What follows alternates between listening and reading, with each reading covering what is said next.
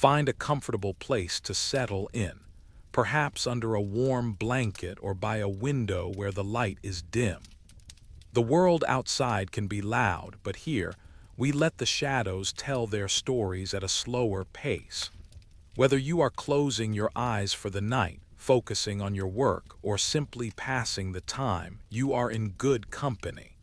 We will wander through the strange, the unexplained, and the quiet corners of the unknown together. You are listening to Ambient Whispers. If these stories brought you comfort, please leave a like. We invite you to comment and tell us where this whisper was heard tonight. Please subscribe and let these stories be the embers that light your soul.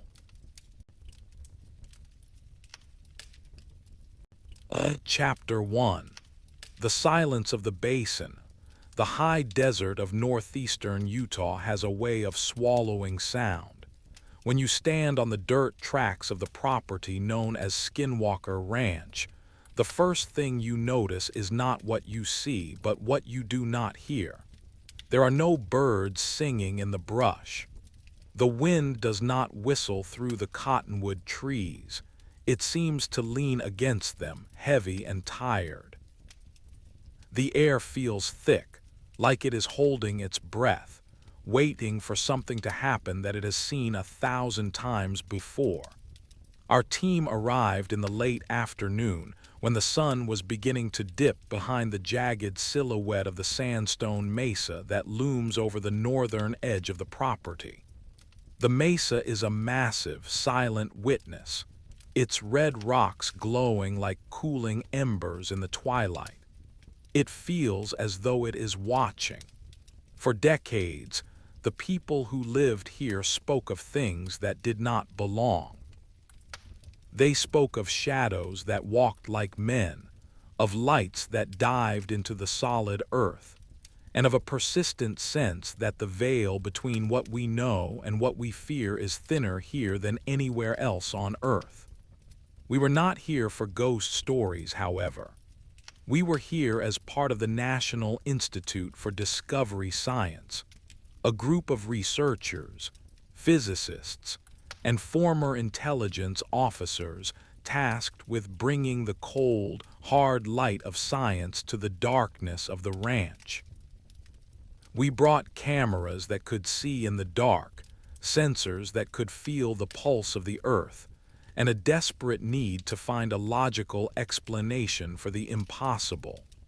But as we stepped out of the heavy trucks and felt the crunch of the dry earth beneath our boots, that logic felt small. The ranch has a way of making your credentials feel like paper in a storm. The ranch manager, a man who had seen more than he liked to talk about, met us by the old gate. He did not say much. He simply pointed toward the laboratory trailer and the observation posts we had established. He told us to keep our radios on and to never wander alone after the sun went down. It was a warning delivered with the casual tone of a man telling you to watch out for a loose floorboard. But in his eyes, there was a weariness that science cannot fix. He knew that the ranch does not like to be measured. It does not like to be watched. We began the process of setting up our equipment for the night. This is the part of research that people rarely see. It is slow, methodical, and deeply repetitive. It involves untangling miles of thick black cables, checking battery levels on thermal cameras, and calibrating the tripods so they sit level on the uneven ground. We worked in near silence. The only sound was the clicking of plastic connectors and the low hum of the portable generator. The goal for this particular mission was simple. We were monitoring the airspace above the mesa. For weeks, there had been reports of brief, intense bursts of radio frequency interference.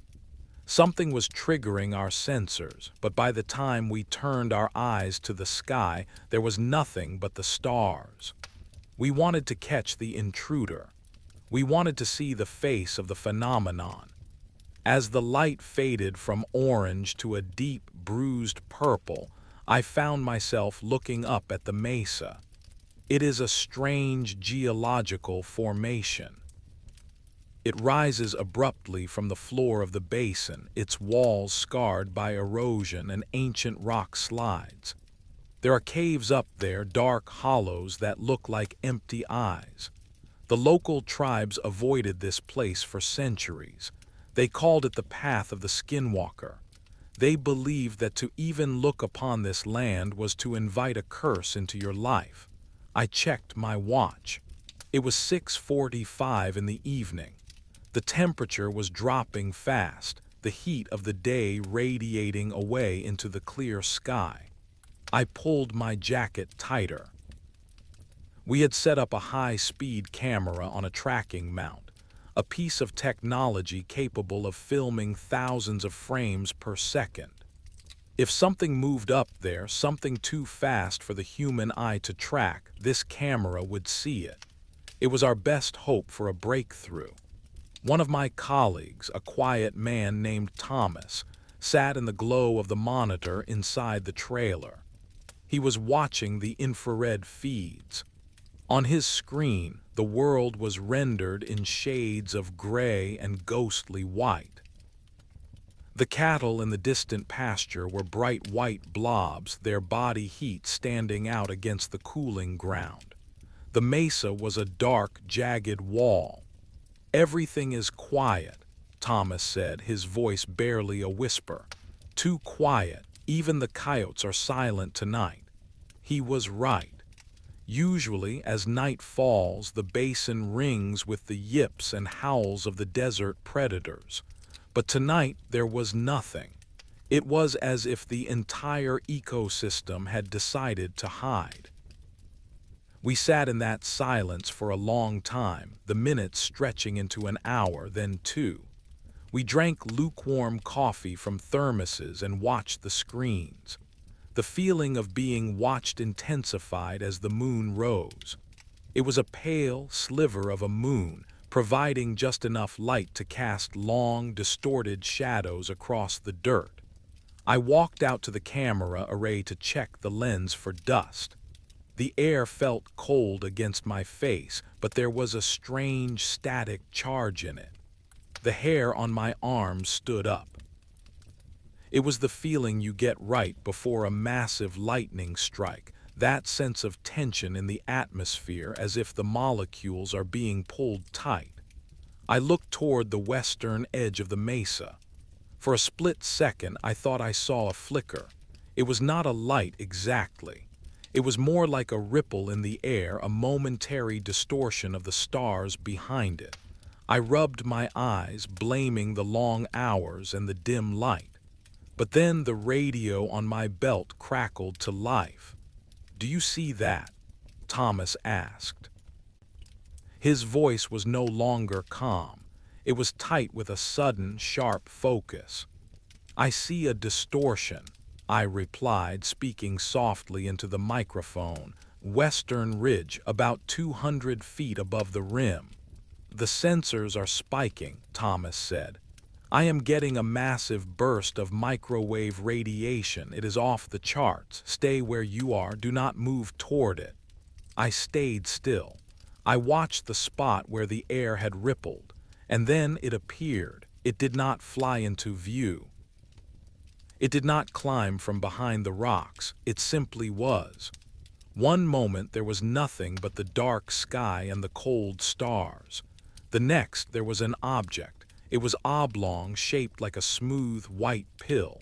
It had no wings. It had no visible engines, no exhaust, and no markings of any kind. It was perhaps 40 feet long, though it was hard to judge distance in the dark. It sat perfectly still in the air, defying every law of aerodynamics I had ever studied. It did not hover like a helicopter, which fights the air to stay aloft. It sat there as if it were carved into the sky itself. It was the Tic Tac. The object that had been reported by Navy pilots over the ocean, now sitting silently over a dusty ranch in Utah. It was glowing with a faint, matte luminescence, a soft white light that did not seem to cast any reflection on the ground below. It was beautiful in a terrifying alien way. "Are you getting this?" I whispered. "The high-speed camera is locked on," Thomas replied. "I am recording. My God, look at the telemetry." I looked up at the object and then it moved. It did not accelerate the way a plane does. There was no gradual increase in speed. It went from a dead stop to a blur in a fraction of a second. It shot across the length of the mesa, covering miles in a heartbeat. It stopped just as abruptly as it had started, hanging motionless over the eastern ridge. The silence of the ranch seemed to deepen. The object stayed there for 5 seconds, then it dropped. It fell toward the earth like a stone, but it did not crash. It stopped 10 feet above the ground, then zipped back up to its original altitude. The movements were jagged, instantaneous, and completely impossible. No pilot could survive those forces. No airframe made of metal and rivets could withstand the stress. Then, as quickly as it had arrived, it was gone. It did not fly away. It simply vanished. One moment it was a solid, physical presence in the sky, and the next there was only the empty air and the silent stars. I stood there for a long time, my heart hammering against my ribs. I could hear the blood rushing in my ears. The static charge in the air dissipated. The heaviness lifted. A few minutes later, a lone coyote began to howl in the distance, a thin, lonely sound that broke the spell. I walked back to the trailer. My legs felt heavy, like I was walking through water. When I stepped inside, Thomas was staring at the monitor. He had the footage paused. On the screen was a clear, high-resolution image of the white, oblong craft. It looked like a thumbprint against the blackness of space. "We caught it," Thomas said. He looked at me, his face pale in the light of the screen. "We actually caught it." But even as he spoke, I felt a sense of dread.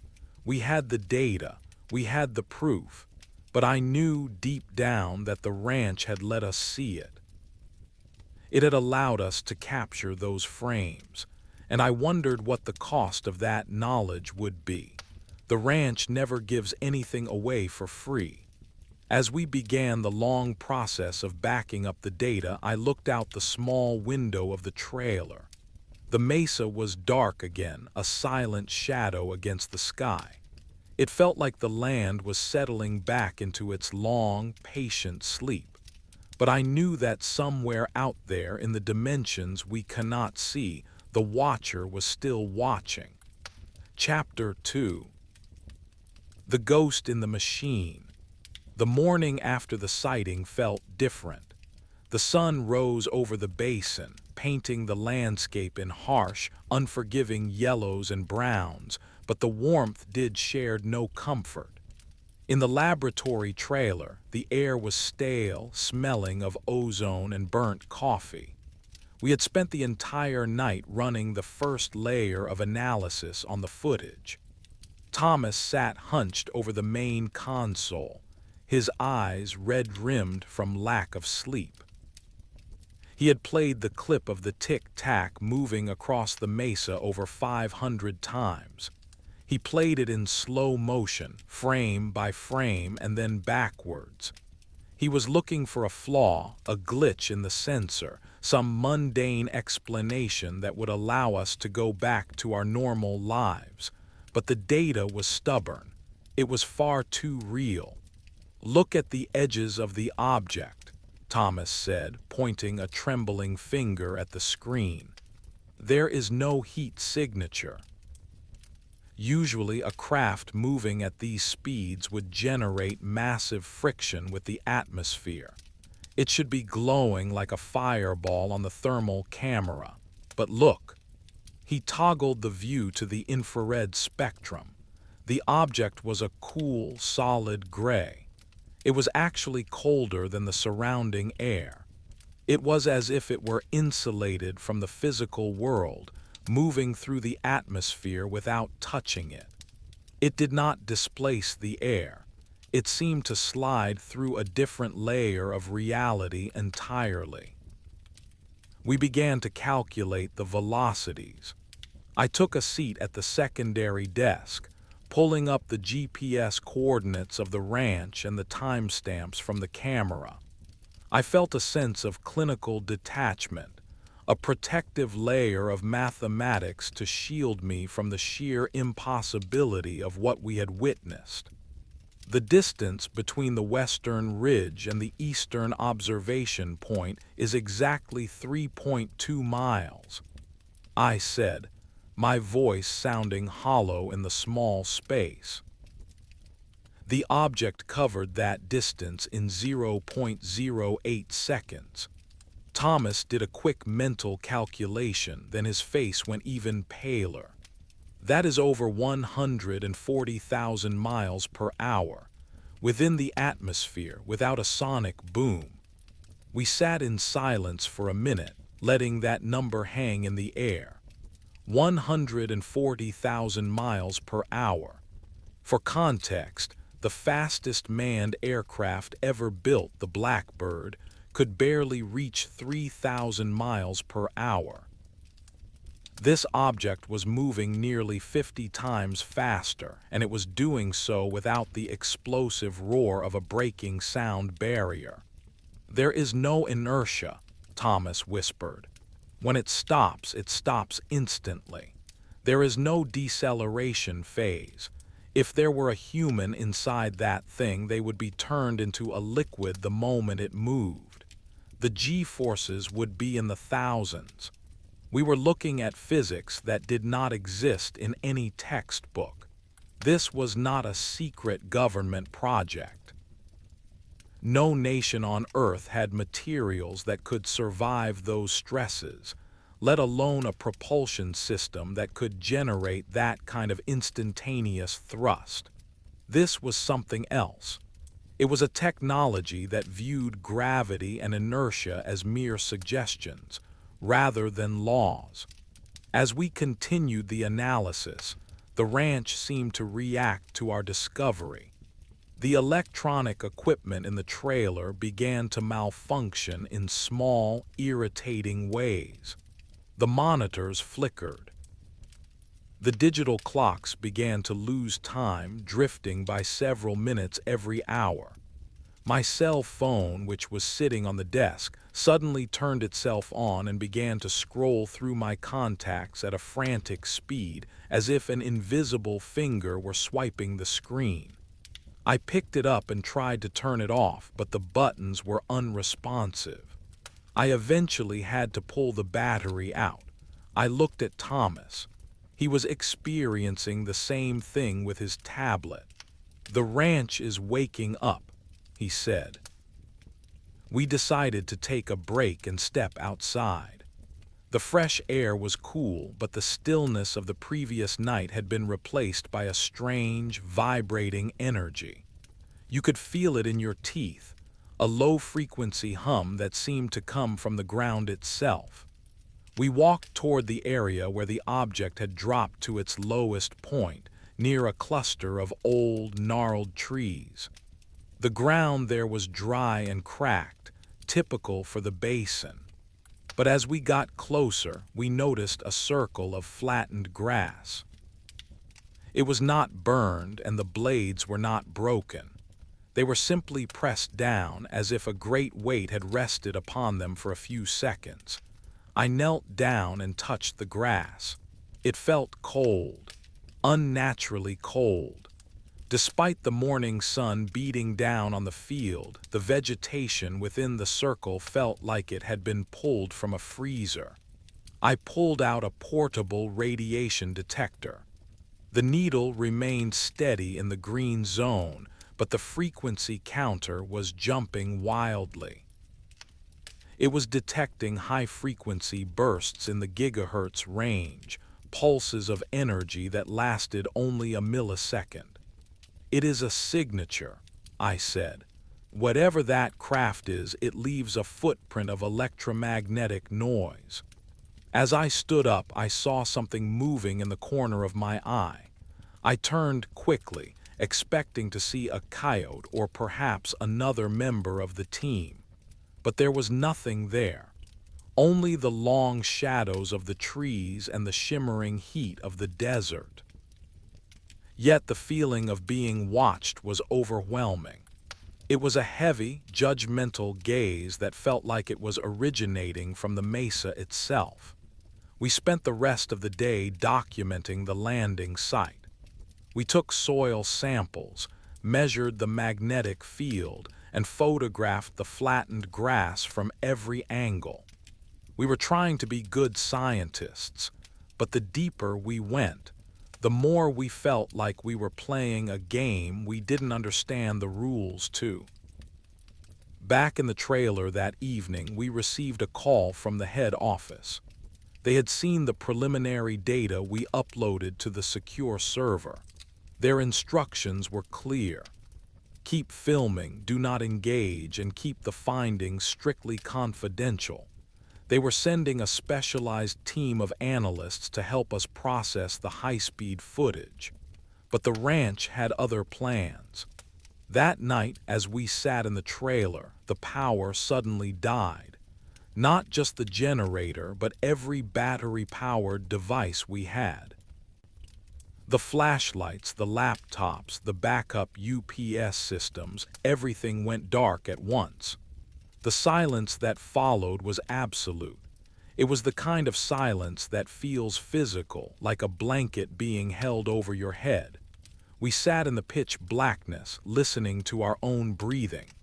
Then through the thin walls of the trailer, we heard it. It was a sound like a giant metallic sheet being flexed. A deep, resonant thrum that shook the very foundations of the trailer. It was followed by a series of rhythmic clicks like a massive mechanical clock ticking away in the dark. I reached for my heavy-duty flashlight, but it was dead. I felt my way to the door and pushed it open. The sky above the ranch was no longer black. It was filled with a swirling, translucent fog that seemed to glow with its own internal light. The stars were gone, hidden behind this strange, luminous veil. And there, hovering directly above the laboratory, was the Tic Tac. It was silent. It was not moving. It just hung there, perhaps 50 feet up, its smooth white surface reflecting the eerie glow of the fog. It felt like it was looking at us.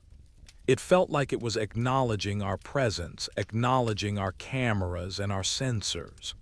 Then it did something new. It began to rotate. Slowly at first, then faster and faster until it became a blur of white light. A beam of sapphire blue energy shot down from the base of the craft, striking the ground just a few yards from where I stood. The light was so bright it blinded me for a moment. I smelled the scent of ozone and ancient dust. And then, as quickly as it had begun, the light vanished, the craft vanished, and the power to the trailer surged back on with a deafening hum. Thomas stumbled out of the door behind me, his hands over his eyes. What was that? What did it do? I walked over to the spot where the blue beam had struck. There was no hole in the ground, there was no scorch mark, but sitting there perfectly placed in the center of the dirt path was a small, smooth stone. It was a piece of obsidian polished to a mirror finish. I didn't touch it. I knew better than to touch anything the ranch decided to give us. I think, I whispered, that it's talking to us. We just don't know the language yet. The rest of the night was spent in a state of high alert, but the object did not return. We sat in the bright, artificial light of the trailer, feeling more exposed than we ever had in the dark. We had come to the ranch to study the phenomenon, but we were beginning to realize that the phenomenon was the one studying us. Chapter 3: Echoes in the Data Stream. The obsidian stone remained untouched through the night. It sat there, a silent, dark enigma against the pale dirt, a tangible yet utterly inexplicable artifact of the previous night's encounter.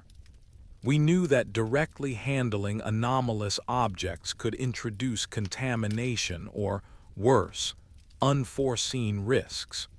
So, as the first gray light of dawn began to seep over the eastern horizon, casting the mesa in a cold, indifferent glow, we approached the stone with the cautious reverence of archaeologists at a newly unearthed tomb. Our initial assessment was purely observational.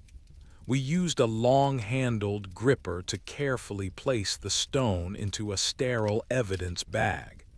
Even through the thick plastic, I could feel an unnatural coldness radiating from it. We then brought out a portable spectrometer, a device designed to analyze the chemical composition of materials without physical contact. The readings were baffling. The stone registered as pure obsidian, a volcanic glass, but with an anomalous isotopic signature that suggested it had formed under immense pressures and temperatures not found on Earth's surface.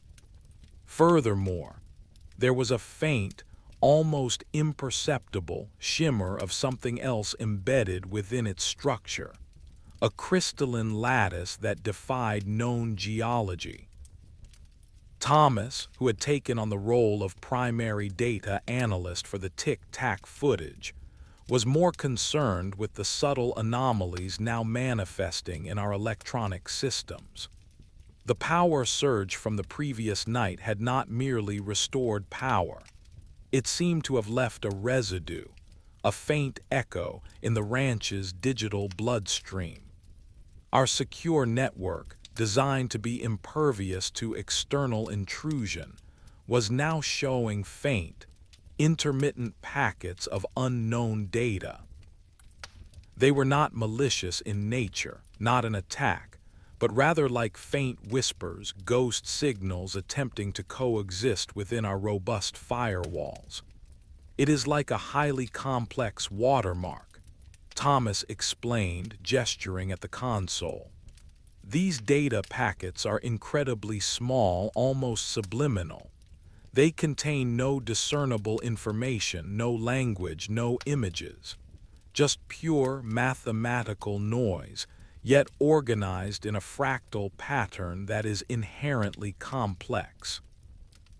He paused, adjusting his glasses, his eyes narrowed in concentration. What is interesting is that these patterns only appear when we are actively reviewing the Tic Tac footage.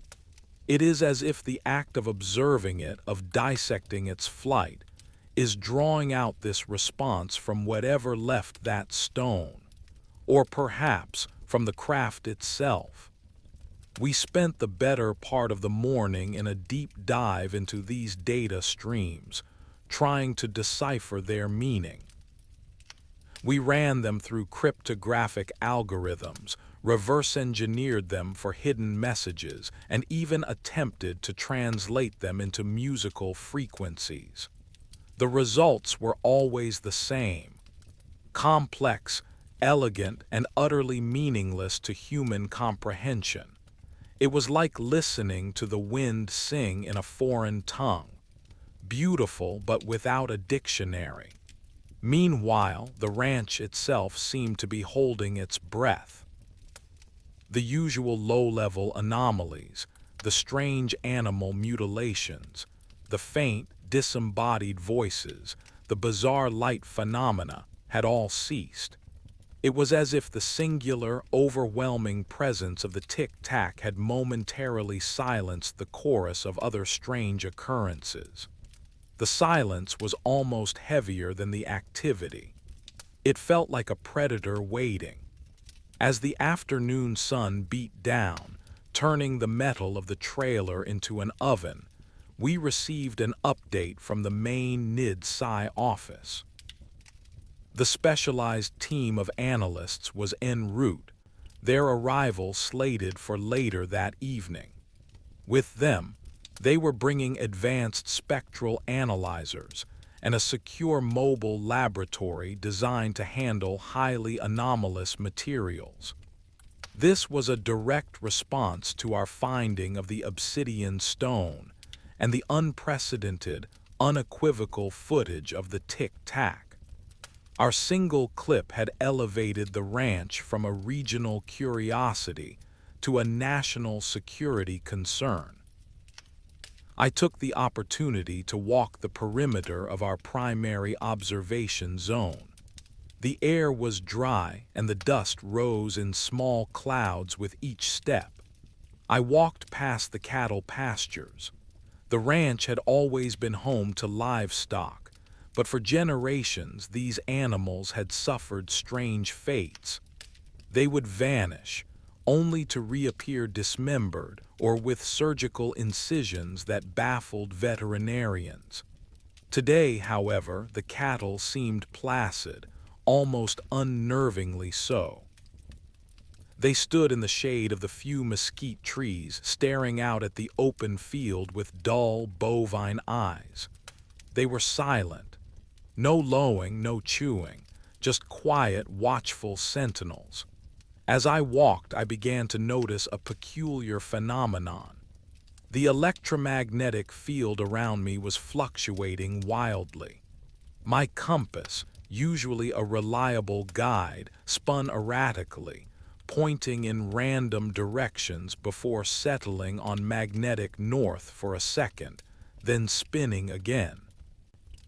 I felt a faint tingling sensation on my skin, like a mild electrical current. It was not painful, but it was persistent, a subtle reminder that the laws of physics here were more fluid than anywhere else. I looked up at the mesa. It stood there, immense and ancient, its reddish-brown face impassive. It had seen centuries of human struggle and brief, fleeting moments of understanding. I wondered if the Tic Tac was an extension of the mesa, an expression of the land itself, or if it was an external visitor using the ranch as a kind of portal or temporary base. The former idea was far more unsettling. The idea that the earth itself could produce such a craft, such a master of impossible physics, was a concept that shook the foundations of my scientific understanding.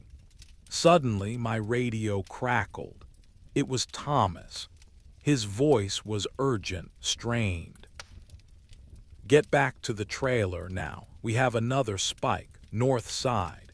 It is similar to the Tic Tac's signature, but much weaker, and it is moving on the ground." I broke into a run, kicking up plumes of dust. The tingling sensation on my skin intensified. As I reached the trailer, Thomas was pointing at a small handheld monitor. On the screen, a faint, moving dot was slowly traversing the northern pasture, heading towards the boundary fence. "It is moving slowly," Thomas said. "About 15 miles per hour. It is a very small electromagnetic signature, like a pebble compared to the Tic Tac's boulder. But the frequency pattern is almost identical." We grabbed our night vision goggles and our heavy-duty spotlights.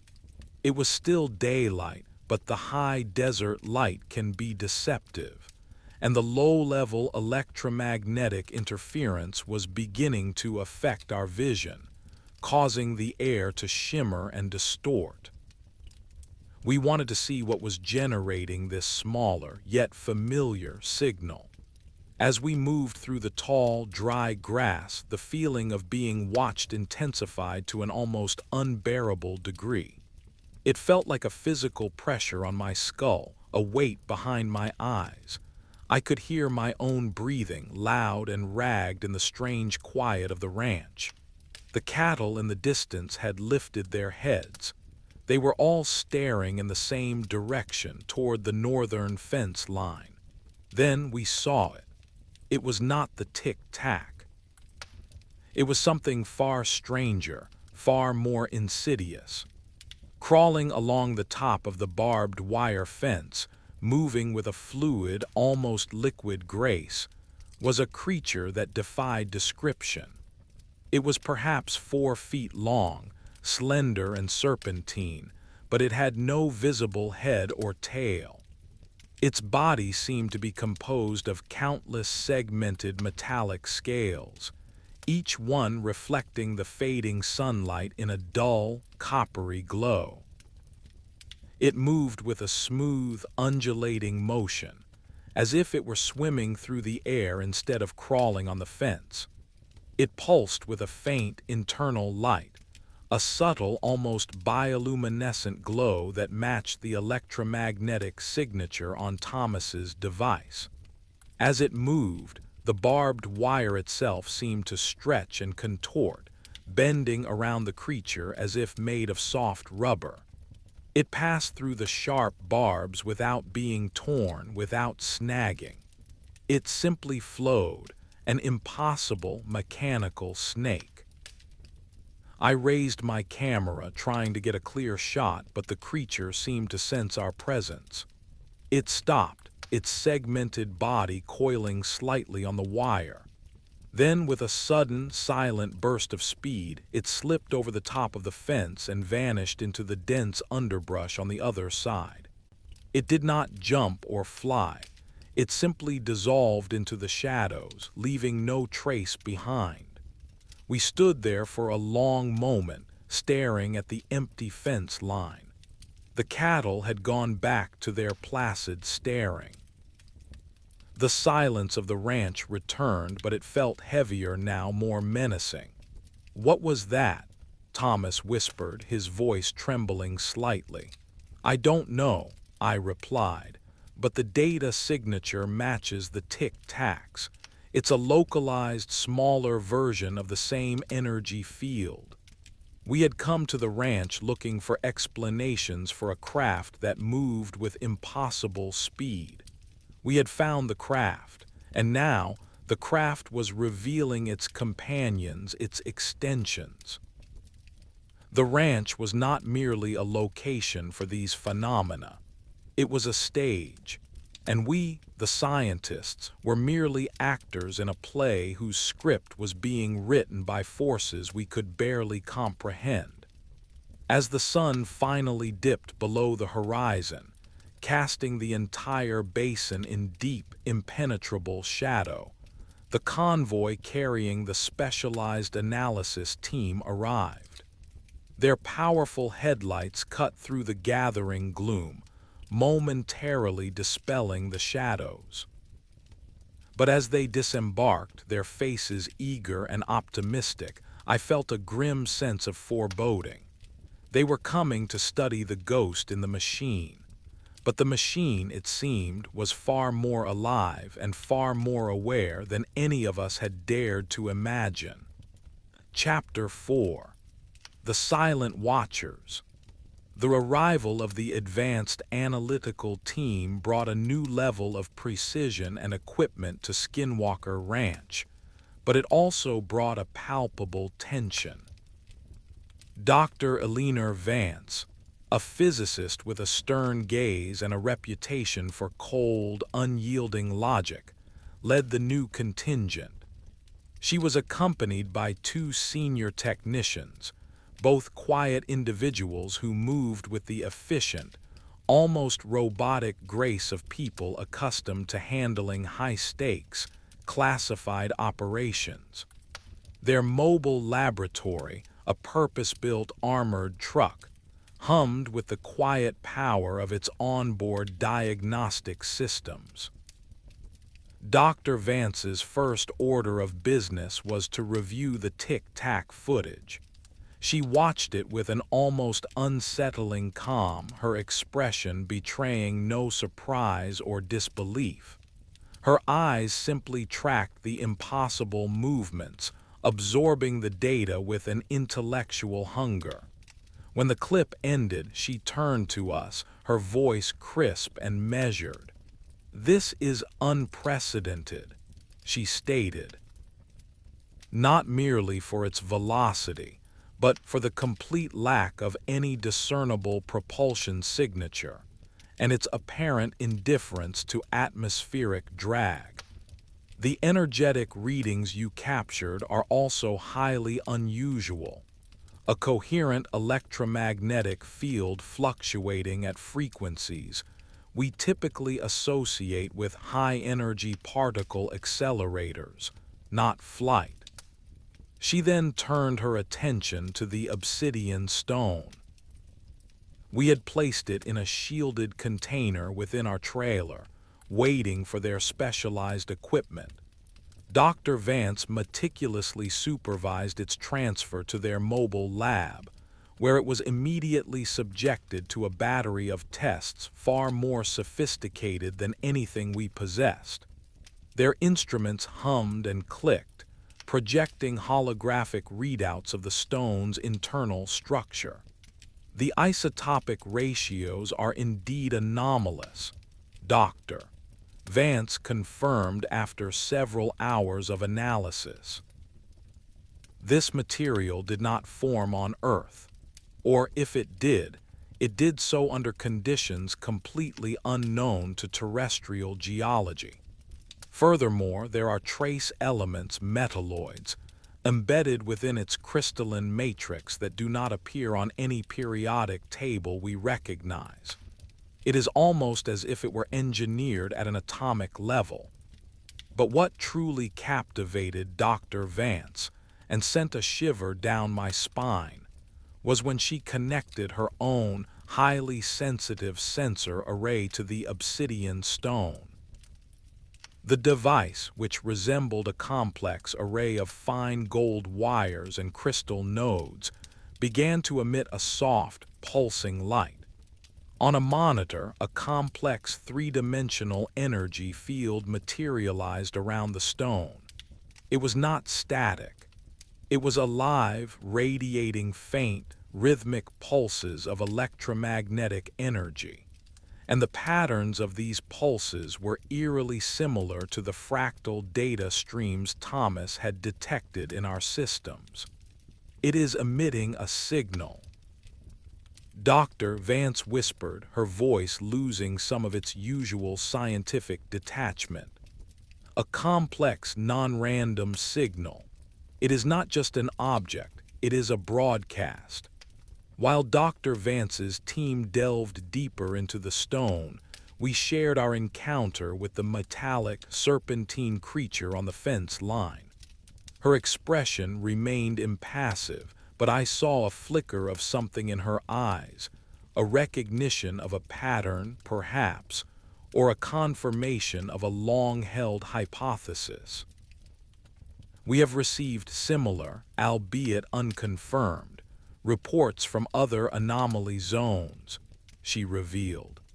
"Small, self-propelling metallic constructs displaying anomalous electromagnetic signatures. They appear to be probes, or perhaps even autonomous data collectors." The implication was chilling. If the serpentine creature was a probe, then it meant the entity responsible for the Tic Tac was not only highly advanced, but also actively observing and collecting information about us. We were not merely encountering a phenomenon, we were being investigated. That night, the atmosphere on the ranch was heavier than usual. The arrival of the new team with their state-of-the-art equipment seemed to heighten the ranch's peculiar sentience. The air itself felt charged. Even the stars, usually so clear and brilliant in the desert sky, seemed to shimmer and distort, as if viewed through a vast, invisible heat haze. Dr. Vance insisted on a new deployment of observation equipment. She wanted a wide-spectrum electromagnetic sensor array deployed across the entire property, focusing particularly on the mesa and the area where the Tic Tac had dropped. She believed that the craft, and perhaps its smaller probes, were manipulating the local space-time fabric, and these distortions would register as subtle gravitational or electromagnetic anomalies. As we installed the new sensors, the strange occurrences returned, but with a new, unsettling twist. Instead of isolated incidents, they seemed to be happening in a coordinated fashion, as if in response to our expanded surveillance. Our thermal cameras would pick up phantom heat signatures moving through the brush, figures that appeared humanoid but left no footprints and vanished the moment we tried to approach. Our audio recorders would capture faint, whispering voices that sounded like human speech, yet when analyzed, proved to be pure phonetic gibberish, devoid of any linguistic structure. One particularly disturbing event occurred around midnight. We were monitoring the live feeds from the new sensor array when a sudden, violent electromagnetic pulse swept across the northern pasture. It was brief, lasting only a fraction of a second, but it was powerful enough to temporarily blind our night vision cameras and cause a high-pitched whine to emit from our comms system.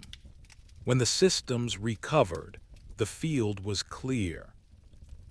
But on the fence line, near where we had seen the serpentine creature, something new had appeared.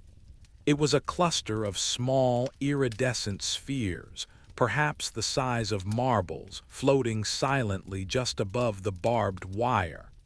They were glowing with a soft, internal light that cycled through the colors of the rainbow, like tiny, ethereal soap bubbles. "Do not approach them, Doctor," Vance commanded over the radio, her voice tight with urgency. "We are getting highly localized, coherent microwave radiation from those objects. It is the same signature as the Tic Tac, but attenuated." We watched the spheres through powerful binoculars from a safe distance. They hovered there for perhaps 5 minutes, silent, beautiful, and utterly alien. Then, as if on an invisible signal, they zipped away in different directions, moving with the same instantaneous, impossible acceleration as the Tic Tac, vanishing into the darkness of the desert sky. It was as if they were observing our new equipment, testing its limits, then retreating. The obsidian stone in Dr. Vance's mobile lab continued its silent broadcast. Her team was now attempting to modulate the energy field around the stone, hoping to establish some form of two-way communication. They projected simple mathematical sequences, prime numbers, and fundamental physical constants into the field, hoping for a reciprocal response. But the stone remained enigmatic, its complex fractal pulses continuing without alteration.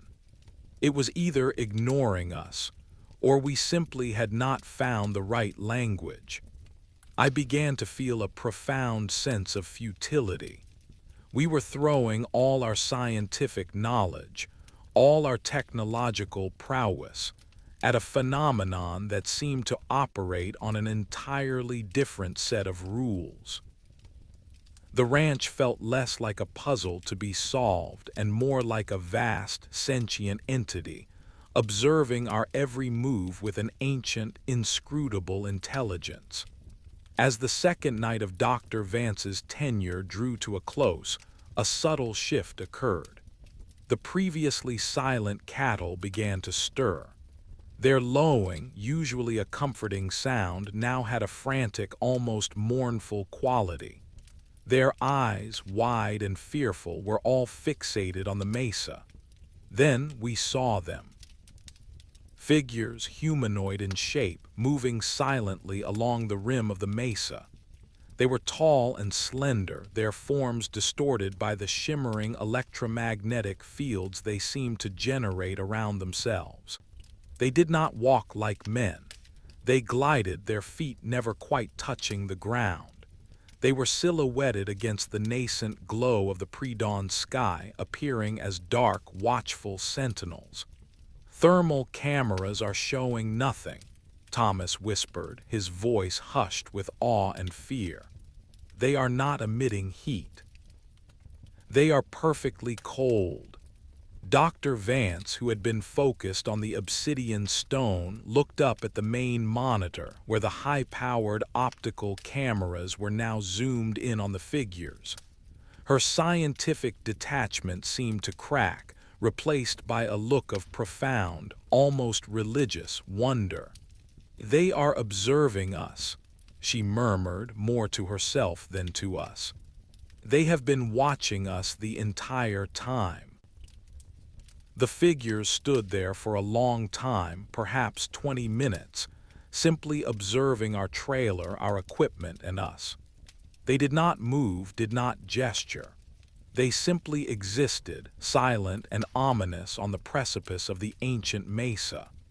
They felt like guardians or perhaps jailers. And then, just as the first sliver of the sun began to peek over the eastern horizon, bathing the basin in a warm, golden light, they vanished. Not with a burst of speed like the Tic Tac, or a dissolution into shadows like the serpentine probe. They simply ceased to be there. One moment they were solid, physical presences, and the next, the mesa rim was empty, save for the wind-swept rocks and the tough desert vegetation. The ranch was not just a place of bizarre phenomena. It was a place of intelligent, watchful presences. The Tic Tac was a spectacular display, a shockwave that had drawn our attention. But these silent, cold figures on the mesa and the persistent, fractal hum of the obsidian stone spoke of a deeper, more profound mystery. They were the silent watchers, and we were the subjects of their inscrutable gaze. We had captured their craft on camera, but they, it seemed, had captured our attention, and perhaps our understanding of reality itself. Chapter 5. The Resonance of the Mesa. The morning after the figures appeared on the mesa brought a change in the very texture of the air. The usual dry, dusty heat was replaced by a strange, humid stillness, as if a storm were brewing in a sky that remained perfectly cloudless. Dr. Vance was no longer the clinical skeptic she had been upon arrival. She spent the early hours paced within the cramped confines of the mobile lab, her eyes fixed on the live data feeds from the obsidian stone. The object was no longer just broadcasting, it was vibrating. Not a physical vibration that you could see, but a subaudible frequency that resonated in the marrow of your bones. "The frequency has shifted," she told us during our morning briefing. "It has moved from the gigahertz range into the infrasonic. It is a frequency that the human body can feel, but the human ear cannot hear." In laboratory settings, this specific range of sound is known to induce feelings of dread, nausea, and even visual hallucinations. It is a biological disruptor. This explained the rising tide of unease within the team. Tempers were fraying over minor issues. The technicians, usually so methodical, were making small, uncharacteristic errors. I felt it too, a persistent, low-level anxiety that made every shadow seem a little too long and every silence a little too heavy. It was as if the ranch were tuning our nervous systems to a different, more discordant key. We decided to deploy a series of specialized microphones along the base of the mesa, hoping to triangulate the source of this infrasonic hum. I was tasked with placing the sensors. As I walked toward the red rock wall, the sensation of the vibration intensified. It felt like the earth itself was a giant, low-frequency speaker. The closer I got to the sandstone, the more the air seemed to shimmer, as if the molecules were being shaken apart. I reached the base of the northern ridge, a place where the sandstone had crumbled away into a pile of jagged scree. There, nestled between two massive boulders, I found something I had not seen before. It was a fissure in the rock, barely wide enough for a person to squeeze through. From within the darkness of that crack, a faint, rhythmic light was pulsing. It was the same soft sapphire blue that had shot down from the Tic Tac. I should have called for backup. I should have waited for Dr. Vance's approval. But the vibration in my bones felt like a beckoning. It was as if the frequency were a key and my body was the lock. I stepped into the fissure.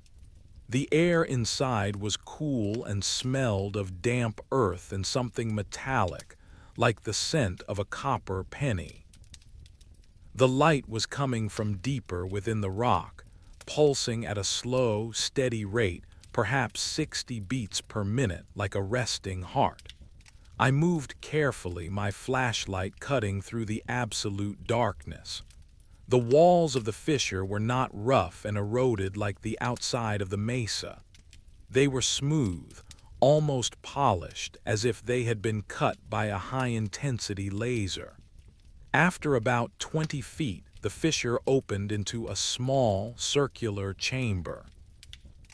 In the center of the room, a pillar of the same white matte material as the Tic Tac rose from the floor to the ceiling. It was not a craft, but it shared the same DNA. It was perfectly smooth, devoid of any visible seams or markings. The sapphire light was emanating from the point where the pillar met the rock ceiling. I reached out a hand, my fingers trembling. As I touched the surface of the pillar, the infrasonic hum stopped instantly. The silence was so sudden it felt like a physical blow. Then a voice spoke. It did not come from the air around me. It sounded inside my head, a resonance of my own thoughts. Observation is not a one-way street, the voice said. It wasn't a human voice. It was a collection of tones that my brain translated into words. To look upon the fold is to be folded into it. The room began to spin. The sapphire light intensified until everything was a brilliant, blinding blue. I felt a sensation of falling, though I was standing on solid ground. Images flashed through my mind at a speed I could not process, stars collapsing, geometric shapes that defied three-dimensional space, and the Tic Tac craft hovering over a vast, silvery ocean on a world with two suns. Then, just as quickly, the light faded. I was back in the dark chamber. The pillar was gone. The sapphire light was gone. There was only a natural, jagged cavern floor and the smell of ancient dust.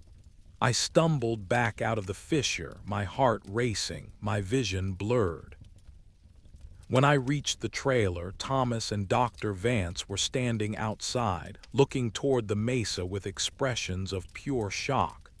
"What happened?" I gasped, leaning against the side of the truck. "The entire mesa just disappeared," Thomas said, his voice a mere whisper. For 5 seconds the sensors went flat. The cameras saw nothing but the horizon behind the ridge. It was as if the mass of the mountain simply ceased to exist. I looked up. The mesa was there, as solid and imposing as ever. But I knew better now. I had touched the pillar, I had heard the voice.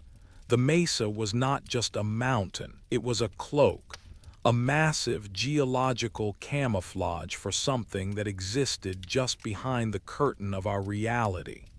The Tic Tac was not a visitor from another planet. It was a needle stitching our world and theirs together, and the ranch was the fabric where the threads met. Chapter 6. The Distortion Field.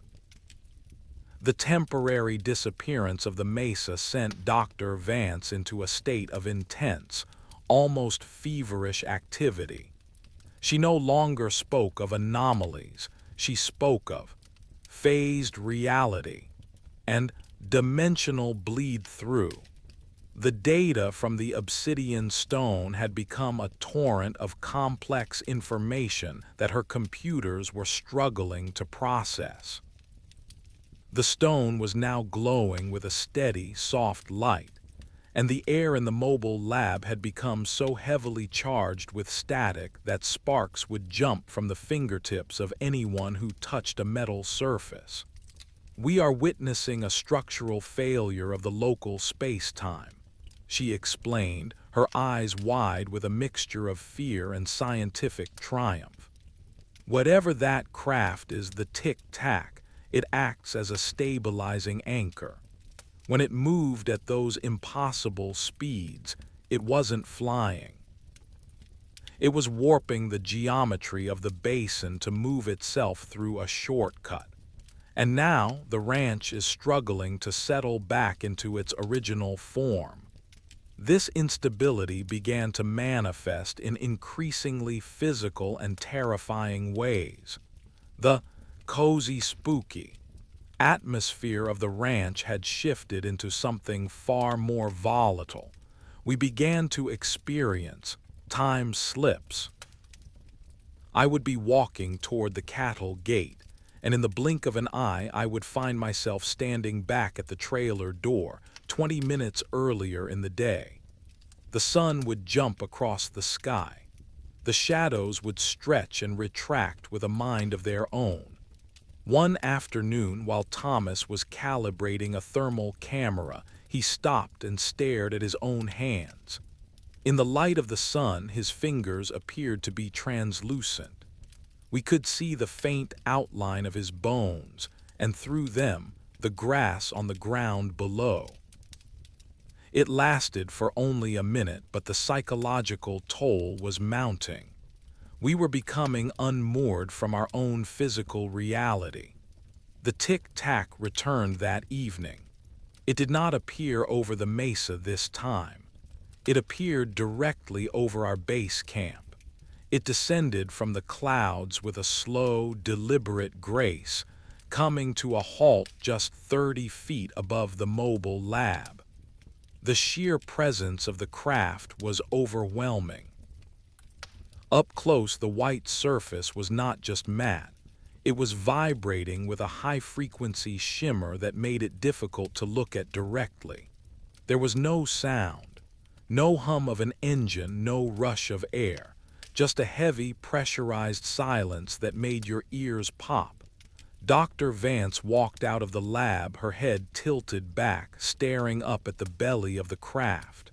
She looked small and fragile beneath the weight of the impossible object.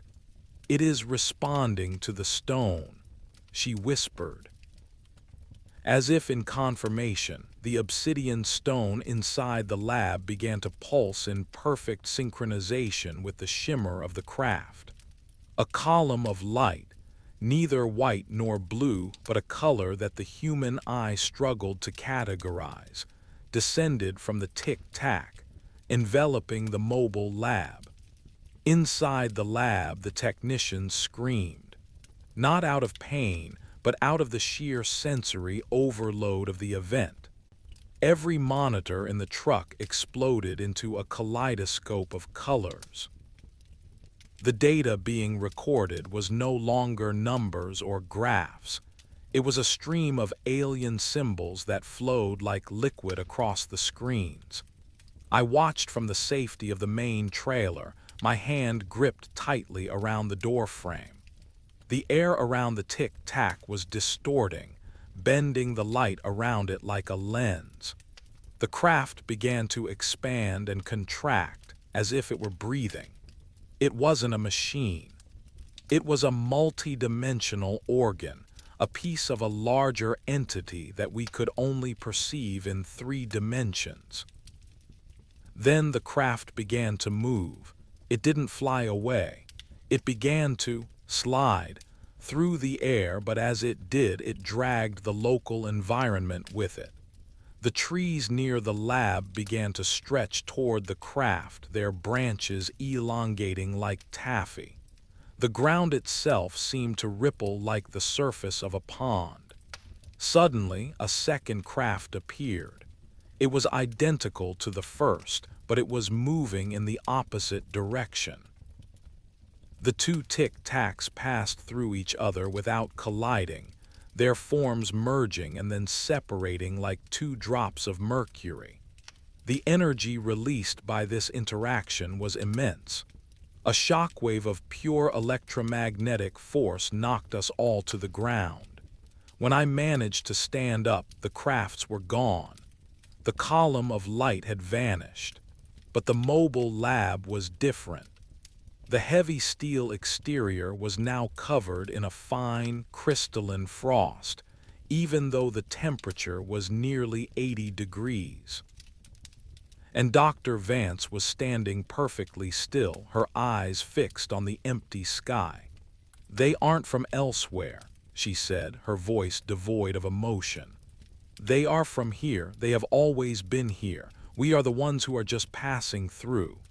The rest of the night was spent in a state of catatonic shock.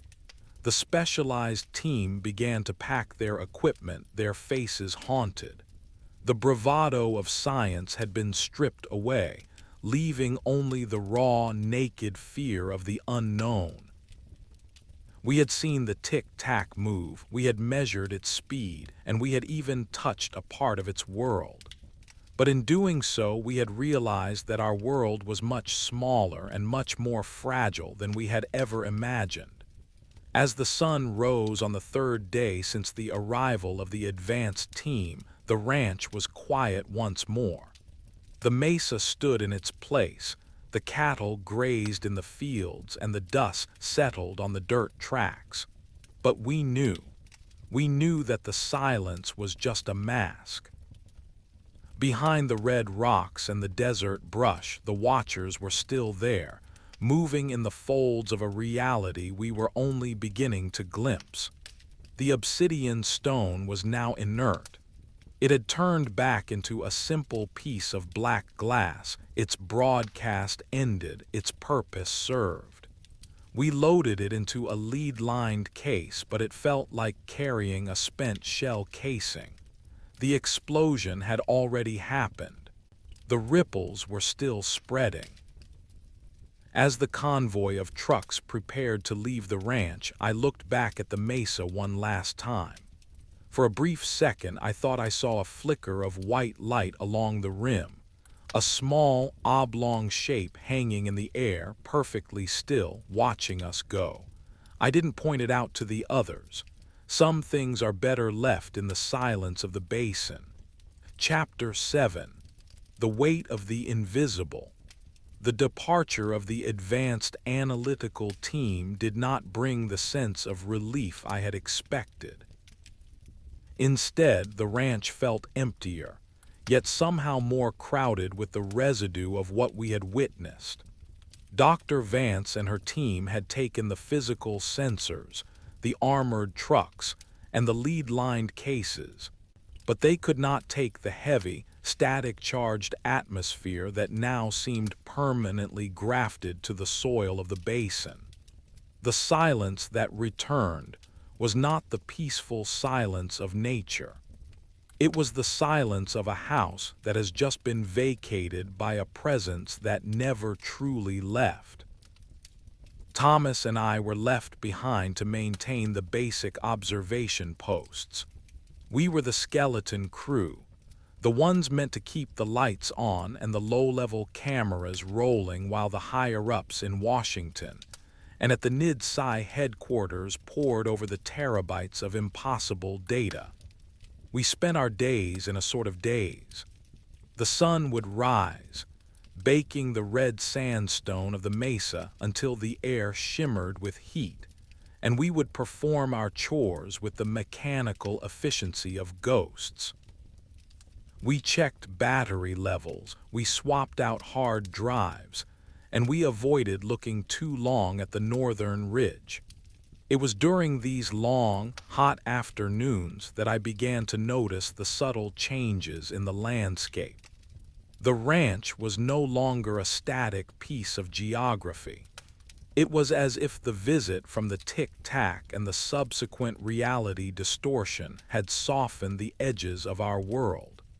I would be walking toward the well house, and the distance would seem to stretch. The building would appear to recede as I approached it, making a 50-yard walk feel like a mile-long trek through deep sand.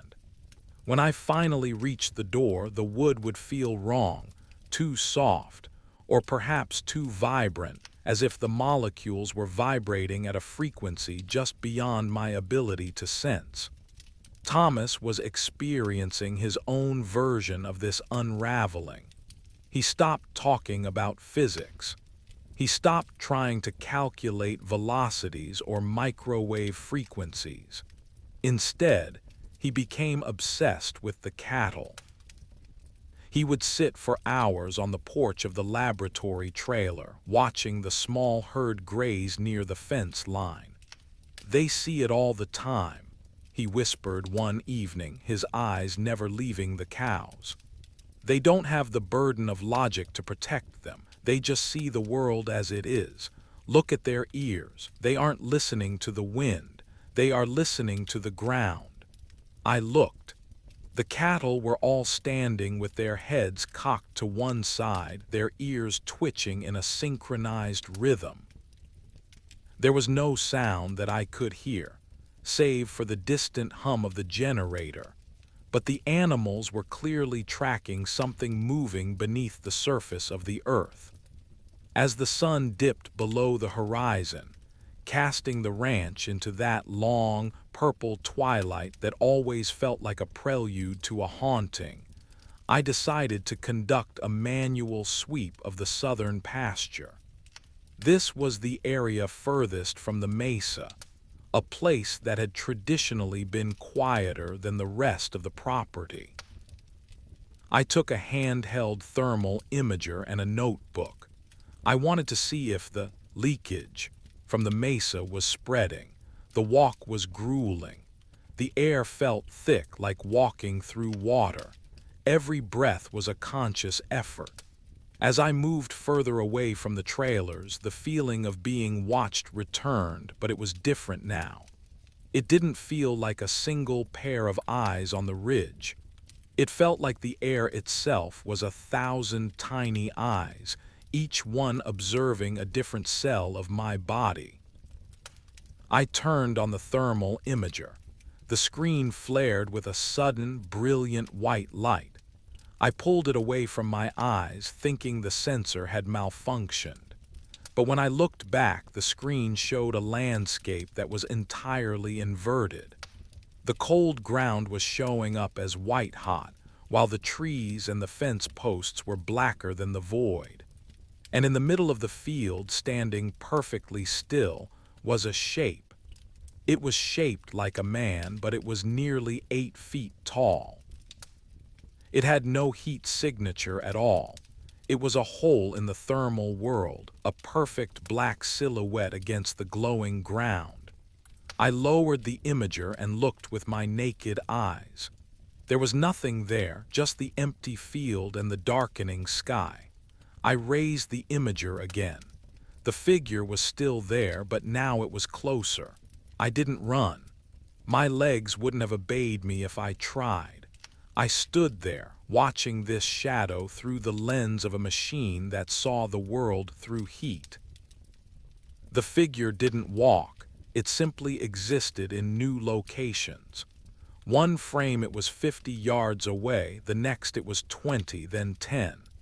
When it reached a distance of 5 yards, the thermal imager began to vibrate in my hands. The plastic casing grew hot, then cold, then hot again. A sound began to bleed into the air, a low melodic humming that sounded like a choir of voices singing a single, endless note. It was beautiful and terrifying. It felt like the sound of the stars being born. The Shadow Man raised an arm. Through the thermal lens, I could see that its hand didn't have fingers. It ended in a series of fine, needle-like protrusions that blurred into the air. It pointed toward the mesa. In that moment, a pulse of energy hit me. It wasn't a physical blow, but a mental one. A flood of images poured into my mind, far clearer than the ones I had experienced in the fissure. I saw the Tic Tac again, but this time I saw it from the inside. There were no controls, no screens, no chairs. It was a hollow shell made of light and thought. I saw the ranch from an immense height, looking down through layers of time. I saw the basin when it was an ancient sea, then a lush forest, then the dry desert it is today. And through all those millions of years, the Tic Tac was there. It wasn't a visitor, it was a constant. The Shadow Man vanished. The thermal imager died, its internal circuitry fried by the proximity of the entity. I was left in the dark, the silence of the ranch rushing back in like a flood. I walked back to the trailer, my mind reeling. I didn't tell Thomas what I had seen. I couldn't. How do you describe the feeling of seeing time as a physical object? That night the Tic Tac returned, but it was different. It wasn't moving. It was sitting on the ground right in the center of the northern pasture. It sat there for 4 hours, a silent white pill in the moonlight. We didn't go near it. We didn't try to film it. We just sat on the porch and watched it, two small men at the edge of a mystery that had no end. The ranch had moved beyond our ability to study it. We were no longer researchers, we were witnesses. And as the white craft finally lifted silently into the sky and vanished into a point of light, I realized that the Tic Tac wasn't a craft at all. It was a punctuation mark in a sentence that the universe had been writing since the beginning of time. We were just the ones who had finally learned how to read the first few words. Chapter 8. The Architecture of the Void. By the 8th day of our solitary watch, the boundaries between the physical world and the other had become so thin that they were practically non-existent. Thomas had stopped eating almost entirely. He spent his days drawing strange, geometric patterns in the dust of the driveway, claiming that the lines were the only way to keep the trailer from drifting away.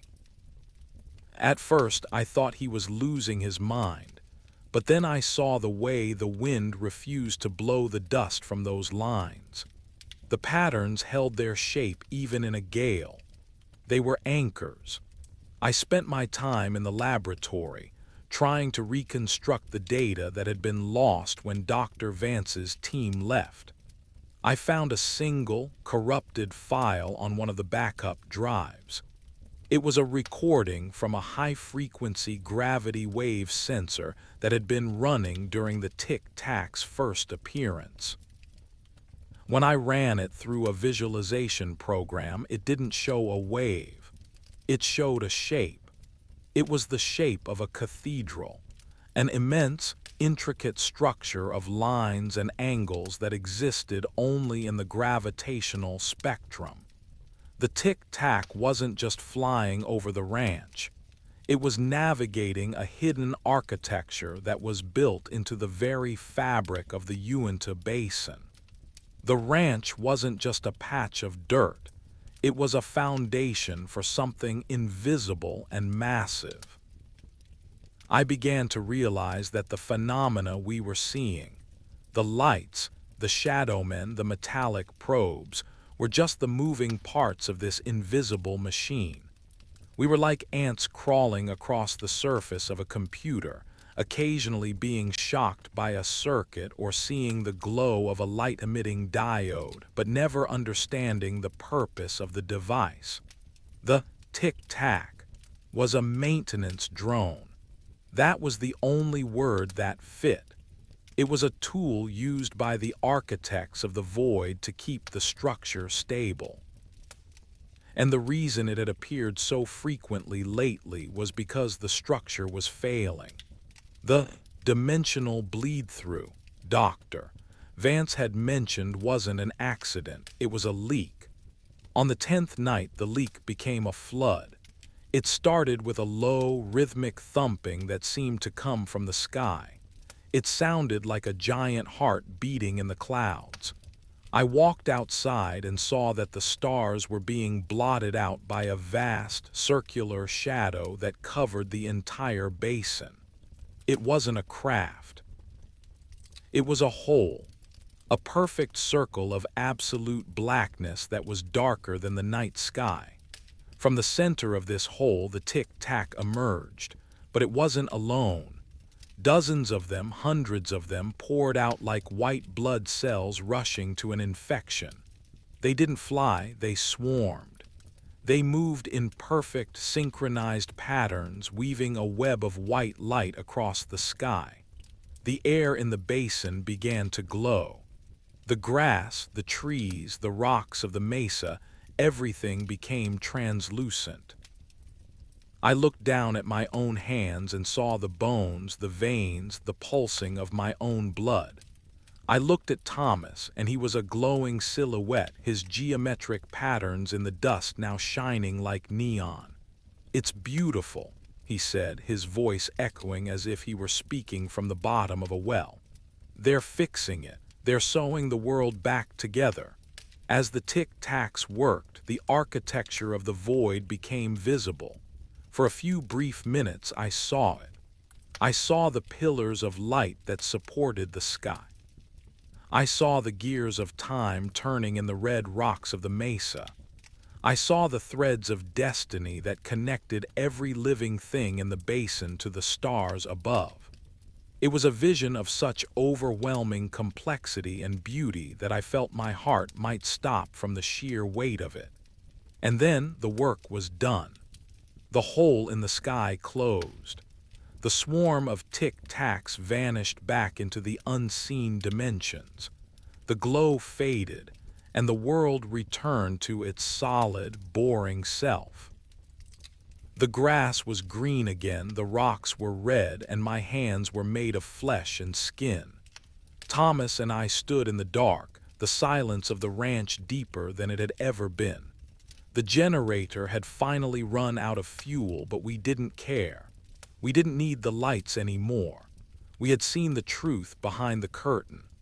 The next morning, the recovery team arrived to pick us up. They were surprised to find us so calm, so quiet. They expected us to be raving about the lights and the crafts. They expected us to be traumatized by the anomalies. But how could we tell them that the anomalies were the only thing that made sense? How could we explain that the world they lived in was just a thin layer of paint over a masterpiece of infinite complexity? As we drove away from the ranch, I looked out the back window of the SUV. The mesa was still there, watching us go. And for a split second, in the shimmering heat of the morning sun, I saw a single, white, oblong object sitting on the rim of the ridge. It wasn't moving. It wasn't glowing. It was just there, a silent guardian of the void, waiting for the next time the world began to unravel. I turned away and closed my eyes. I didn't need to look anymore. I could still feel the hum of the machine in my bones. I could still see the cathedral in my dreams.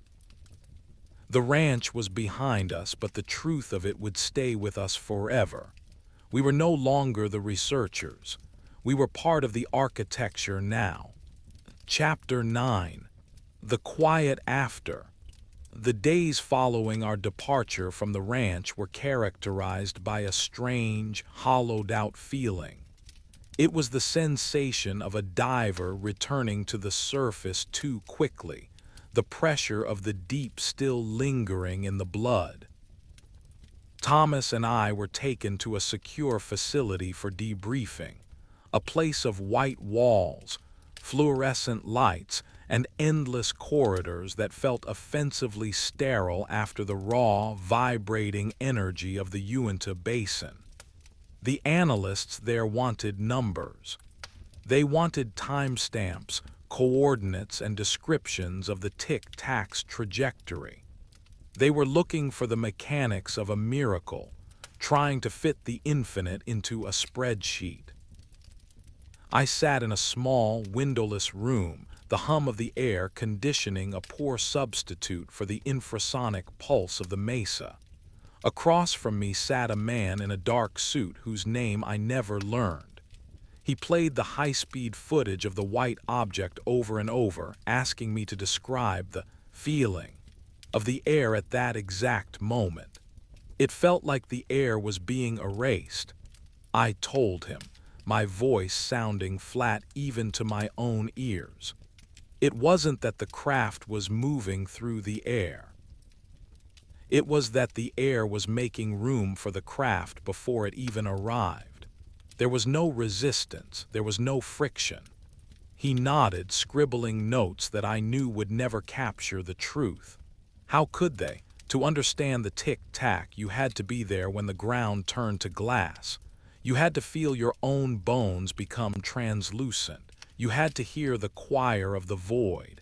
To these men in suits, it was a technological threat, or a foreign adversary's breakthrough.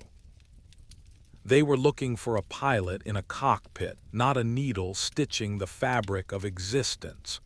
During the breaks between sessions, I would find Thomas in the courtyard. He had become even more withdrawn.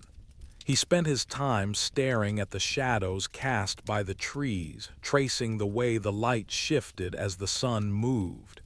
He didn't speak of the ranch anymore. Instead, he talked about the echoes. "Do you hear it?" he asked me one afternoon. The facility was miles away from any major city, and the silence of the courtyard was profound.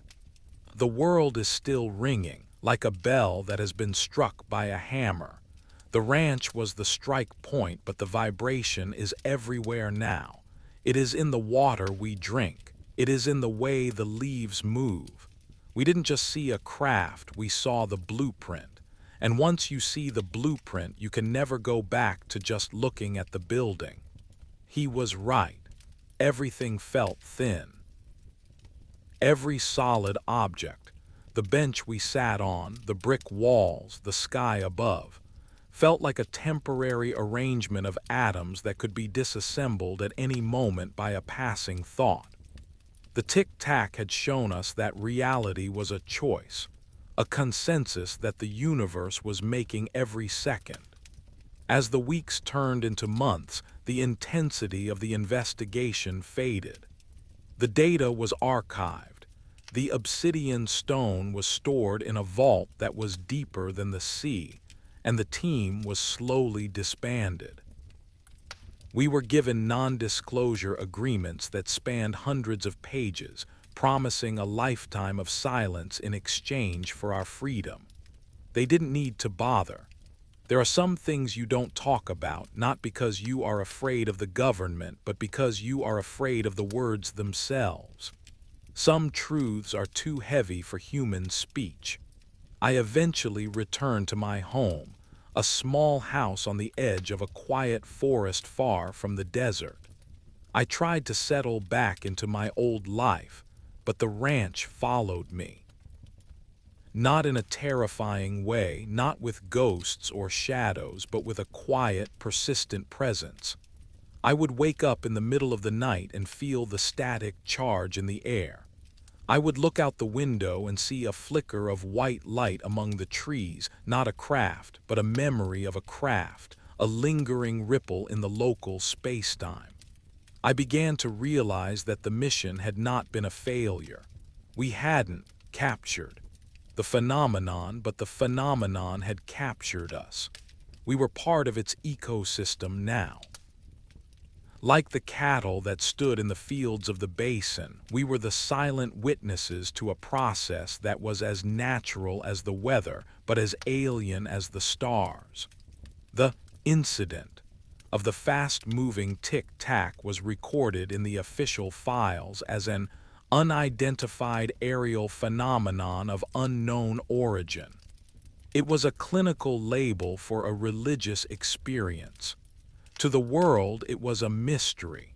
To us, it was the beginning of an awakening. We were the ones who had seen the stitch in the veil, and we knew that the veil was beautiful. Chapter 10. The Fading Signal. Now, years later, the memories of Skinwalker Ranch have settled like dust in the back of my mind.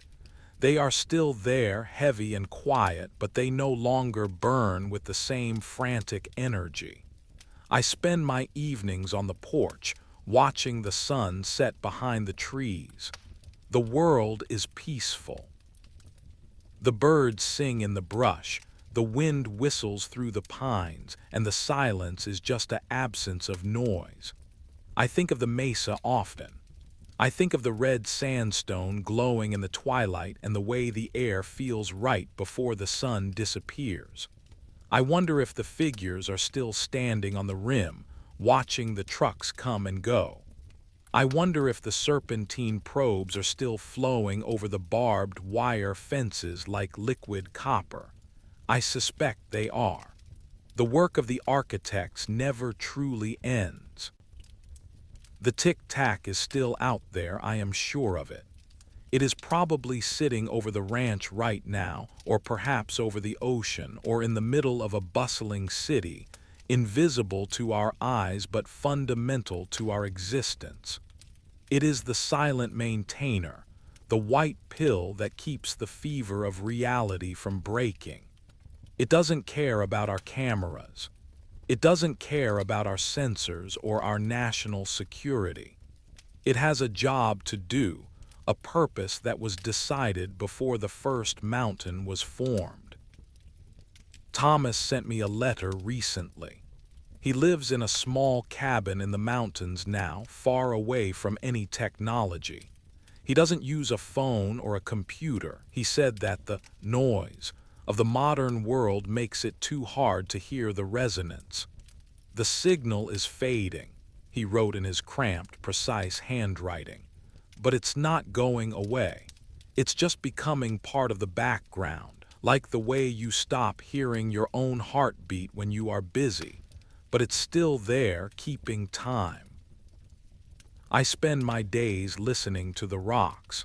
They have so much to say if you are patient enough to wait for the words. I understood what he meant. The ranch had taught us the value of patience. It had taught us that the most important things in the universe are the things that don't shout.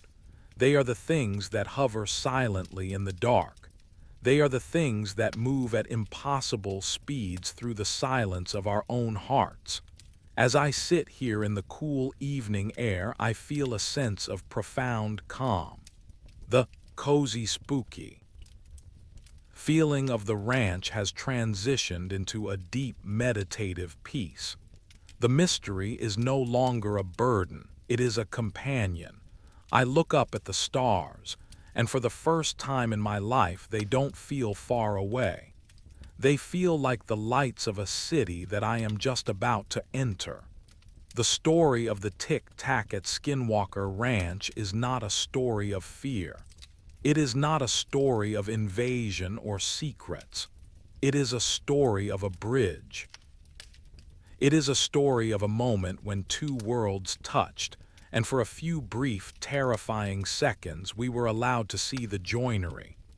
The ranch is still there, holding its breath in the Uinta Basin.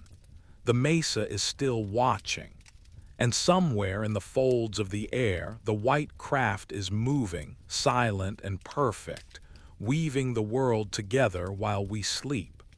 I close my eyes and listen to the silence. It is not empty. It is full of the hum of the machine, the song of the void, and the gentle, rhythmic pulse of a heart that is not my own. The signal is steady. The world is safe. And the watchers, as they have always been, are still there, keeping the darkness at bay with a light that we are only just beginning to understand. Sleep well, listener. The ranch is quiet tonight. The mesa is at rest. And the stars are exactly where they are supposed to be. The journey into the unknown is not a journey into a dark place. It is a journey into a place that is simply waiting for us to open our eyes. And when we do, we will find that we were never alone. We were always part of the architecture. We were always part of the dream. Chapter 1. The Stillness of the Cottonwoods. The air on Skinwalker Ranch in the late autumn has a particular quality. It carries the dry scent of sagebrush and dying leaves. But beneath that, there is always another smell, something metallic and old like a forgotten tomb. The cottonwood trees, usually so vibrant in summer, stood skeletal against the pale Utah sky, their branches like gnarled fingers reaching for something unseen. It was under these conditions that our small NIDSci team, a biochemist and 2 field assistants, began our work. We were here not for grand anomalies, but for the subtle ones, the biological markers that might hint at the strange energies permeating this land. My name is Dr. Elias Thorne, and my expertise lies in the microscopic. I am accustomed to the sterile hum of centrifuges and the quiet discipline of a laboratory, where variables are controlled and anomalies are rare, easily explained deviations. The ranch, however, was quickly proving to be a place where the variables were sentient, and the anomalies were the very fabric of existence. Our mission this particular week was to collect soil samples, water from the intermittent springs, and botanical specimens, looking for unusual isotopic signatures or traces of novel chemical compounds that might indicate a non-terrestrial influence. We were grounding the ethereal. We had established a small, temporary base camp near a cluster of those ancient cottonwood trees. Their bark was scarred with time and lightning, their leaves, what few remained, a brittle, faded gold. The trees formed a natural amphitheater, a quiet enclosure that felt both protective and strangely isolating. The silence here was not the peaceful quiet of a forest. It was a listening silence, as if the very air were holding its breath, waiting for a cue. This particular grove was known to be a hotspot for unusual electromagnetic readings, a subtle hum that our equipment could detect but that the human ear could not perceive. We called it the whisper zone. On our first day, the work was routine, almost mundane. My 2 assistants, a young botanist named Sarah and a former military medic named Ben, moved with quiet efficiency, marking grids, digging small trenches, and carefully bagging samples. The sun, though low in the sky, still held a surprising warmth, but a pervasive chill seemed to seep up from the ground, especially as the afternoon wore on. I remember the feeling vividly. a persistent coldness that our heavy jackets could not entirely ward off. It was not just the temperature of the air. It was something deeper, a coldness that felt like it was emanating from inside the earth itself. As a biochemist, I am trained to observe, to notice the smallest detail. I noticed the absence of small animals. No squirrels chattered in the branches, no rabbits darted through the underbrush. Even the usual ubiquitous desert insects seemed to be absent. The ecosystem was eerily quiet, a vacuum in the natural world. This was a deviation from normal ecology, a biological anomaly in itself, and it gnawed at the back of my scientific mind. We worked until the light began to fade, the western sky bleeding from a pale orange to a bruised purple. The mesa to the north, usually a prominent landmark, seemed to recede into the encroaching gloom, becoming a vast, indifferent silhouette. It was a familiar transformation, but tonight it felt more profound, more significant. The ranch was slowly slipping into its other mode, the one it reserved for the hours between dusk and dawn. Just before we packed up for the night, Sarah called out, her voice a soft murmur that barely carried on the still air. "Dr. Thorne, take a look at this. The soil here. It's almost completely devoid of microbial life." I walked over to where she knelt.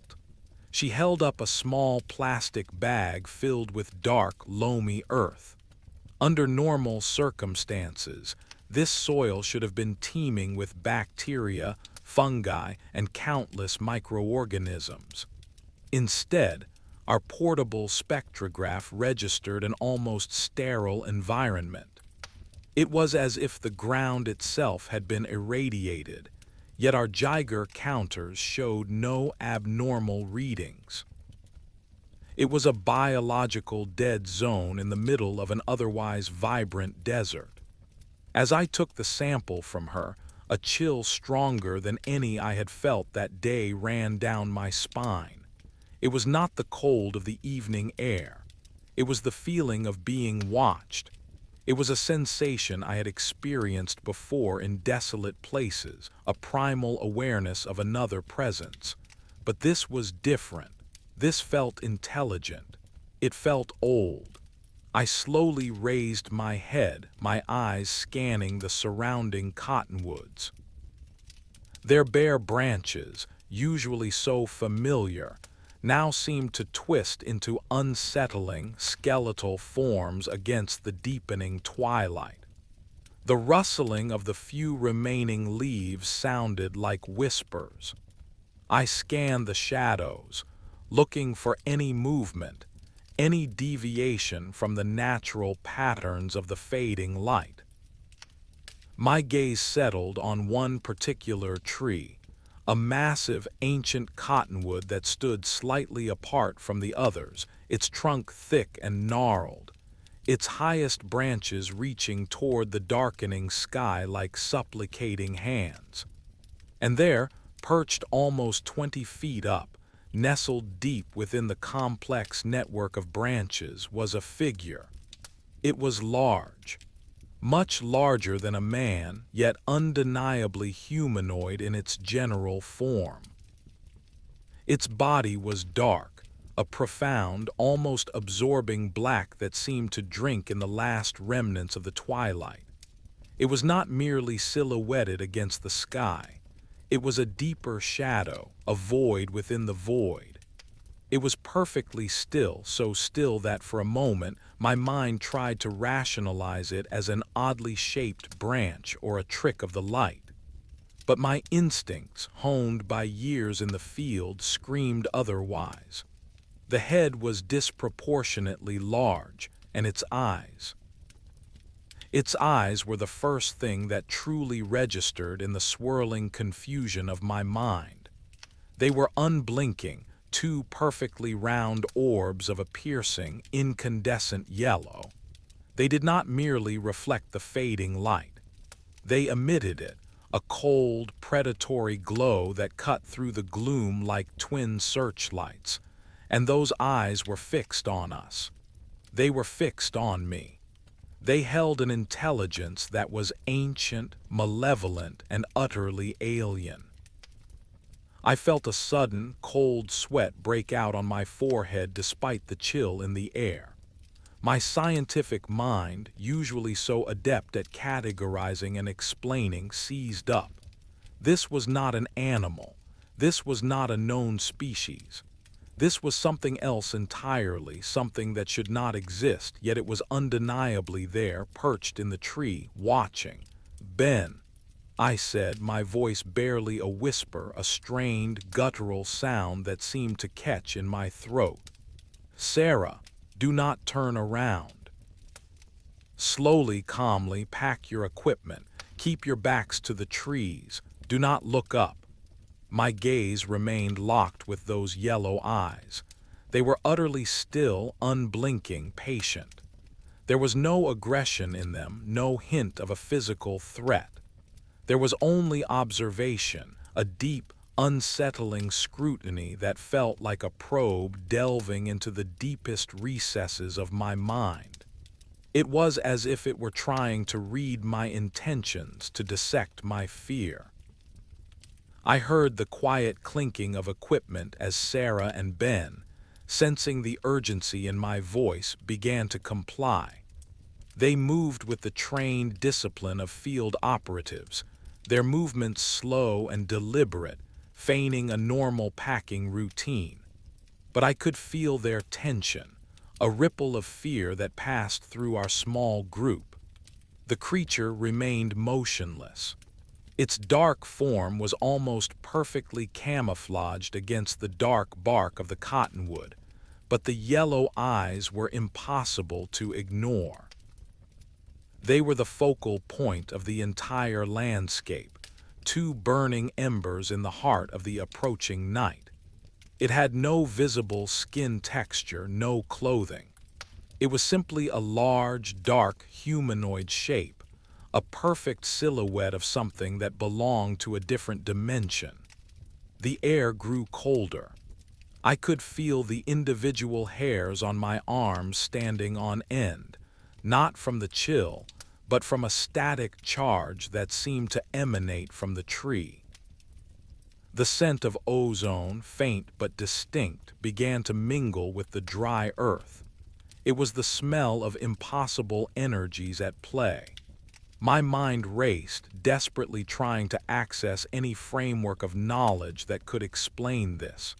Is it a known cryptid, a misidentification, a psychological hallucination induced by stress? But the clarity of the image, the piercing reality of those eyes banished any doubt. This was real. This was a physical entity, observing us with an intelligence that dwarfed our own. I knew with a primal certainty that we were not merely observing an anomaly. We were being observed. And the quality of that observation was what truly terrified me. It was not curiosity. It was not fear. It was the detached, almost clinical gaze of a scientist studying a specimen. And we, the NIDSci researchers, were the specimens. As the very last sliver of the sun vanished, plunging the basin into a twilight that seemed too deep, too sudden, the yellow eyes seemed to intensify, burning with a cold, internal fire. The stillness of the grove became absolute. Even the gentle rustling of the remaining leaves ceased. The world held its breath. I felt a profound, overwhelming sense of vulnerability. Our scientific instruments, our protocols, our carefully constructed frameworks of reality, all seemed laughably inadequate in the face of this silent, ancient watcher. We had come to the ranch to quantify the unknown, but the unknown was now quantifying us. It was measuring our fear. It was measuring our limits. and it was doing so with an unblinking, unwavering gaze from 20 feet up in an old cottonwood tree. The night had truly fallen now, and the darkness deepened around the edges of my vision. But the yellow eyes remained, two glowing orbs fixed, and I knew with a certainty that chilled me to the bone that the night was just beginning. The ranch had decided to introduce itself to us in a way that would rewrite every understanding we held about the natural world. Chapter 2. The Unblinking Gaze. The moment stretched into an eternity. The world seemed to shrink to the small clearing around our camp, illuminated only by the fading embers of the western sky and the chilling, internal glow of those unblinking yellow eyes. My instructions to Sarah and Ben to remain calm, to continue packing, seemed to hang in the heavy air, a fragile shield against the undeniable terror that was beginning to seep into the very ground beneath our feet. My own breathing was shallow, ragged, a desperate attempt to draw enough oxygen into lungs that felt compressed by an invisible weight. My eyes, however, remained locked on the figure in the tree. It was a silent battle of wills, a test of endurance against an entity that seemed to possess an infinite reserve of patience. There was no fidgeting, no shifting of weight, no subtle movement that would betray a living creature's need to adjust. It was perfectly, terrifyingly still. The dark, humanoid form remained etched against the increasingly dark bark of the cottonwood. The black of its body was so absolute that it absorbed all available light, making it difficult to discern any details of its form. It was a silhouette carved from pure shadow, a void that pulsed with an inner, predatory light from its eyes. Those eyes, they were the source of all my focus, all my dread. They held a depth that suggested ancient knowledge, a cold, analytical intelligence that seemed to strip away my defenses, exposing every instinctual fear. I could hear the subtle sounds of Sarah and Ben's movements, the soft click of a latched case, the gentle scrape of a tripod leg being folded. They were following my instructions, their disciplined movements a testament to their training, but I could feel their rising terror. It was a palpable thing, a shared current of fear that hummed in the air around us, a frequency that the creature in the tree was undoubtedly registering. Minutes bled into what felt like hours. My neck began to ache from holding my head so still, my eyes starting to water from the strain of not blinking. Yet the creature remained motionless, its yellow eyes never once wavering from their piercing scrutiny. It felt less like an animal observing prey, and more like an experimenter observing a petri dish. We were the cultures, and it was the biologist. The temperature continued to drop rapidly as true night descended. The air grew sharp and brittle, carrying with it a new scent, something acrid and metallic, like burnt circuitry. It was faint, barely perceptible, but it added another layer of unsettling strangeness to the already bizarre encounter. The silence became even deeper, absorbing even the smallest sounds of our attempts to retreat. My mind, despite the overwhelming fear, continued its futile attempts to categorize, to rationalize. Was it an optical illusion, a mass hallucination? But the presence was too strong, too undeniably real. The sheer weight of its gaze, the cold intensity of its yellow eyes was a physical thing. It pressed down on me, making my head feel heavy, my thoughts sluggish. I remembered stories I had read, whispers from the local Native American tribes about this land. Stories of skinwalkers, of beings that could take on other forms, of entities that walked between worlds. I had dismissed them as folklore, as superstitious tales. But standing there under the unblinking gaze of those impossible eyes, the line between science and myth blurred until it became indistinguishable.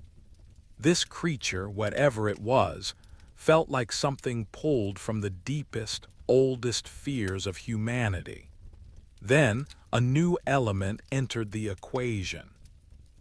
A faint, low-frequency hum began to emanate from the tree.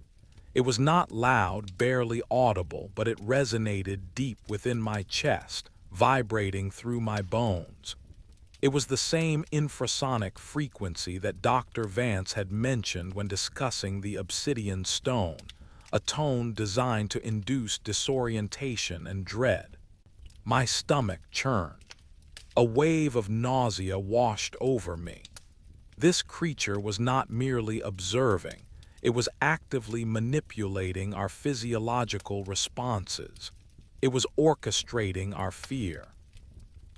I had always carried a sidearm on these assignments. A standard issue NIDSci field rifle, chambered in a powerful caliber, meant for animal defense.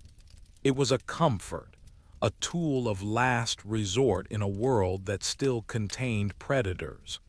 But this creature was beyond the scope of any predator I had ever encountered. It felt like an insult to even consider using a weapon against it. It was like trying to shoot a shadow. Yet as the infrasonic hum intensified and the nausea grew, a desperate primal urge for action began to take hold. I could not stand there forever, a frozen statue under its gaze. My team was relying on me. I was the leader.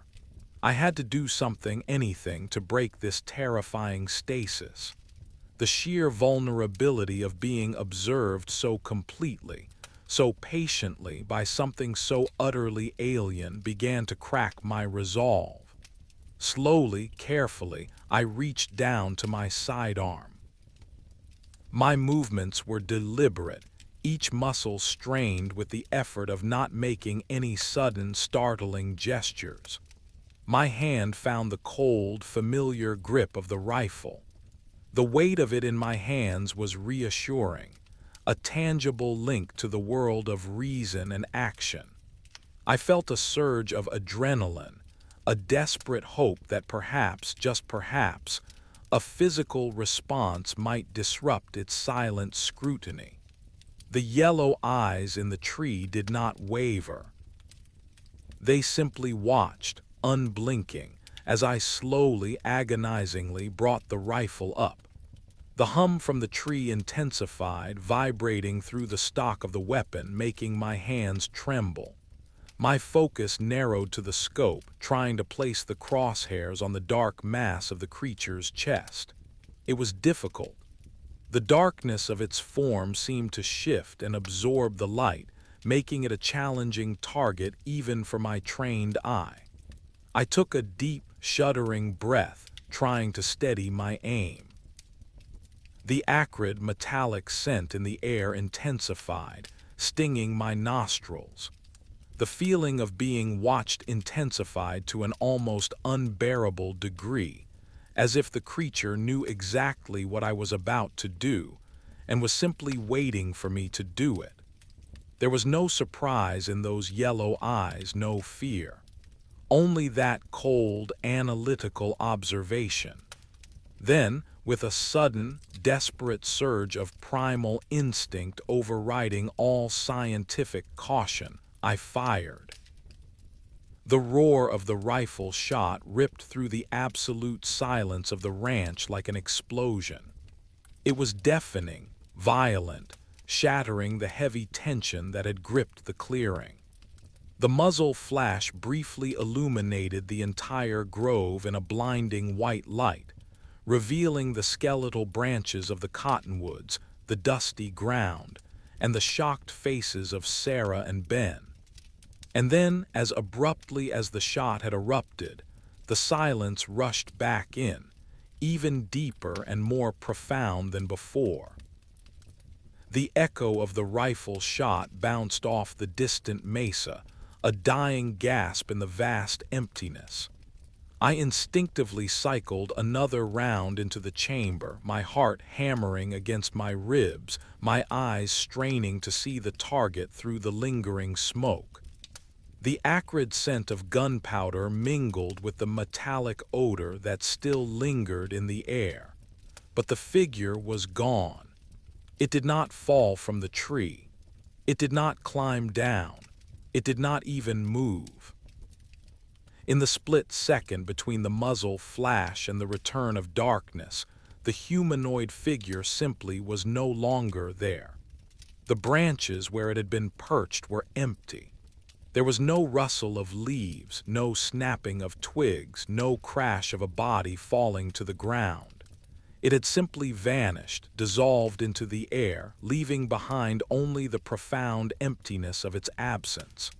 I stood there, the heavy rifle still aimed at the now empty tree, my hands trembling violently.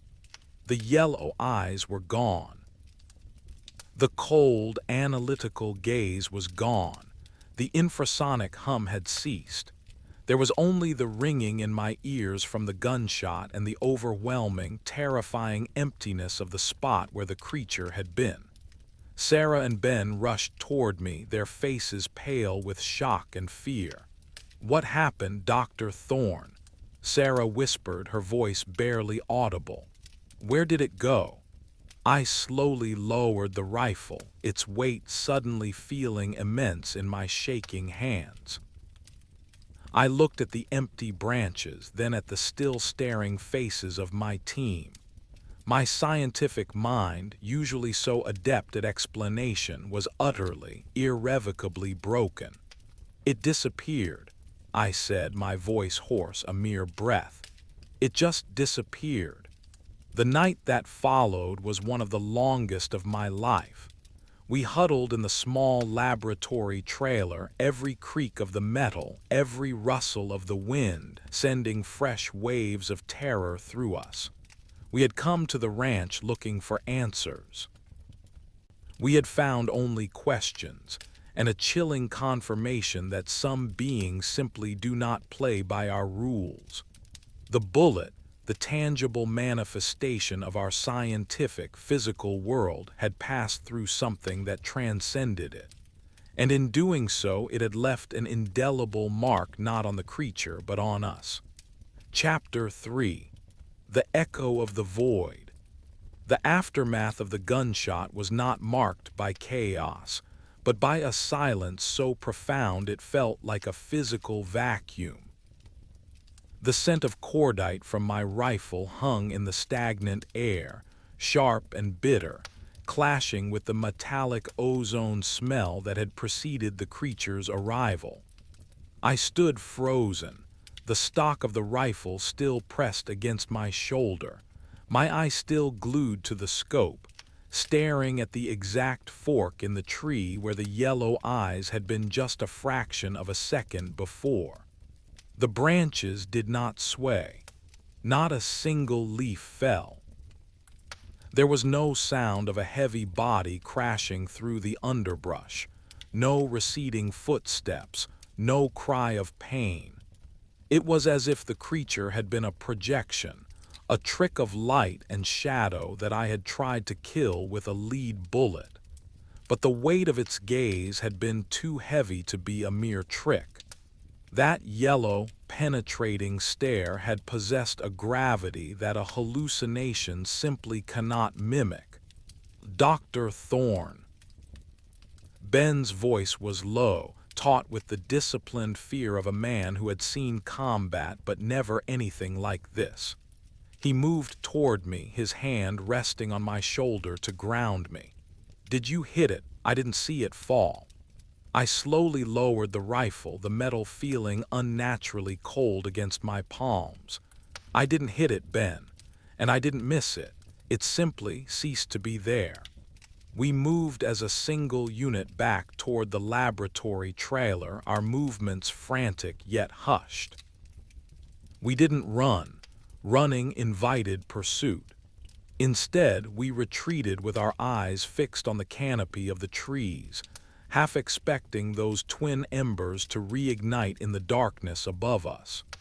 When we reached the safety of the trailer, the sound of the heavy door locking felt like the final period at the end of a long, terrifying sentence. Inside, the atmosphere was thick with the unsaid. Sarah sat at the small workbench, her hands clasped tightly in her lap to stop them from shaking. The hum of the trailer's electronics, usually a comforting sign of human industry, now sounded like a frantic buzzing. I set the rifle on the table and sat down, my legs suddenly feeling like they were made of water. "We need to document this while it's fresh," I said, though my voice sounded hollow, echoing in the cramped space. "How do you document a ghost?" Sarah asked, her voice cracking.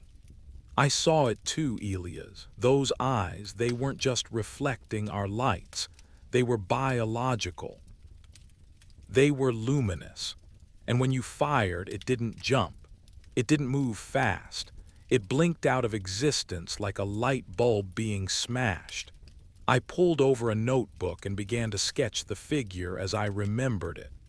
The disproportionately large head, the long, spindly limbs that seemed to meld into the bark, and those eyes. As a biochemist, I tried to rationalize the luminescence. Perhaps a high concentration of riboflavin or a novel bioluminescent protein in the ocular fluid.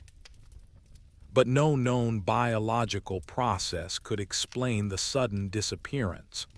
No creature made of flesh and bone can bypass the laws of inertia and momentum to simply vanish.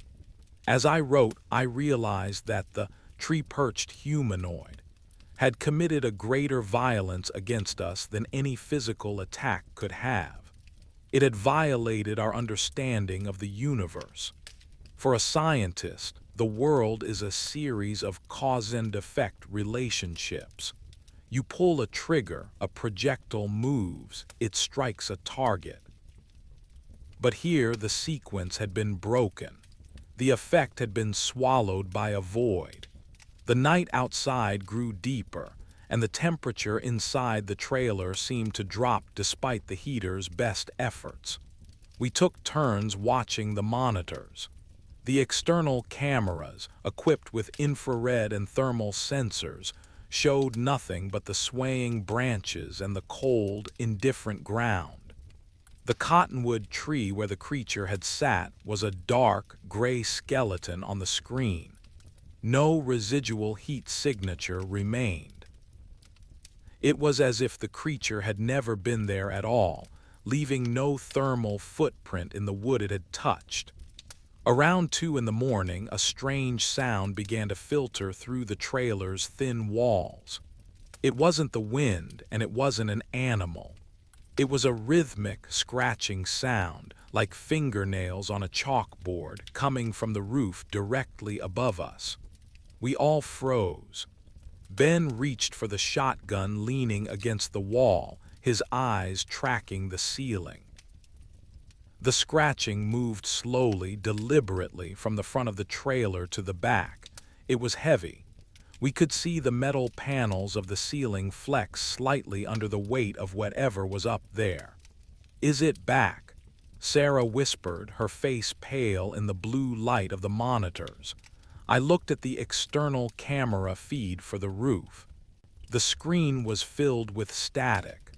A blizzard of white noise obscured the image, pulsing in time with the scratching sounds. It wasn't a mechanical failure. It was a localized electromagnetic interference. Something was up there that was putting out enough energy to scramble a hardened security camera.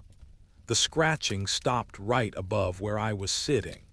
Then there was a thud, not a heavy one, but a soft, wet sound, like a piece of meat hitting the ground. We waited, our hearts hammering against our ribs, but the sound did not repeat. The static on the monitor cleared instantly, revealing an empty roof. I looked at Ben, and without a word, we both knew we had to look. We couldn't sit in that metal box until dawn, wondering what had been left for us. We armed ourselves and stepped out into the biting cold of the Utah night. The ground next to the trailer was empty, save for our own boot prints in the dust. But as I panned my flashlight over the side of the trailer, I saw it. Attached to the metal siding, right at eye level, was a single, long strand of what looked like hair. It was dark, nearly 3 feet long, and it was vibrating. I reached out a gloved hand and touched it. It felt like a wire, stiff and cold, but as my fingers made contact, a jolt of static electricity surged through my arm, numbing it to the elbow. I pulled back, my heart racing. "Don't touch it," I warned Ben. Using a pair of sterile tweezers, I carefully placed the strand into a specimen tube. Even through the plastic, I could see it twitching, as if it were still alive, still searching for the body it had been detached from. It was a piece of the impossible, a physical relic of the shadow in the tree. And as I looked up at the dark canopy of the cottonwoods, I knew that the watcher hadn't left. It had merely changed its perspective. Chapter 4: The Architecture of Fear. By dawn, the three of us were exhausted, our nerves frayed to the breaking point. The sun rose over the Uinta Basin with a cruel, indifferent brightness, illuminating the very trees that had harbored our nightmare. We didn't sleep. We couldn't. Every time I closed my eyes, I saw those yellow orbs burning in the dark. We spent the morning processing the strand of hair I had collected. In the small mobile lab, the atmosphere was clinical, a desperate attempt to regain control through the tools of our trade. I placed the strand under the microscope, expecting to see the familiar cuticle and medulla of a mammalian hair. What I saw instead chilled me to the marrow. The strand was not biological in the traditional sense. It was a complex braided structure of metallic fibers and translucent glass-like tubules. Inside the tubules, a faint amber-colored fluid was circulating, moving with a rhythmic pulse that matched the 60 beat per minute heartbeat we had detected in the mesa's infrasound. It wasn't hair. It was a fiber-optic cable, a biological sensor, or perhaps a piece of a nervous system that existed outside of a body. "It's not an animal," I whispered, stepping back from the eyepiece. "It's a construct, or something so advanced that the line between biology and technology has vanished." Sarah looked through the microscope and turned away after only a few seconds. "Elias, if that thing is a construct, who built it? And why is it perched in a tree watching us like a predator?" The question hung in the air, unanswered. We decided to return to the cottonwood grove to search for the bullet I had fired. In the logic of science, finding the projectile would give us data. If the bullet was deformed, it had hit something solid. If it was buried in the tree, I had missed. If it was gone, then we were dealing with something that could phase through matter. The grove was different in the daylight. The whisper zone felt less like a threat and more like a heavy, humid weight. We found the tree easily. The bark was scarred by centuries of weather, but there was no fresh splintering. I traced the line of my shot from the spot where I had stood to the branch where the humanoid had been. The math was simple. The bullet should have passed right through the center of the creature's chest and lodged in the thick secondary branch behind it. Ben used a metal detector to sweep the area. He moved with agonizing slowness, the device's steady hum the only sound in the stillness. After 20 minutes he stopped. "I've got something," he said. He knelt and began to brush away the top layer of dry earth and leaves. A few inches down he found the bullet. He held it up in the palm of his hand. It wasn't deformed. It hadn't hit a tree and it hadn't hit a body. But it was different. The lead and copper had been fused together into a smooth, perfect sphere, and the surface was etched with fine, microscopic symbols that looked like a distorted form of cuneiform. "It didn't just stop the bullet," I said, taking the sphere from him. "It caught it, redesigned it, and dropped it." The realization hit me like a physical blow. The creature hadn't disappeared to save itself from me. It had disappeared because the interaction, the act of me firing the weapon, was a data point it had finished collecting. The shot was the end of the experiment. As we stood there looking at the transformed bullet, the wind suddenly died down. The air grew unnaturally warm, and the scent of ozone returned, stronger than ever. The cottonwood tree began to vibrate. Not just the branches, but the entire massive trunk began to hum with a low-frequency resonance that made my teeth ache. "Look at the branches." Sarah pointed, her voice trembling. High above us, in the spot where the creature had been perched, the air began to shimmer. It was like the heat haze on a highway, a distortion of light that made the branches behind it look like they were underwater. The distortion grew, taking on a vaguely humanoid shape. It wasn't the dark figure from the night before. This was translucent, a ripple in the air that was only visible because of how it bent the light of the sun. It was still there. It had never left. It had simply shifted its frequency, moving into a spectrum that was invisible to the human eye.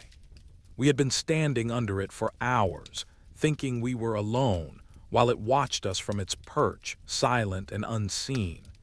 The yellow eyes didn't reappear, but I could feel them. That same heavy, analytical gaze was fixed on the back of my neck. I realized then that the rifle, the trailer, and our scientific instruments were all toys. We were children playing in a sandbox while a giant watched from above. "We need to leave," I said, my voice low and steady. "Not because we're in danger of being eaten, but because we're in danger of being understood." We began to pack the camp with a frantic energy. We didn't care about the soil samples or the water isotopic ratios anymore. We just wanted to get away from the grove, away from the shimmering air, and away from the intelligence that could turn a bullet into a poem. As we drove the truck away from the cottonwoods, I looked back in the side mirror. For a split second, as the sun hit the tree at just the right angle, the distortion cleared. The dark, humanoid figure was visible again, sitting perfectly still in the branches. It didn't watch us leave. It was looking down at the spot where we had been standing, as if it were mourning the end of a particularly interesting observation. The Uinta Basin stretched out before us, vast and indifferent. I knew then that the tree-perched humanoid was just one of many. The ranch wasn't a place of random hauntings. It was a laboratory, and we were just the latest batch of samples. I clutched the specimen tube with the vibrating strand of hair and the sphere-shaped bullet, knowing that even with these proofs, no one would believe us. The ranch doesn't give you proof. It gives you perspective. And the perspective it had given me was that the world is a much stranger, much more crowded place than I had ever dared to imagine. Chapter 5. The Alchemy of the Unknown. The journey back to the main headquarters of the ranch felt like traveling through a different country entirely. The familiar landmarks, the rusted gate, the weathered fence posts, the distant silhouette of the mesa all seemed to have lost their solidity. In the truck, the silence was thick, broken only by the rhythmic rattling of the specimen cases in the back. I held the tube containing the metallic strand of hair in my lap, feeling the faint, rhythmic vibration through the plastic. It was a phantom pulse, a reminder that something of the creature was still with us, even as we fled its gaze. When we arrived at the primary research hub, a repurposed ranch house outfitted with high-end computing arrays and secure storage, the sun was beginning its long, slow descent toward the horizon. The light was golden and honey-thick, casting shadows that stretched across the dirt like long, dark fingers. We were greeted by the rest of the team, but we found it difficult to speak. How do you translate the experience of shooting at a shadow and finding a redesigned bullet into the language of professional colleagues? I took the lead-fused sphere and the vibrating strand into the small, clean room we had established in the cellar. The cellar was the quietest place on the ranch, shielded by thick stone walls and the earth itself. I needed that isolation. I needed to see these objects without the heavy, oppressive atmosphere of the cottonwood grove pressing down on me. I began by subjecting the sphere-shaped bullet to a laser scan. Under the intense light of the scanner, the microscopic symbols I had noticed earlier became clearer. They were not etched into the surface. They were part of the molecular structure of the metal itself. As the computer attempted to map the geometry, it began to stutter. The software, designed to handle complex architectural blueprints, could not find a repeating pattern. The symbols seemed to shift and change as they were being scanned. "It is a dynamic surface," I whispered to Sarah, who was watching over my shoulder. "The metal is still reacting. It is not a static object. It is a recording of the kinetic energy of the shot transformed into a physical script." We ran a chemical analysis on the copper jacket and the lead core. The results were impossible. The two metals had not just melted together. They had undergone a form of cold fusion. At a molecular level, the lead atoms were interleaved with the copper in a way that defied the laws of thermodynamics. There was no sign of heat damage, no warping of the crystal structure that you would expect from the friction of a rifle barrel or an impact. It was a transmutation. It was alchemy performed at the speed of light. Then there was the strand. Under the electron microscope, the biological aspect of it became even more confusing. The amber fluid circulating in the tubules was not blood, nor was it any known neurotransmitter. It was a superfluid, a substance that displayed zero viscosity and moved without losing any energy. When I brought a small magnet near the slide, the fluid didn't just react. It formed a complex three-dimensional lattice in the air above the glass, mimicking the shape of the humanoid figure we had seen in the tree. "It's a holographic material," Sarah said, her voice hushed. "The strand carries the blueprint of the whole entity. It's like a piece of DNA, but instead of coding for proteins, it codes for the physical manifestation of the creature in our reality." The weight of the discovery was staggering. If this were true, the creature wasn't hiding in the tree in the traditional sense. It was projecting itself into our three-dimensional space using these metallic fibers as anchors. When I fired the rifle, I hadn't missed. I had simply disrupted the projection.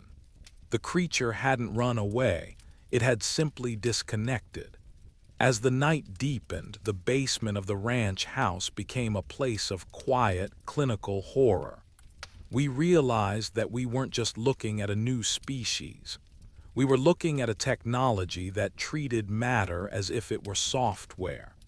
The humanoid in the tree was a cursor, a point of interaction between our world and something much larger.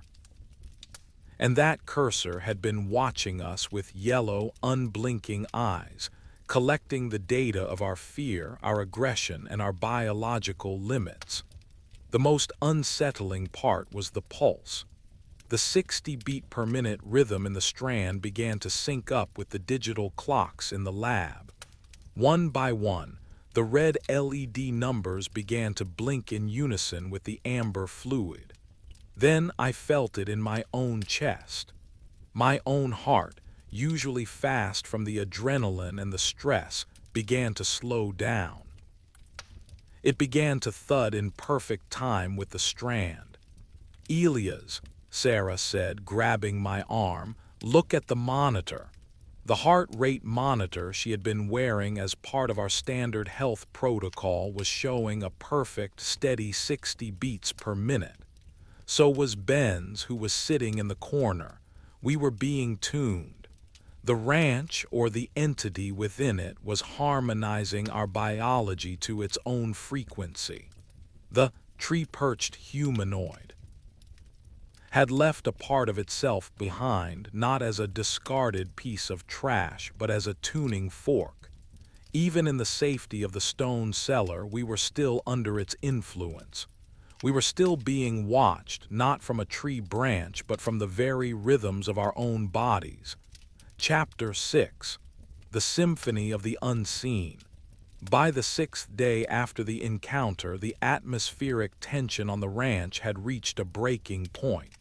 The tuning effect had spread beyond our small team.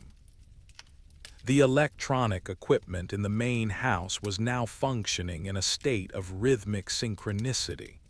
The hum of the refrigerators, the flicker of the overhead lights, and the ticking of the wall clocks all followed the same 60 beat per minute pulse.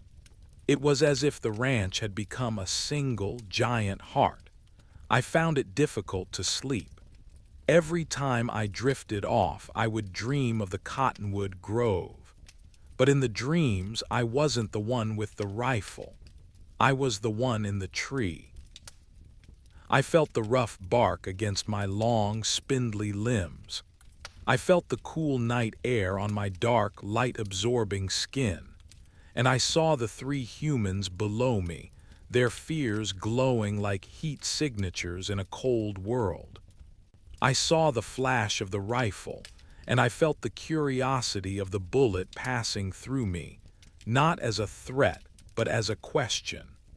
I woke up at 3 in the morning, my skin covered in a fine, metallic sweat. The air in my room felt heavy and charged, as if a thunderstorm were about to break inside the house. I walked out onto the porch to breathe the night air. The ranch was bathed in a pale, ethereal moonlight. The silence was absolute, yet I could hear the pulse. It was coming from the ground now, a low thud-thud that vibrated through the soles of my feet. I looked toward the northern ridge and I saw them. They weren't in the trees this time. They were standing in the open pasture, hundreds of yards away.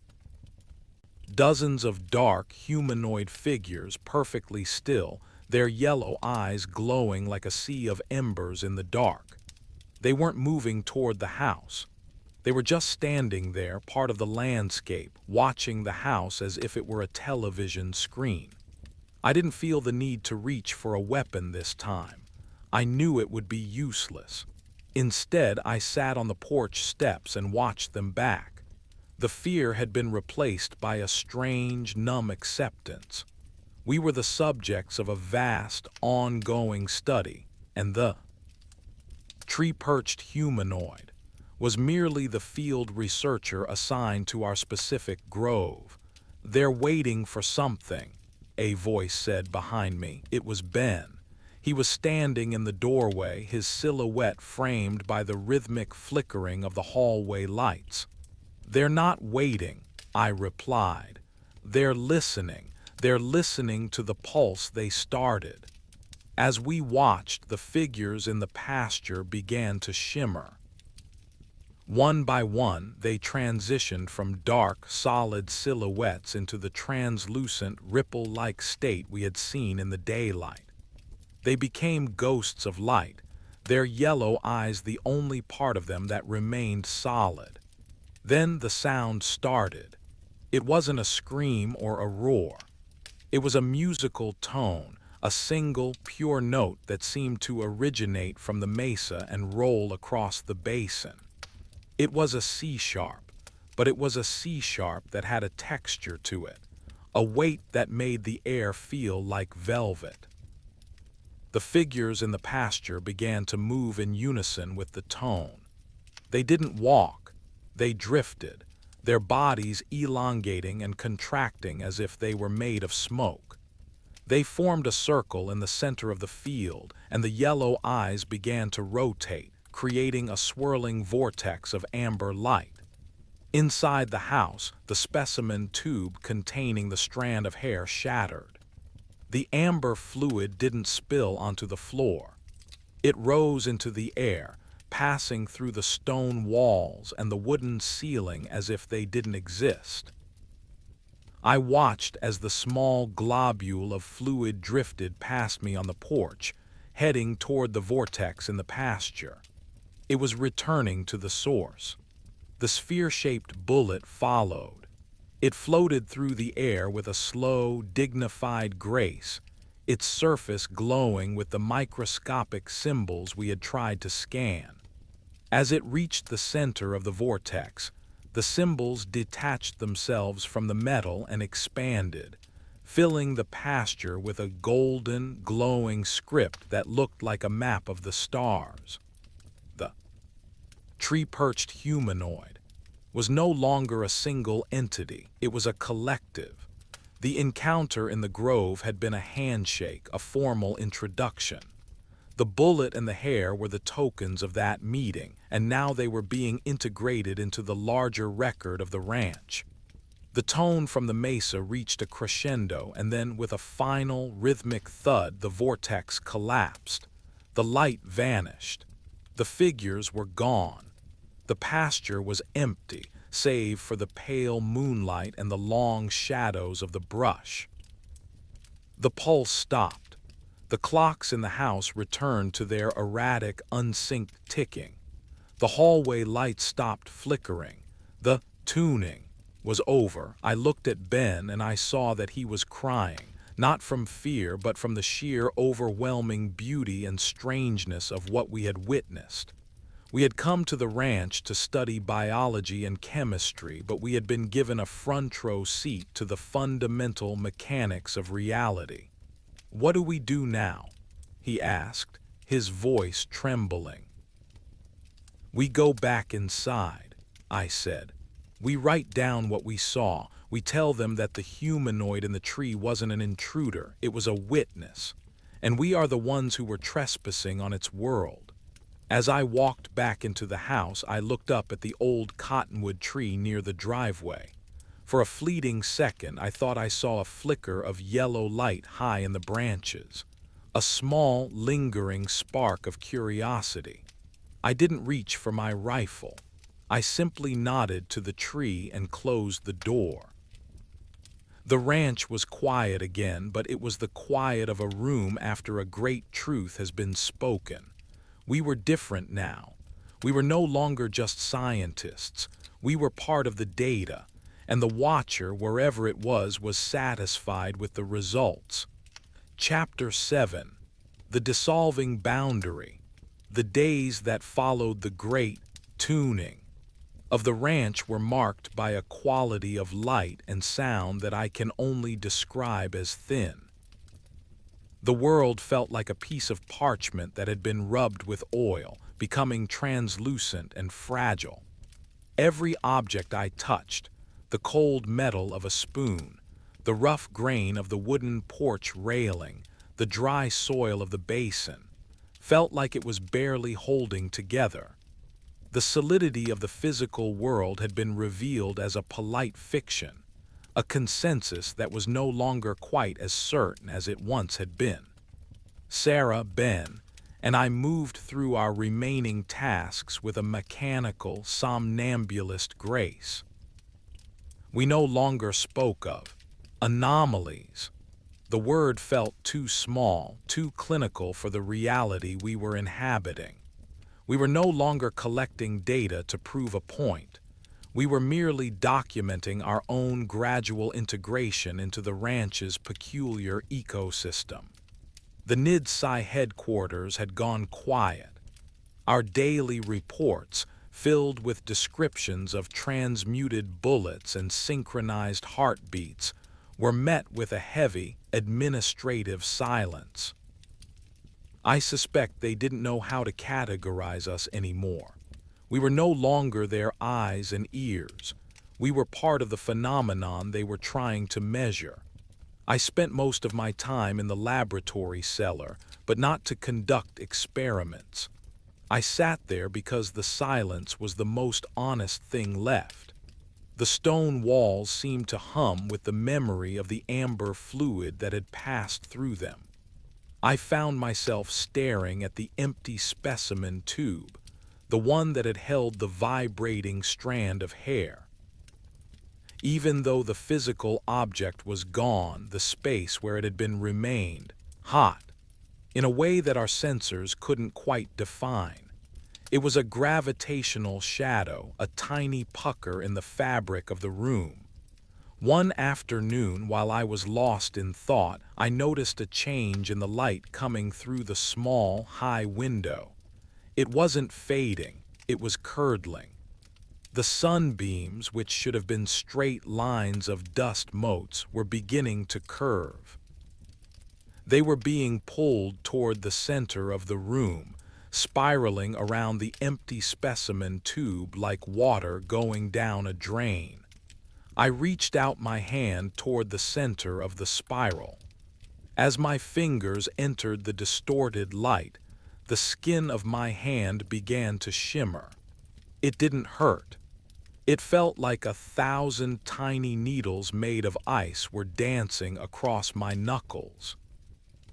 I could see the internal structure of my own hand, the white of the bone, the blue of the veins, the complex network of tendons, not as a medical diagram, but as a series of glowing, interconnected lines.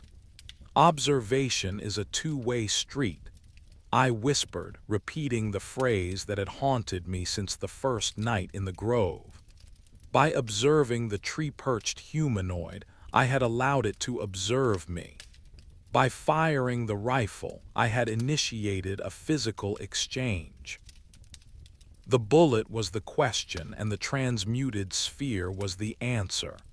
And now the answer was continuing to unfold within my own cells. I realized then that the humanoid hadn't disappeared into thin air.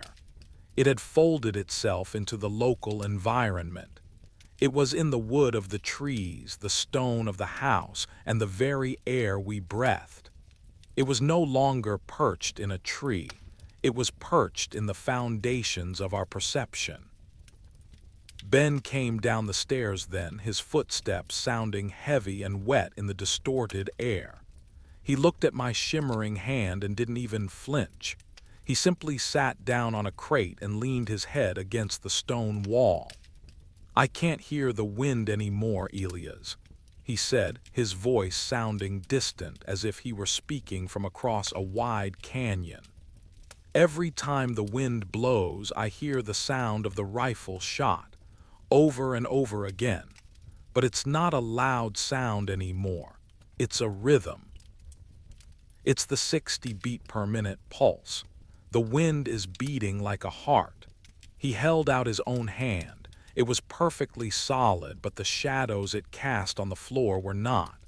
His shadow was moving independently of his body, the fingers of the dark silhouette elongating and reaching toward the empty specimen tube. "We are leaking, Ben," I said, my voice barely a murmur. "Our reality is leaking into theirs, and theirs is flooding into ours. The humanoid wasn't a visitor. It was a leak." It was a point where the pressure of the other side became too much and broke through the surface of the ranch. We sat in the cellar as the sun went down, watching the light spiral and the shadows stretch. We were no longer afraid. Fear requires a sense of self, a boundary that you are trying to protect. But our boundaries were dissolving. We were becoming part of the architecture of the Uinta Basin, as much a part of the landscape as the ancient cottonwoods or the scarred red rocks of the mesa. Chapter 8: The Silent Consensus. By the 8th day, the ranch had reached a state of perfect, terrifying equilibrium. The tree-perched humanoid had not made another physical appearance, but its presence was absolute. You could feel it in the way the shadows fell across the path, always a little too long, always pointing toward the grove regardless of the sun's position.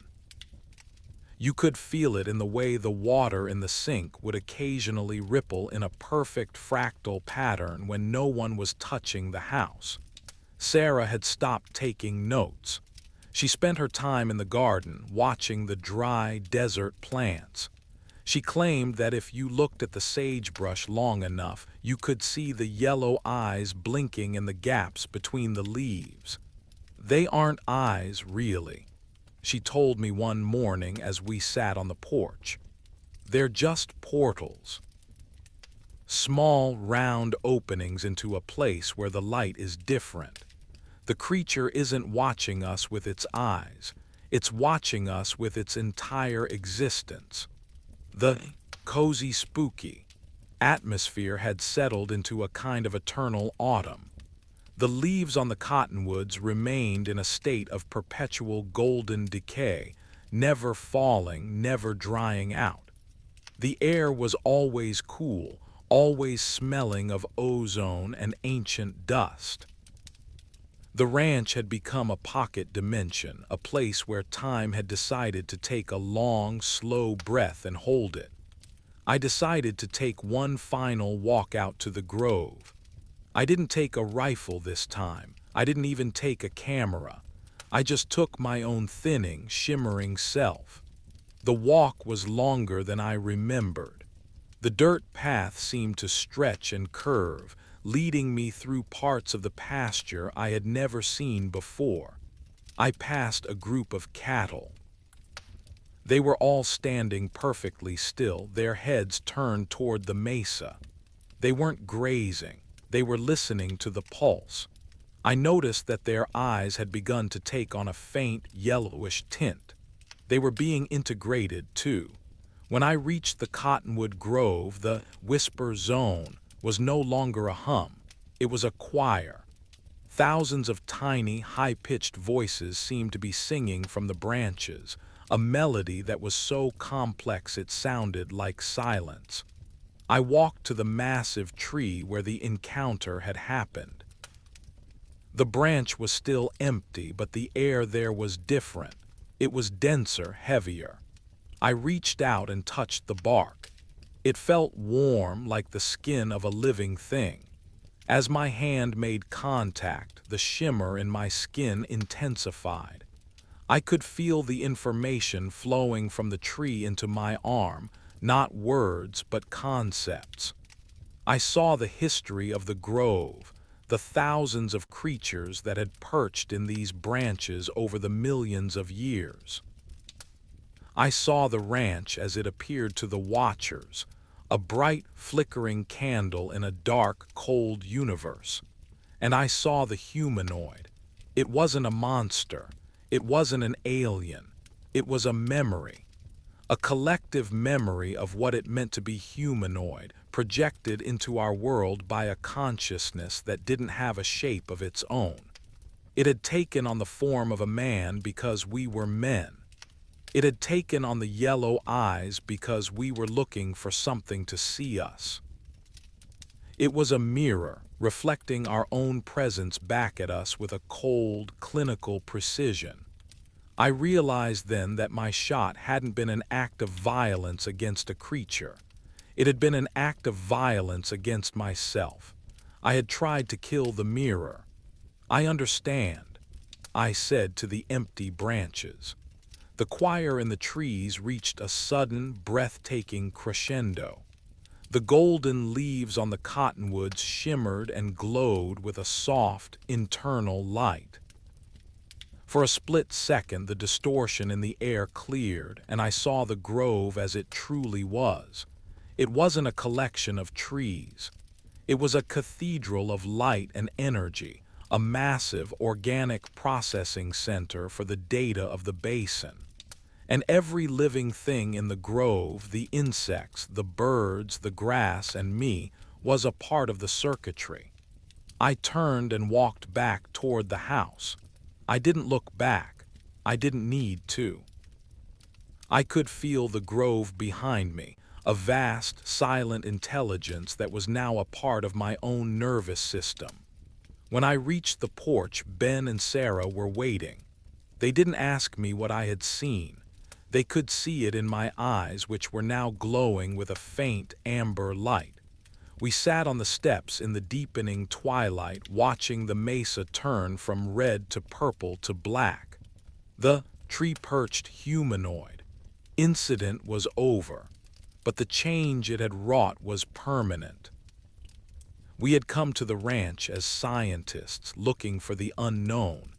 We had found it, but it had turned out that the unknown was not out there. It was the very ground we stood on, the very air we breathed, and the very rhythms of our own hearts. As the first stars appeared in the clear Utah sky, I realized that I couldn't hear the 60 beat per minute pulse anymore. Not because it had stopped, but because I had finally synced up with it. It was no longer an external sound. It was my own rhythm. The ranch was no longer a place I was visiting. It was the place where I belonged. We sat in the silence, 3 shimmering figures on a porch at the end of the world. The ranch was quiet, the watchers were satisfied, and the mystery was finally, beautifully at rest. Chapter 9. The Final Extraction. The day the extraction team arrived felt like a scene from a movie where the sound has been stripped away. 4 white SUVs crested the northern ridge, kicking up plumes of red dust that hung in the air like frozen clouds. They moved slowly, their progress measured and cautious, as if they were navigating a minefield rather than a dirt track. Inside the ranch house, Sarah, Ben, and I watched them through the windows of the kitchen. We didn't move to meet them. We didn't wave. We simply stood in the shadows, 3 figures who had become as much a part of the house as the stone foundations. The lead researcher from NIDSci, a man named Dr. Holloway, was the first to step out. He looked exactly as I had months ago, crisp, focused, and armed with a clipboard and a sense of mission. He stopped at the edge of the porch, his eyes scanning the property with a clinical detachment that I now found almost quaint. He looked at the cottonwood grove, then at the mesa, but his eyes slid right over the subtle distortions that were so obvious to us. He couldn't see the shimmer in the air or the way the sunlight was currently curving around the old well house. "Dr. Thorne," Holloway said as I stepped onto the porch. He stopped mid-sentence, his brow furrowing as he looked at me. I knew what he saw. He saw a man who had lost weight, whose skin had a peculiar, translucent quality, and whose eyes held a depth of amber that no desert sun could produce. "You look different, Elias. We've been worried." The reports became increasingly abstract. Abstract is one word for it, I replied. My voice sounded resonant to my own ears, as if it were being amplified by the air itself. The ranch doesn't lend itself to concrete nouns anymore. The next few hours were a whirlwind of activity that felt entirely meaningless. The extraction team moved through the house with a frantic energy, packing up the sensors, the computers, and the remaining samples. They treated the laboratory cellar like a crime scene, wearing hazmat suits that crinkled loudly in the silence. They found the empty specimen tube where the vibrating hair had been, and they spent 30 minutes measuring the gravitational shadow it had left behind. They whispered among themselves, using terms like localized atmospheric disturbance and psychological contagion. They didn't understand that the contagion was just the truth. I watched them try to handle the lead-fused sphere. When Holloway picked it up, the microscopic symbols on its surface flared with a brief golden light. He dropped it, his face turning pale. "It's hot," he muttered, shaking his hand. "It's putting out some kind of static discharge." "It's not hot, Doctor," I said quietly. "It's just remembering the shot. It doesn't like being touched by people who aren't part of the data." They hurried us into the SUVs, eager to get us away from the property.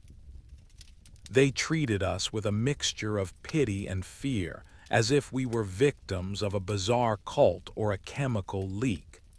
As the convoy began to move away from the ranch house, I looked out the back window. The cottonwood grove was perfectly still. The whisper zone was silent to the ears of the men in the front seat, but I could still hear the choir. I looked up at the massive tree where the humanoid had first appeared. For a split second, as the angle of the sun shifted, the distortion cleared. The figure was there. It was perched in the same branch 20 feet up. It wasn't watching the SUVs. It was looking at the spot where our laboratory trailer had once stood. It looked lonely. Or perhaps that was just my own human emotion projected onto a void. It was a silhouette of pure shadow, its yellow eyes dimming as the distance between us grew. "Goodbye," I whispered against the glass. The vehicle crossed the boundary of the ranch, and for a moment I felt a sharp, agonizing pull in my chest. It felt like a tether was being stretched to its breaking point. My heart rate, which had been a steady 60 beats per second for days, suddenly spiked, then crashed, then struggled to find its old, erratic human rhythm.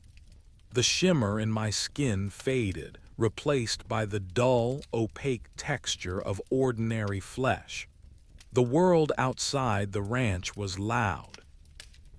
The sound of the engine, the rustle of Holloway's papers, the distant hum of traffic from the highway, it all felt like an assault. I closed my eyes and tried to find the pulse, but it was buried under the noise of the real world. I was being untuned. I was being returned to a state of ignorance. But as I sat there in the back of the SUV, I reached into my pocket and felt the small, smooth indentation in my thumb where I had touched the vibrating bark of the cottonwood. The skin there was still slightly amber. It was a small anchor, a tiny piece of the ranch that they hadn't been able to extract. Chapter 10. The Memory of Light.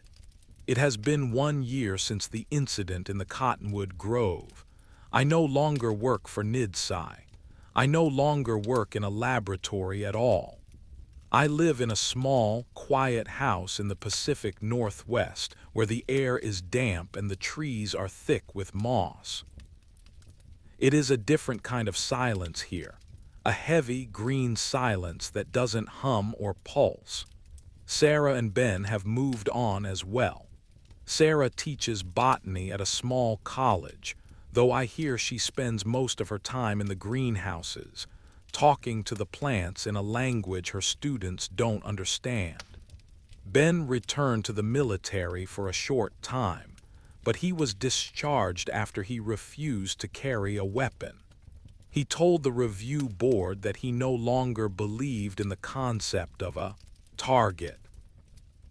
We don't see each other often. When we do, we don't talk about the yellow eyes or the shimmering air. We just sit in silence, listening. We are all waiting for the same thing, for the noise of the world to quiet down enough for us to hear the 60-beat pulse again. The official report on the tree-perched humanoid was eventually filed away in a secure archive. It was categorized as a high-strangeness biological encounter with electromagnetic anomalies. The transmuted bullet and the records of our synchronized heartbeats were labeled as inconclusive data points. To the people who read those reports, it is a fascinating mystery, a spooky story to be discussed over coffee in well-lit offices. But to me, it is the only thing that is real. I often sit on my porch as the sun goes down, watching the shadows of the Douglas firs stretch across my lawn. Sometimes, when the light hits the needles at just the right angle, I see a shimmer. I see a ripple in the air that doesn't belong to the wind, and for a brief, beautiful moment, I am back in the Uinta Basin. I am standing in the whisper zone, feeling the static charge on my skin and the heavy, patient gaze of the watcher in the tree. The ranch taught me that we are not the masters of our environment. We are not even the primary inhabitants. We are guests in a vast, multi-dimensional house, and occasionally the owners come out of the upstairs rooms to see how we are getting along.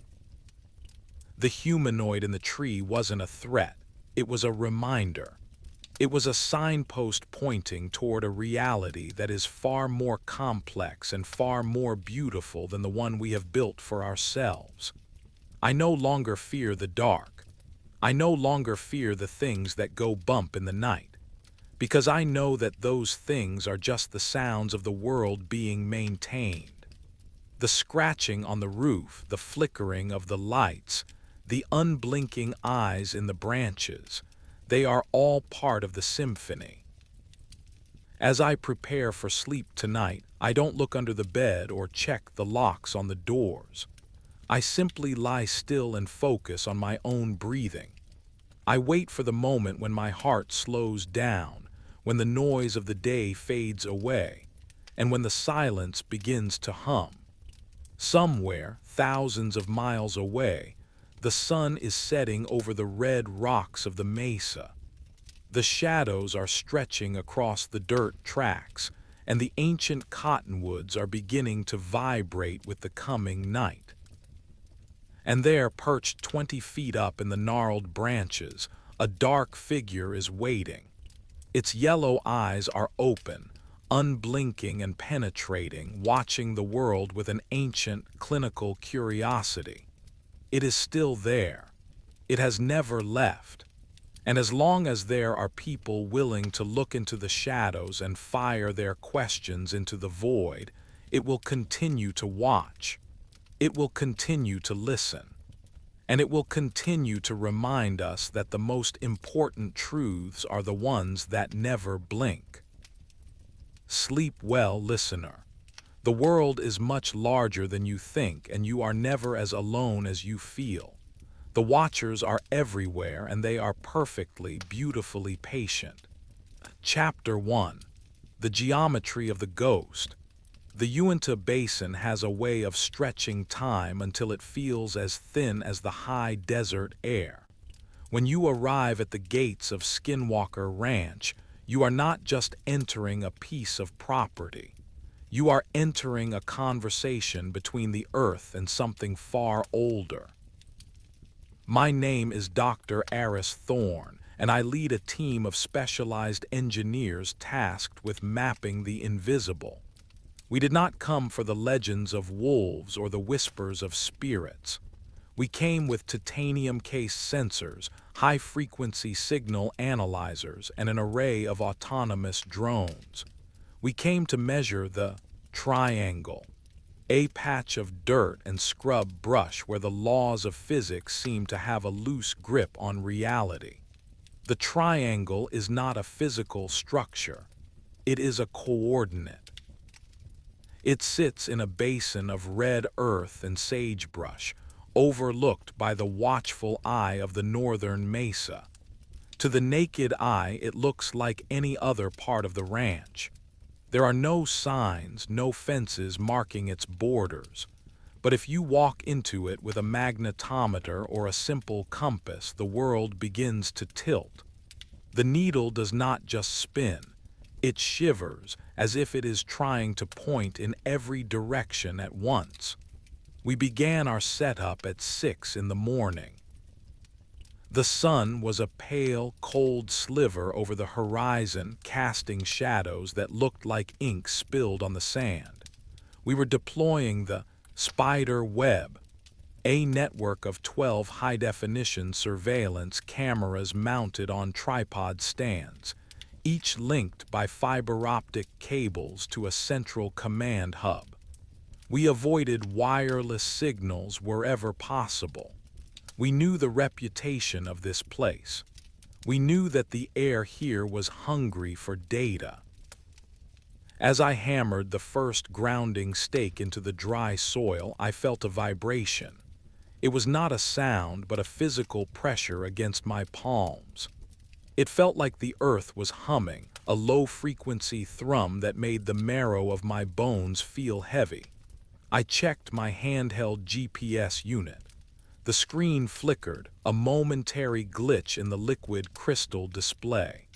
The numbers representing our elevation began to climb.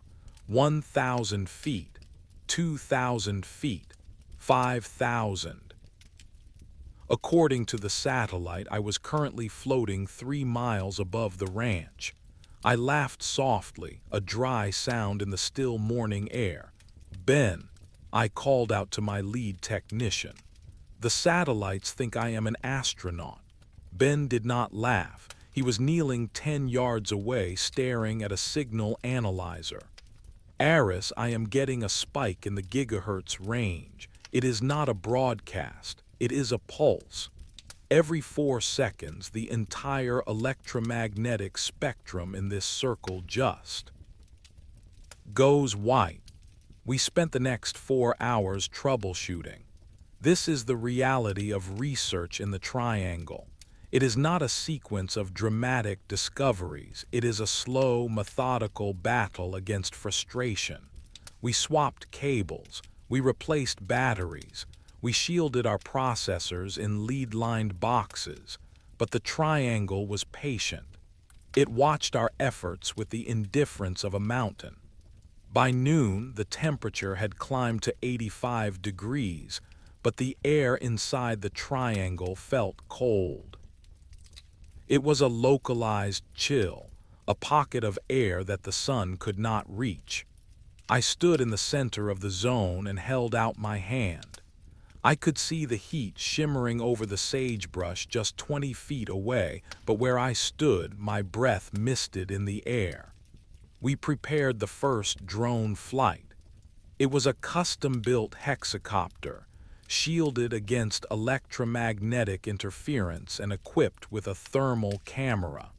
We wanted to see the triangle from above. We wanted to see if the heat patterns on the ground formed a shape that we could not perceive from the dirt. "Battery check 100%, Ben announced. "GPS lock 12 satellites. Link is stable." The drone lifted off with a familiar, high-pitched buzz. It rose to 50 feet, hovering perfectly still in the dead air. On the monitor inside the command trailer, the view was breathtaking. The ranch looked like a map of the ancient world. the red dirt cut by the emerald green of the creek. But as the drone crossed the invisible line into the heart of the triangle, the screen transformed. The clear image dissolved into a kaleidoscope of colors. The thermal camera began to report temperatures of -200 degrees. Then it reported temperatures of 4,000 degrees. The drone began to drift. It was not the wind. The air was perfectly still. It was as if an invisible hand were pushing the craft toward the mesa. "I am losing control," Ben said, his voice tight. "The flight controller is rebooting. It says the internal clock is out of sync by 3 hours." I watched the drone through my binoculars. It was no longer buzzing. It was silent. It hung in the air for 5 seconds, perfectly motionless, and then it simply dropped. It did not fall like a piece of machinery. It fell like a stone accelerating faster than gravity should allow. It hit the ground with a soft thud that seemed to be swallowed by the earth. We walked out to the crash site. The drone was not shattered. It was intact, sitting upright in the dirt. But when I reached down to pick it up, I pulled my hand back in shock. The carbon fiber frame, which had been cold only minutes before, was now so hot that it had begun to glow a dull cherry red. "The battery is gone," Ben whispered, looking over my shoulder. He was right. The battery compartment was empty. Not empty because the battery had fallen out, but empty because the plastic and lithium had simply vanished. There were no scorch marks. There was no debris. There was only a clean, rectangular void where the power source had been. I looked up at the northern mesa. The sun was beginning its slow crawl toward the west. The shadows were lengthening, reaching out toward the triangle like long, dark fingers. I felt a sudden, overwhelming sense of being observed. It was not a person. It was the land itself. The triangle was not a place where equipment failed. It was a place where equipment was harvested. We spent the rest of the day in a state of quiet reflection. We did not try to fly another drone. We did not try to fix the cameras. We simply sat in the shade of the trailer and watched the dirt. We watched the way the shadows seemed to bend around the center of the triangle. We watched the way the birds avoided the airspace. As the light turned to gold, I realized that we were not the primary investigators here. We were the intruders. The triangle was a piece of the world that had been set aside for a different purpose, a purpose that required a specific kind of silence. Our drones and our cameras were noise, and the ranch was simply turning down the volume. Chapter 2: The Ghost in the Signal. Night falls on Skinwalker Ranch with a weight that you can feel in your chest. The sky is so clear that the stars look like holes poked in a black velvet curtain, but that light provides no comfort. When the sun disappears, the triangle changes. The low-frequency hum we had detected during the day becomes a rhythmic pulse, a slow, steady throb that matches the resting heart rate of a large animal. Inside the command trailer, Ben and I sat in the glow of the backup monitors.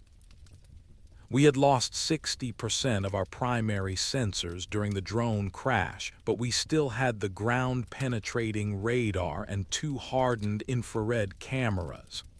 The air inside the trailer was stale, smelling of ozone and burnt coffee. "Look at the clock, Aris," Ben said, pointing to the digital readout on the main server. The seconds were ticking by. 1, 2, 3. And then the clock skipped. It jumped from 12:41 to 12:48. Then it began to run backward. The red numbers blurred into a frantic dance of digits that meant nothing.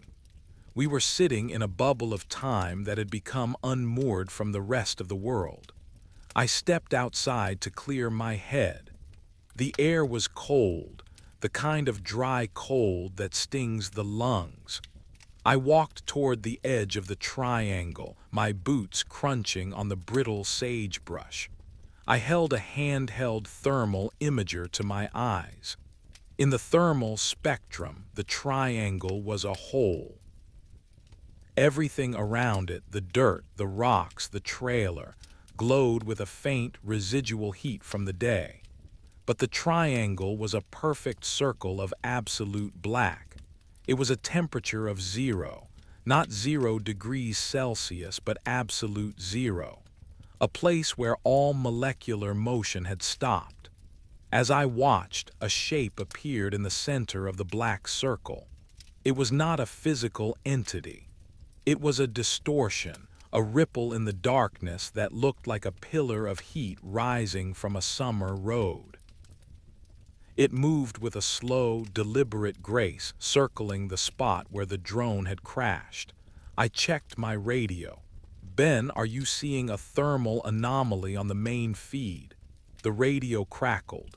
"I am seeing everything, Aris. The cameras are recording images from yesterday. I see us setting up the tripods. I see the sun rising. It is like the hard drive is playing its entire memory at once."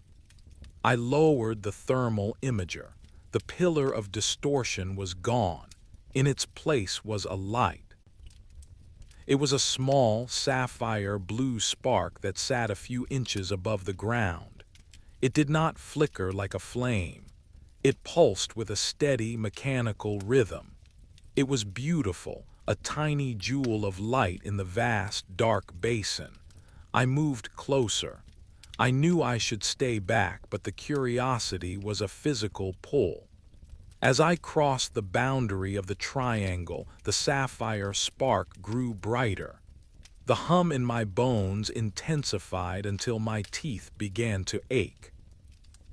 I reached out a hand, and the hair on my arm stood on end. The air was thick with static, the kind of energy you feel right before a massive lightning strike. Then the sapphire spark moved. It did not fly away.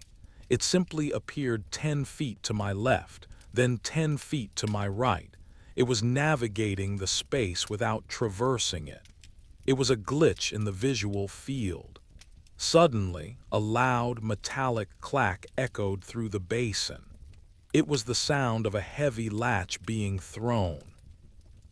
I turned toward the trailer, but it was gone. The lights of the command hub, the hum of the generator, the silhouette of the truck, everything had vanished. I was standing in the center of the triangle, and the world was empty. I did not panic. On the ranch, panic is a death sentence. I stood perfectly still and closed my eyes. I focused on the rhythm of the pulse in the ground. I felt the earth beneath my boots. It felt different. It felt like metal. I reached down and touched the soil, but instead of grit and sand, my fingers met a smooth, cold surface that felt like polished obsidian. I opened my eyes, and the trailer was back. Ben was standing in the doorway, his face pale in the light of the monitors. "Aris," he whispered, "you were gone for 20 minutes. I was right here, Ben. I never moved." "No," he said, his voice trembling. "The cameras were recording the whole time. You didn't walk away, you just turned into a column of static and dissolved. We thought you were dead." I walked back to the trailer, my legs feeling heavy and slow. When I looked at the footage, I saw what he meant. At 12:52, my body had become translucent. Then my image had fractured into 1,000 digital shards like a corrupted video file. I had become data in the triangle's system. We did not sleep that night. We sat in the trailer with the lights turned up as high as they would go, listening to the rhythmic throb of the earth. We realized that the equipment failures were not malfunctions, they were translations. The triangle was taking our technology, our drones, our cameras, our very bodies, and attempting to read them. The GPS jumps, the lost drones, the scrambling signals. It was the ranch trying to find a common language with us. But our technology was too primitive. We were trying to speak to a supercomputer with a stone hammer. As the first light of dawn began to gray the eastern sky, the sapphire spark vanished. The clocks returned to normal. The hum subsided. The triangle was once again just a patch of dirt and sagebrush, but I knew better. I knew that beneath the soil, something was processing the information it had taken from us. It was learning our names, it was learning our fears, and it was waiting for us to bring it more. Chapter 3. The Geometry of the Void. The third day began with a heavy, oppressive silence. The air was thick and tasted of copper, a sure sign that the electromagnetic fields in the basin were intensifying. We decided to change our approach. If the triangle wanted to communicate through technology, we would give it a more robust target. We brought out the Heavy Array, a suite of military-grade sensors designed to survive the high-radiation environments of nuclear test sites. These units were housed in Faraday cages, thick boxes of copper mesh designed to block all external electrical interference. We placed 3 of them in a perfect line across the center of the triangle. We wanted to see if we could create a stable corridor of data, a bridge between our world and the anomaly. The interference is already at 90 decibels, Ben said, his eyes fixed on the spectrum analyzer. It is like a wall of white noise is sitting right on top of us. As we worked, I noticed the wildlife. Usually the ranch is home to a variety of desert creatures, jackrabbits, coyotes, the occasional hawk. But today there was nothing. Even the ants had abandoned their mounds. The only thing moving was the wind, and even the wind seemed to avoid the center of the triangle, swirling around its perimeter like water around a drain. We activated the heavy array. For the first 5 minutes, the data was beautiful. We were seeing a 3-dimensional map of the magnetic fields. They were not random, they were structured. They formed a series of interlocking rings that extended deep into the earth and high into the atmosphere. It looked like a giant, invisible machine was spinning beneath our feet. "Aris, look at the elevation readings," Ben said. The sensors were reporting that the ground beneath the heavy array was moving. It was not an earthquake. It was a rhythmic expansion and contraction like the chest of a sleeping giant. The soil was rising and falling by exactly 4 inches every 10 seconds. I knelt down and placed my hand on the dirt. I felt the movement. It was smooth and deliberate.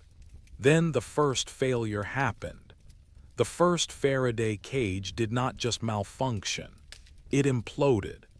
The thick copper mesh was sucked inward as if by a massive vacuum, crumpling the delicate sensors inside into a ball of scrap metal.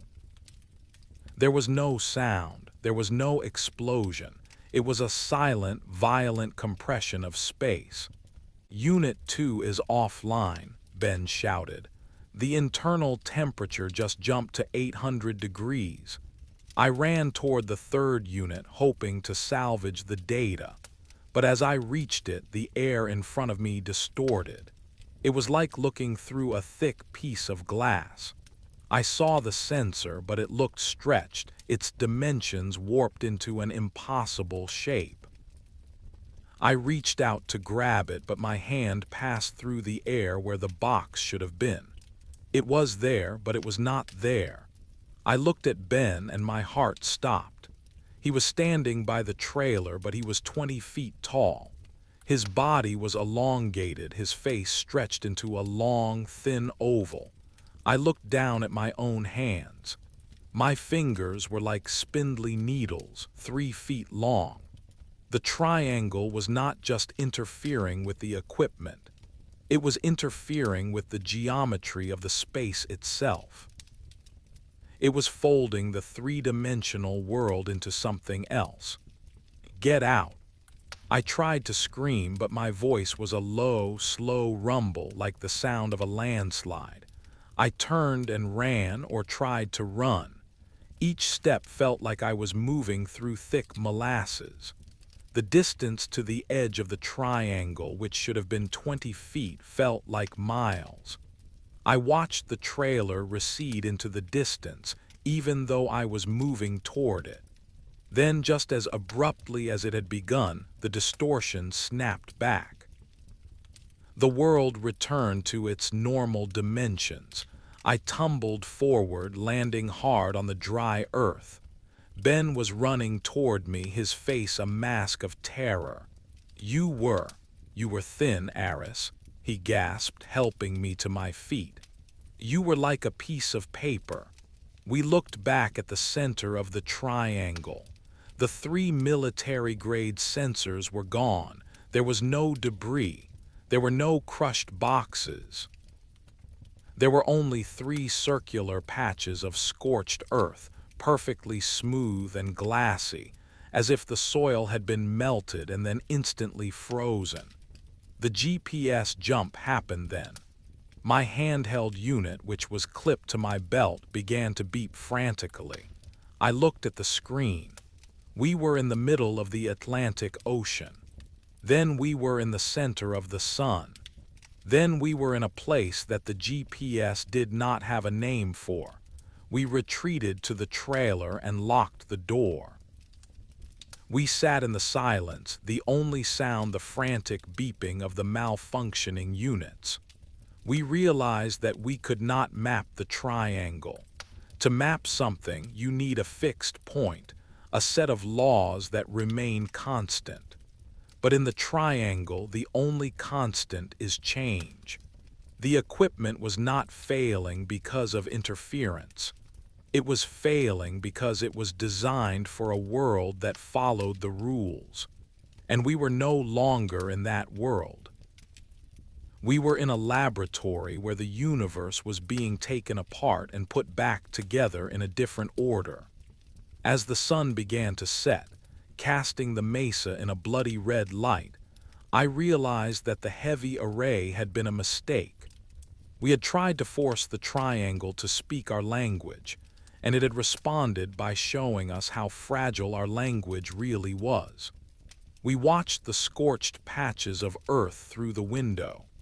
As the darkness deepened, they began to glow with a faint, sapphire blue light.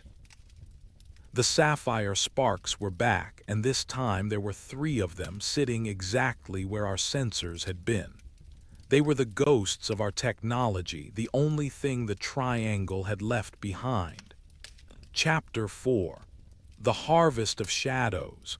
The 4th day brought a change in the weather.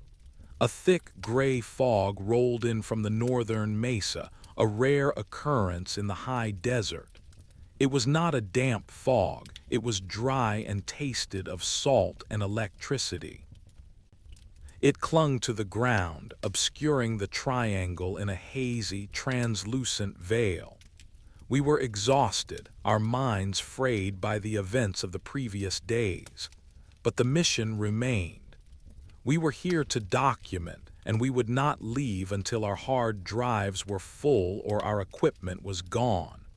We decided to use the shadow cams, low-tech analog film cameras that did not rely on digital processors or silicon chips. We thought that perhaps the triangle would find it harder to translate a physical piece of silver halide than a digital bit. We set up 4 cameras on manual timers. There were no batteries, no GPS links, no wireless transmitters, just clockwork and film. "If this doesn't work," Ben said, "we are down to sketchbooks and charcoal." As we placed the cameras, I noticed something in the fog. It was a shadow, but it had no source. It moved across the ground with a rhythmic, hopping gait, circling the perimeter of the triangle. I stopped and watched it. It was about 4 feet tall, shaped vaguely like a human, but its proportions were all wrong.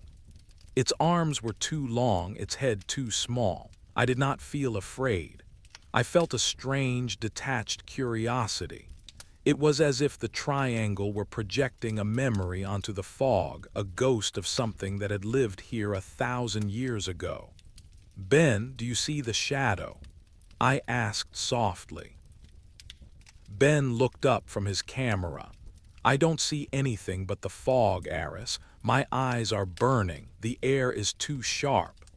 I realized then that I was the only one seeing it.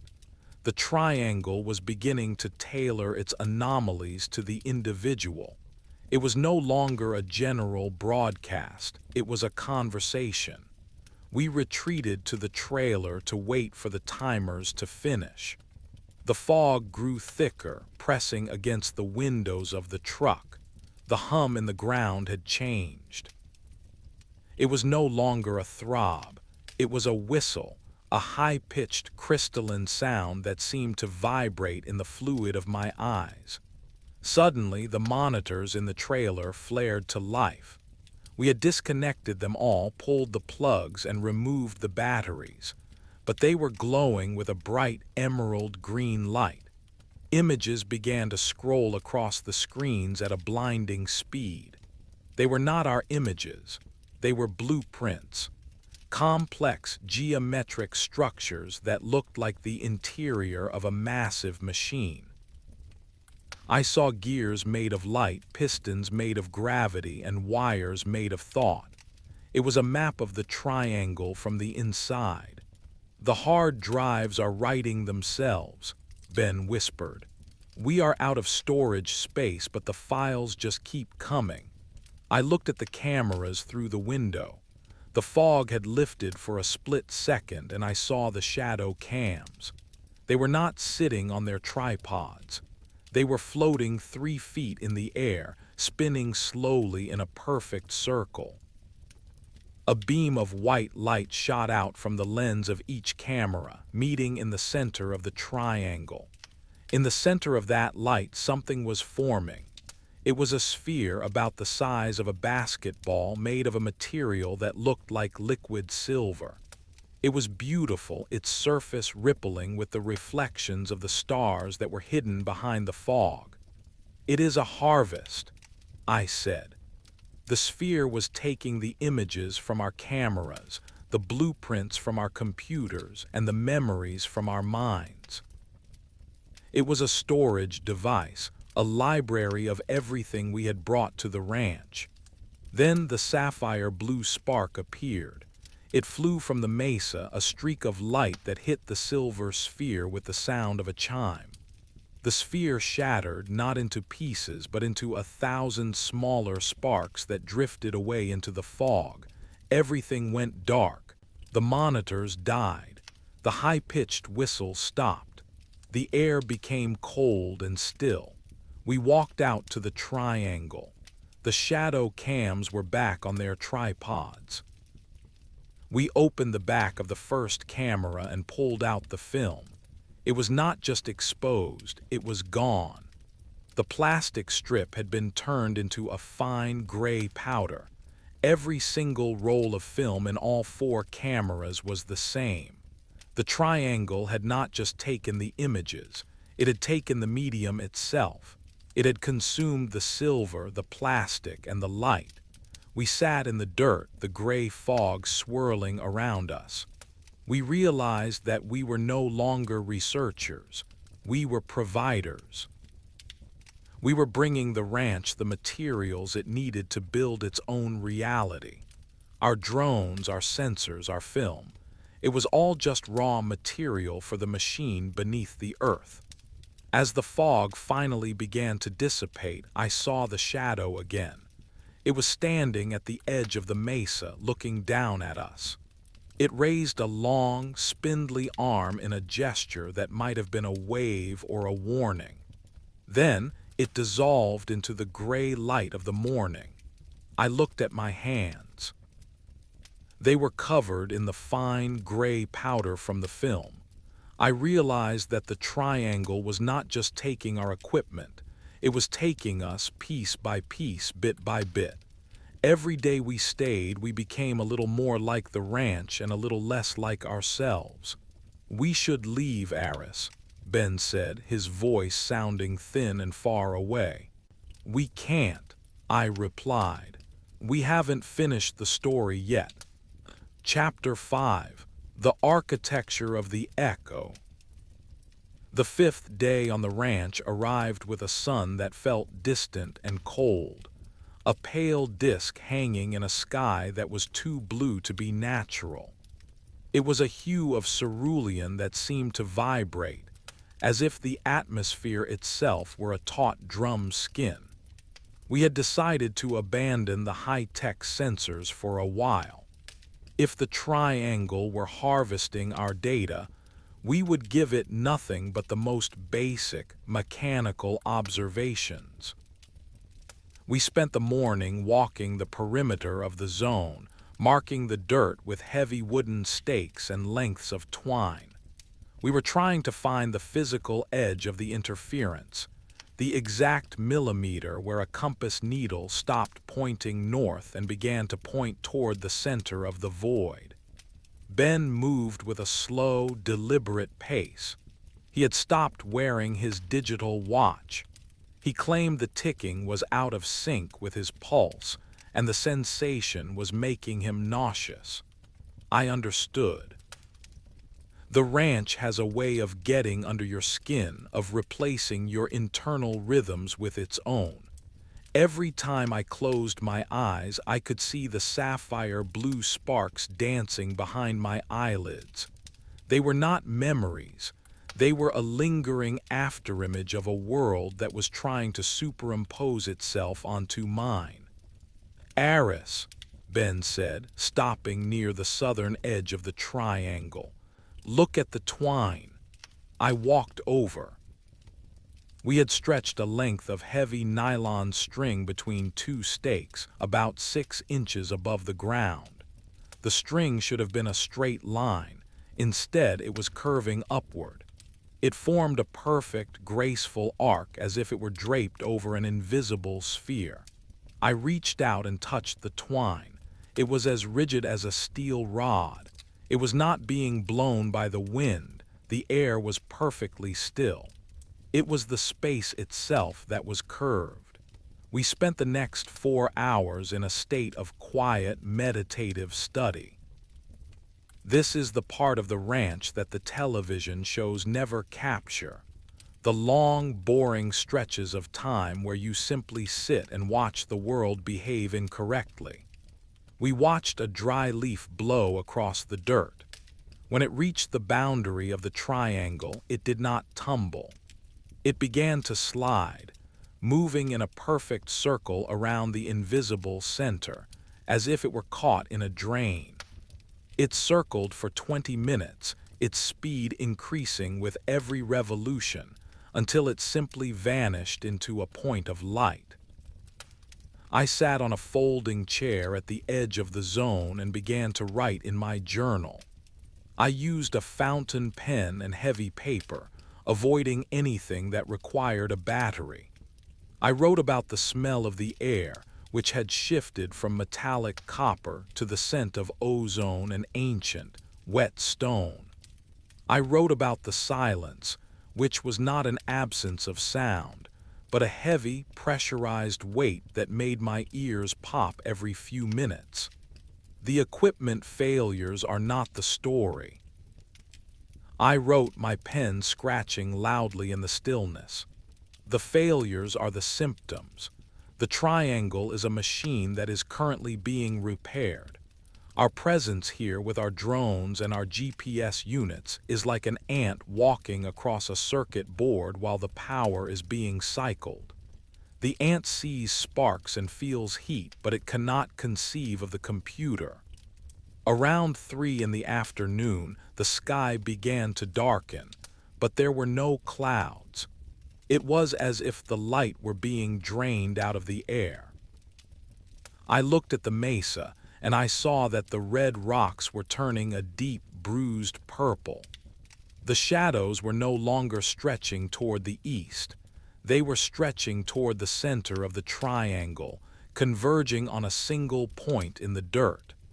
Suddenly, the ground-penetrating radar unit in the trailer, which had been turned off and disconnected for over 24 hours, began to wail.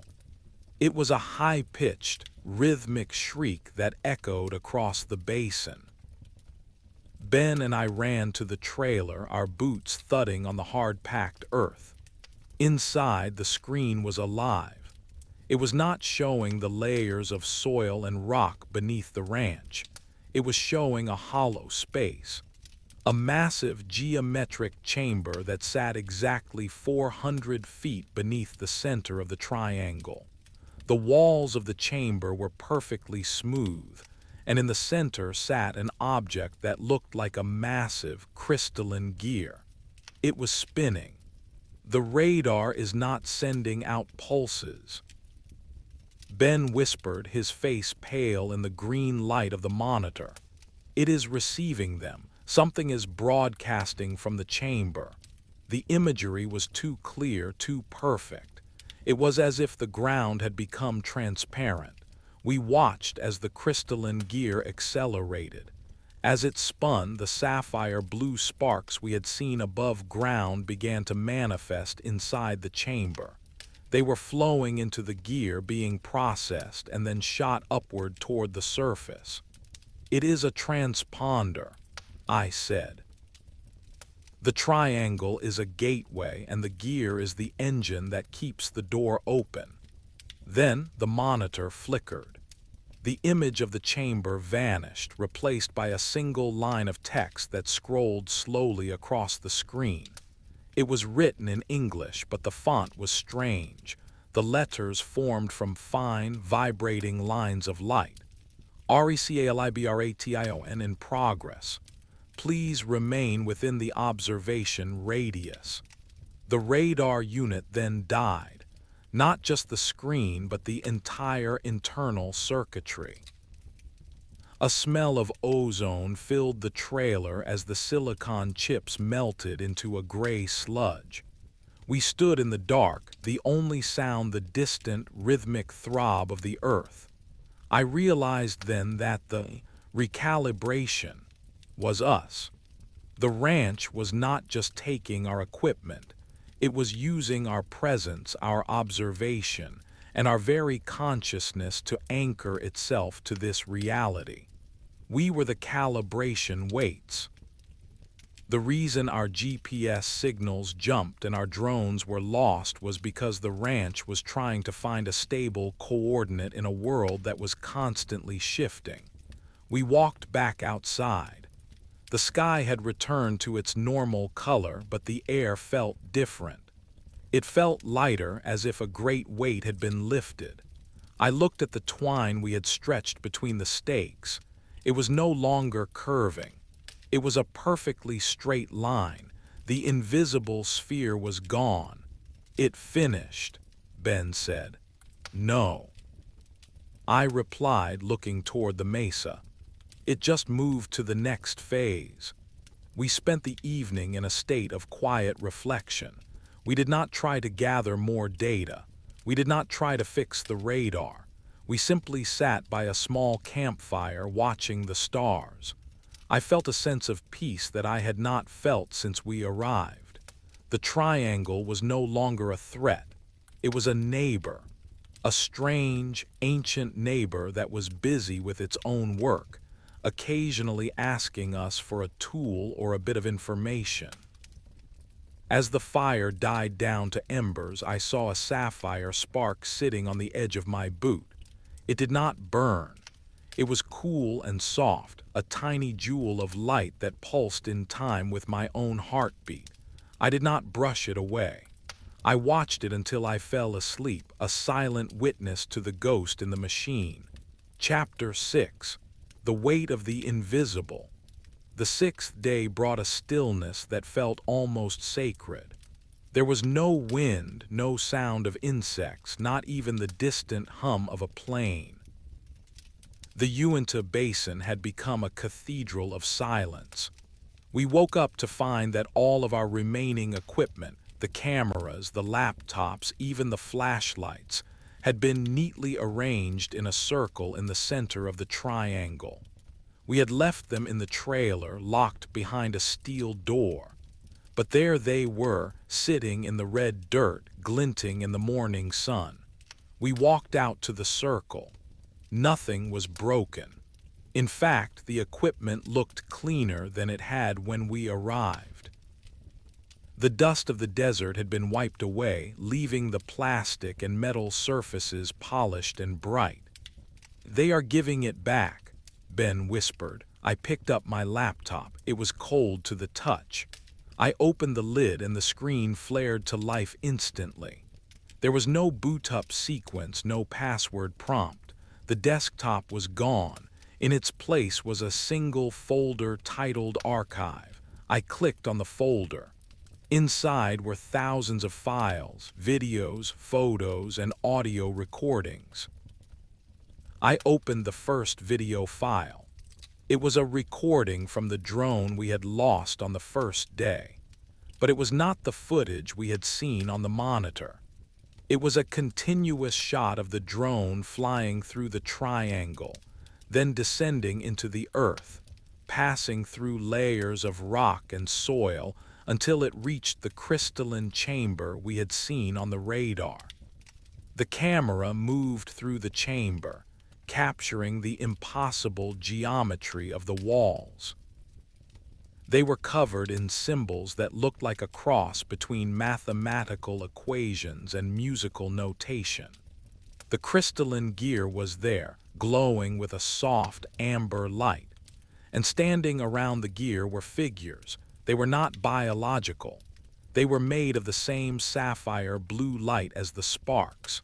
They moved with a fluid, rhythmic grace, touching the gear with long, spindly fingers. They were the operators, the architects of the void. "They are showing us how it works," I said, my voice trembling. The audio files were even more profound. They were not recordings of the ranch. They were recordings of the stars. I heard the roar of a sun being born, the whistle of a pulsar, and the deep, melodic hum of a black hole. It was a symphony of the universe, translated into a frequency that the human ear could understand.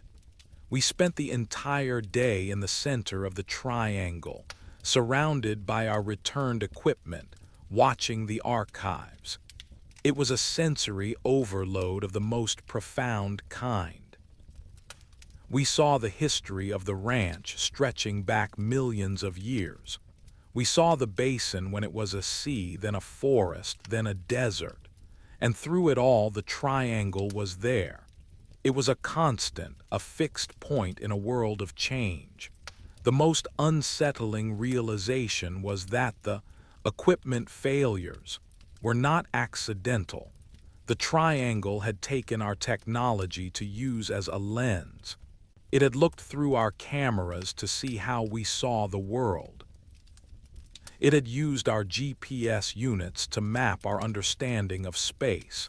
It had used our drones to measure our curiosity. "We are the sensors," Ben said, staring at a photo of himself taken from an angle that should have been impossible. "We are the ones being tested." As the afternoon light began to fade, the laptop screen began to flicker. The files were disappearing one by one. The archive folder was being emptied. The ranch was taking back its secrets, leaving us with only the memory of what we had seen. I tried to copy the files to an external drive, but the computer would not respond. The keyboard was dead.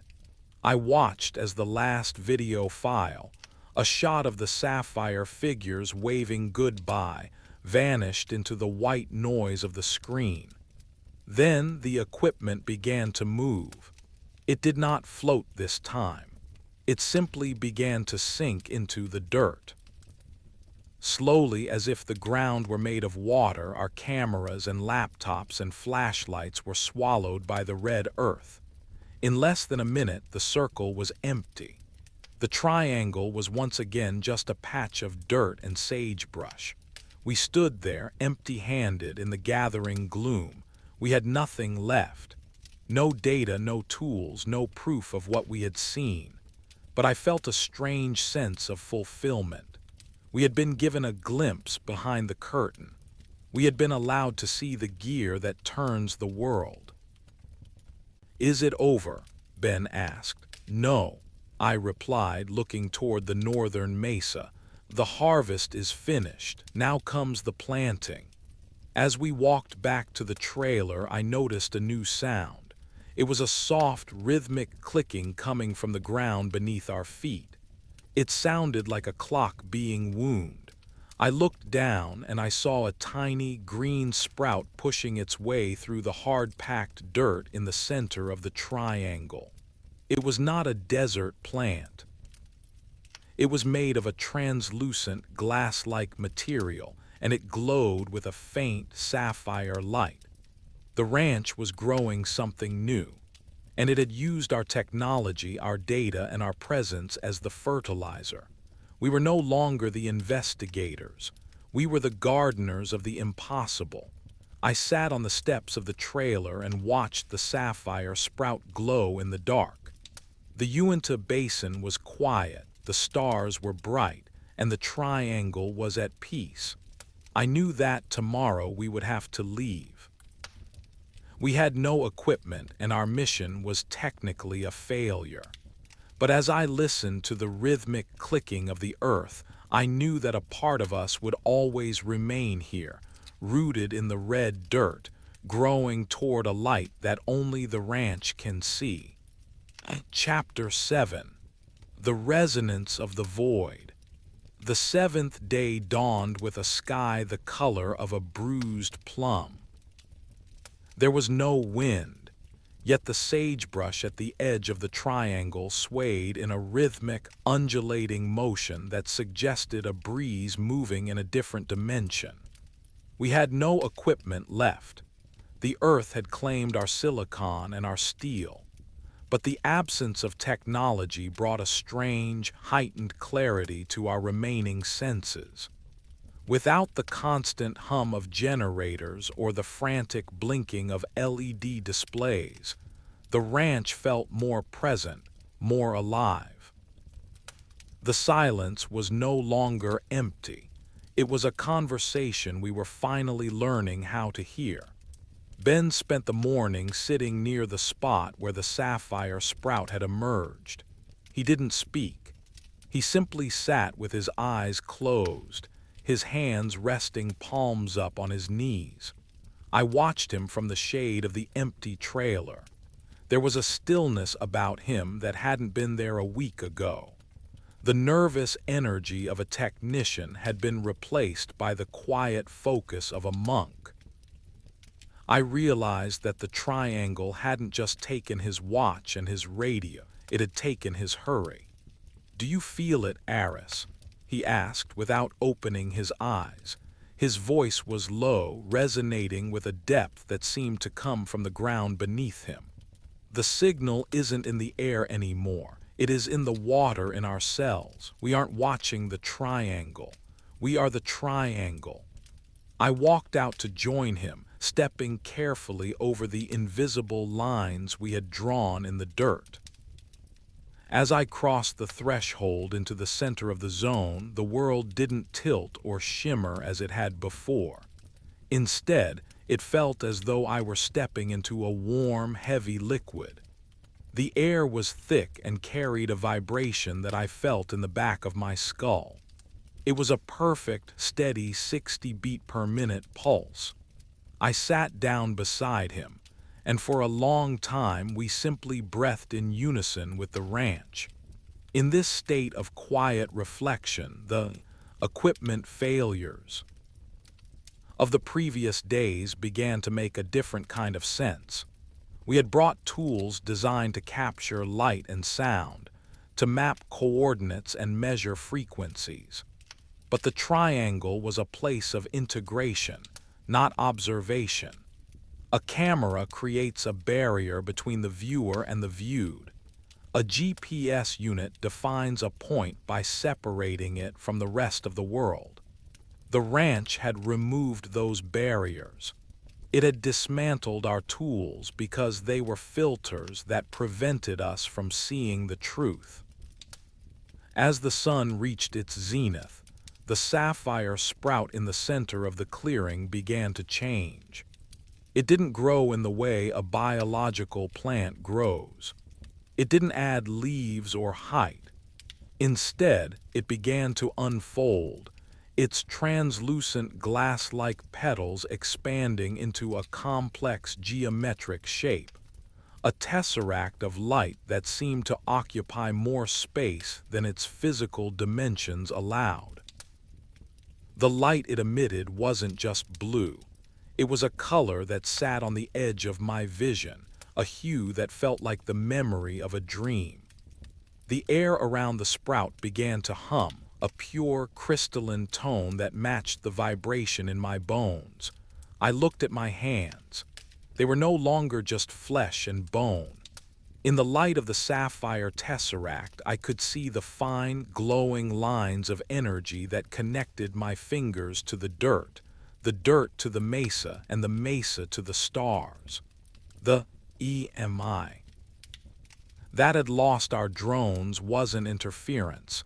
It was the connective tissue of the universe, the invisible web of information that holds reality together. It is a bridge, I whispered. Suddenly, the ground beneath us became transparent. It was a repeat of the radar imagery, but far more vivid. I didn't see a digital representation of a chamber. I saw the chamber itself. The crystalline gear was spinning with an incredible, silent velocity, and the sapphire figures were no longer just shapes. They were thoughts. They were the sentient intentions of a world that exists parallel to ours, a world where geometry is the primary language and light is the only currency. They looked up at us, not with eyes, but with a recognition that vibrated through the ground. They weren't surprised by our presence. They had been waiting for us to stop looking through our lenses and start looking with our souls. One of the figures raised a hand, and a ripple of light passed through the earth, emerging from the sapphire sprout as a pulse of pure, unadulterated information. I didn't see images. I didn't hear words. I felt a history. I felt the moment the basin was formed by the slow, crushing weight of tectonic plates. I felt the first breath of the ancient sea that once covered this land. I felt the long, cold sleep of the ice ages, and I felt the arrival of the machine, the triangle which had been placed here as a stabilizing anchor, a needle used to stitch the fabric of our world to theirs. The failures were the sounds of the stitches being tightened. The GPS jumps were the result of the ranch shifting its position in the higher dimensional folds of space. The lost drones were simply sacrifices, raw material used to lubricate the gears of the anchor. We weren't being attacked. We were being invited to participate in the maintenance of reality. As the purple light of evening began to fill the basin, the sapphire sprout folded itself back into a tiny, glowing seed. The transparency of the ground faded and the red dirt became solid once more. Ben opened his eyes and looked at me. His pupils were rimmed with a faint sapphire light. "We can't report this, Aris," he said quietly. "There are no words in the manual for this. There are no graphs for the feeling of being a gear in the universe." "I know," I replied. We walked back to the trailer in the twilight. We had no data to show for our week of work. We had no equipment to return to the university. We had only ourselves, two men who had been recalibrated by a patch of dirt. The triangle was quiet now, its daily work finished. But I knew that beneath the surface, the gear was still spinning and the architects were still watching, waiting for the next time the world needed a little more light to hold it together. Chapter 8: The Geometry of Absence. The 8th day arrived with a clarity that was almost painful. Every blade of grass, every grain of red sand, and every jagged edge of the northern mesa stood out with a preternatural sharpness. The triangle was no longer a mystery to be solved. It was a presence to be respected. We spent the morning packing our personal belongings, the few things the ranch hadn't seen fit to harvest. The trailer felt cavernous and strange without the hum of the servers and the clutter of cables. It was a shell, a metallic husk left behind by a creature that had outgrown it. We had a few hours before the recovery team was scheduled to arrive. We decided to take one last walk into the heart of the zone. We didn't bring notebooks or even a canteen. We went as we were, two humans walking into a cathedral of light and dust. The sapphire sprout was gone, leaving only a small, perfectly circular indentation in the dirt. I knelt and touched the soil. It was warm, vibrating with a residual energy that felt like the hum of a distant engine. I realized that the triangle wasn't just a place of equipment failure. It was a place of energetic exchange. We had given the ranch our technology, and in return it had given us a new way of seeing. It was a fair trade, though the university's accounting department would likely disagree. "Aris, look at the mesa," Ben said, pointing toward the north. The red rock wall was shimmering.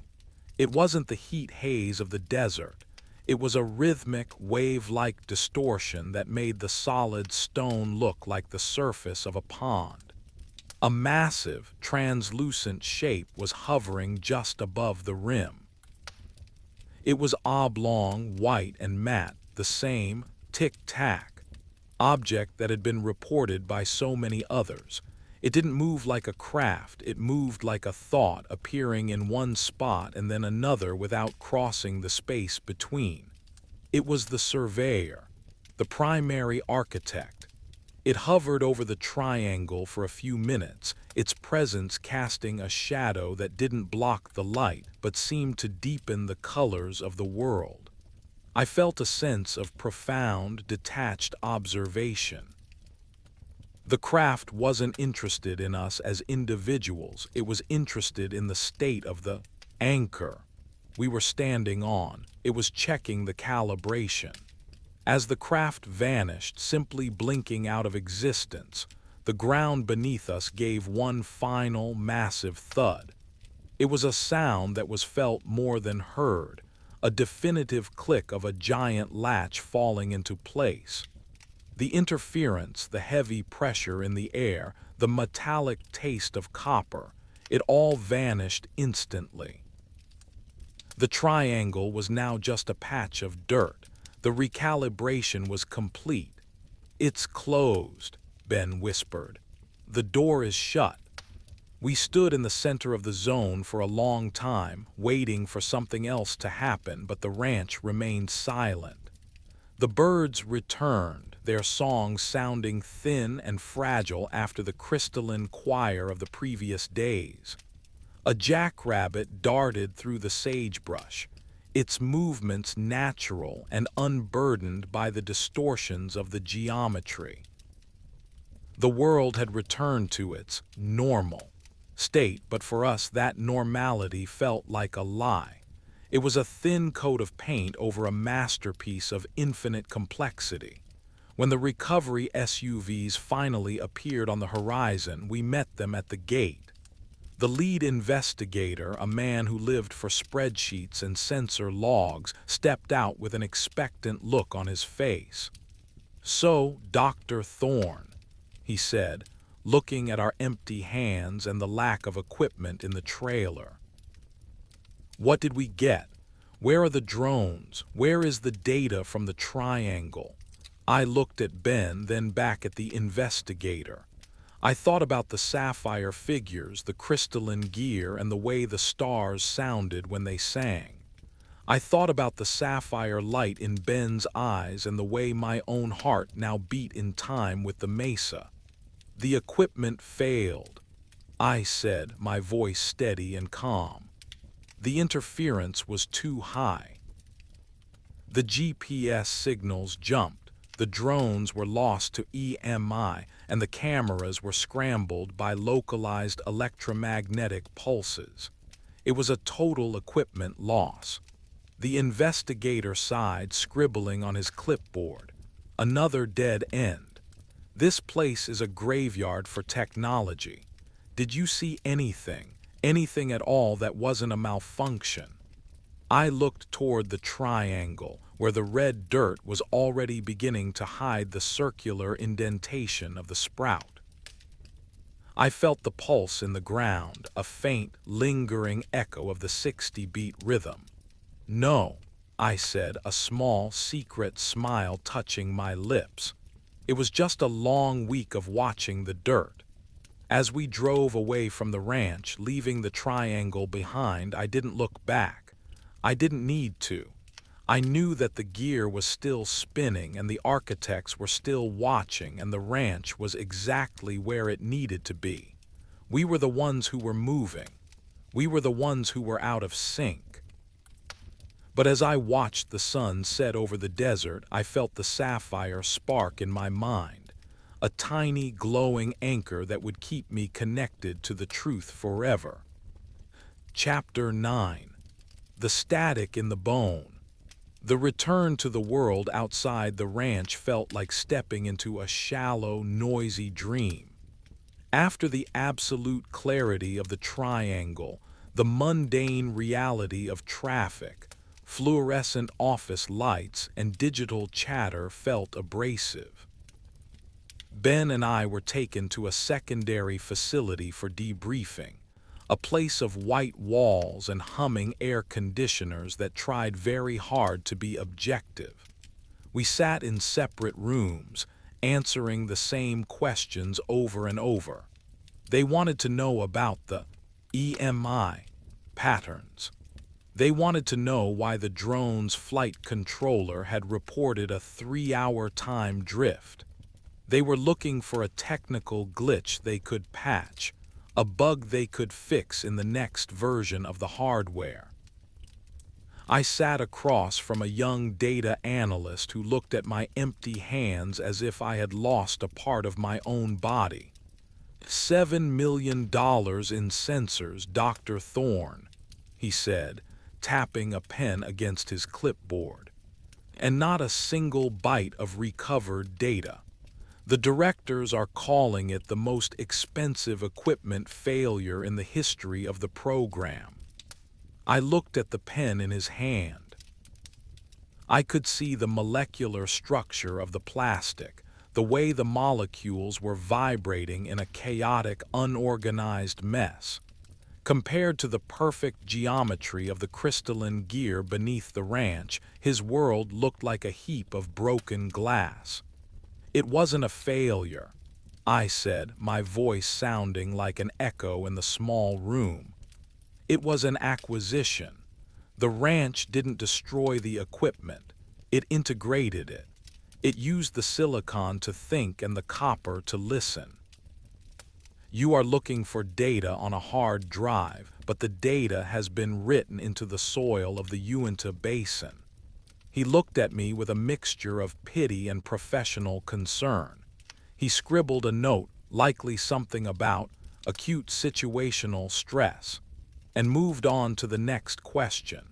They didn't understand that the equipment failures in the triangle were actually the highest form of success. We had achieved a perfect handshake between two different operating systems of reality. Our technology had finally found its true purpose: to serve as the raw material for a world that is still being built. After 3 days of questioning, they let us go.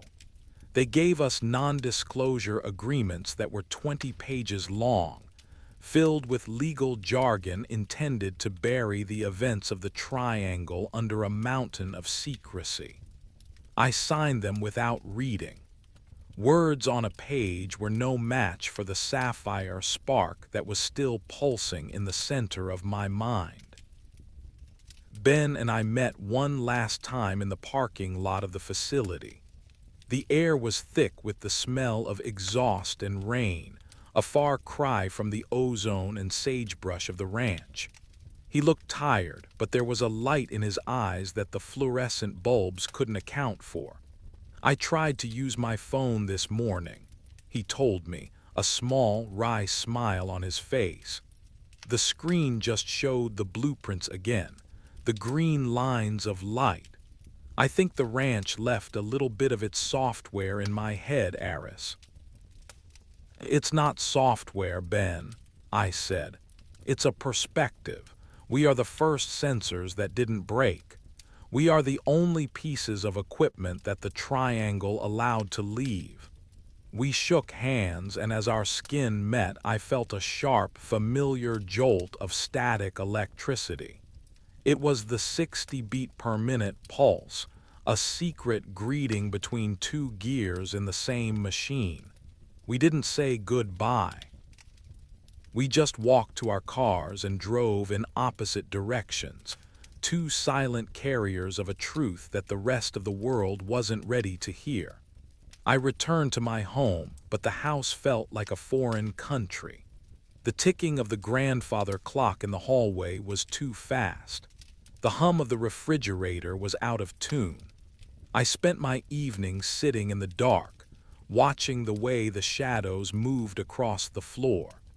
I began to realize that the triangle hadn't just changed my perception, it had changed my biology.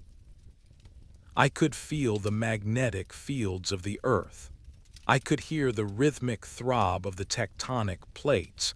I was no longer an engineer. I was a living, breathing magnetometer. I began to write a new journal, one that didn't focus on frequencies or decibels. I wrote about the architecture of the void. I wrote about the way the light looks when it is being folded by a tesseract.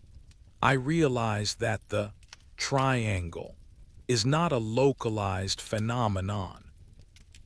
It is a blueprint that exists everywhere, but it is only at the ranch that the veil is thin enough for us to see the ink. The equipment failures were a gift. They stripped away the noise of our own making so that we could finally hear the signal of the universe. And now, even miles away from the red dirt of the basin, the signal is still there. It is in the marrow of my bones. It is in the rhythm of my breath. It is the static that reminds me that the world is much deeper and much more intentional than we ever dared to imagine. Chapter 10. The Gardener of the Void. A year has passed since the extraction from the triangle. I no longer work in the field of electromagnetic engineering. I have moved to a small cabin on the edge of a vast, silent forest, far from the reach of cell towers and high-voltage power lines. People think I have retired, or that the trauma of the ranch broke my spirit. They don't understand that I have simply found a more important project to work on. I am a gardener now, but I don't grow vegetables or flowers. I grow silence. Every morning I walk into the woods and find a spot where the air feels heavy. I sit on the damp earth and wait. I wait for the moment when the noise of my own thoughts fades away, and I can hear the crystalline hum. It is fainter here than it was at the ranch, but it is still there. The gear is spinning beneath the forest, too. The architects are everywhere. The triangle is just one of their more active workshops. I often think about the lost drones and the melted sensors. I realize now that they were like the first offerings made to an ancient god. We brought our most precious objects, our technology, our logic, our certainty, and we laid them on the altar of the red dirt. The ranch didn't destroy them out of malice. It accepted them. It took our metal and our light and used them to strengthen the anchor that holds our world together. I received a letter from Ben a few months ago. He didn't include a return address, and the paper felt slightly warm to the touch. He wrote that he had stopped using electricity entirely. He said that once you have seen the sapphire figures moving through the chamber, a light bulb feels like a vulgar insult. The harvest is continuing, Aris. His letter read. I see the sparks in the mountain streams. I see the geometry in the way the frost forms on the windows. We didn't leave the triangle, we just expanded its borders. He is right. The equipment failures in the triangle were not the end of a mission. They were the beginning of a transformation. The ranch is a place where the world is being recalibrated, one drone and one human at a time. Every piece of technology that fails, there is a victory for the deeper reality. Every GPS signal that jumps is a sign that the map is being rewritten. I sit on my porch tonight watching the sun set behind the trees. The sky is a deep, bruised purple, the same color the mesa turned on that fifth day. I hold a small, smooth stone in my hand, a piece of obsidian I found in the woods that looks remarkably like the ground beneath the triangle. I feel the pulse in the stone. 60 beats per minute, steady, eternal. I am no longer an investigator. I am a witness. I am part of the data set that the ranch is still processing, and I find a profound peace in that. To be a gear in the machine of the universe is a far greater thing than to be the one trying to measure it. The story of the triangle is not a story of loss. It is a story of transition. It is the story of how we learned to stop counting the seconds and started listening to the pulse. The drones are gone, the cameras are melted, and the sensors are buried in the red dirt. But the light remains. The sapphire figures are still working, the crystalline gear is still spinning, and the world is exactly as it should be. The Uinta Basin is quiet tonight. The stars are bright and the triangle is at rest. But somewhere in a laboratory or a university, a young engineer is packing a bag. They are checking their batteries, calibrating their GPS units, and preparing their drones. They are coming to the ranch with their stone hammers, ready to speak to the supercomputer. And the ranch is waiting. It is waiting to harvest their shadows and translate their light. It is waiting to turn their failures into a new kind of truth. I close my eyes and listen to the forest. The wind whistles through the pines, a jackrabbit thumps in the underbrush, and beneath it all the earth is clicking. The clock is being wound. The recalibration continues. And I am exactly where I need to be, sitting in the silence, watching the void grow into a garden.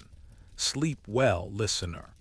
The equipment may fail, but the signal never dies. The architects are watching, the gears are turning, and you are part of the architecture. Chapter 1. The Architecture of the Horizon.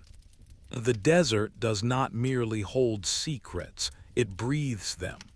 When we arrived at the perimeter of the Uinta Basin, the air felt like it was charged with the memory of ancient storms.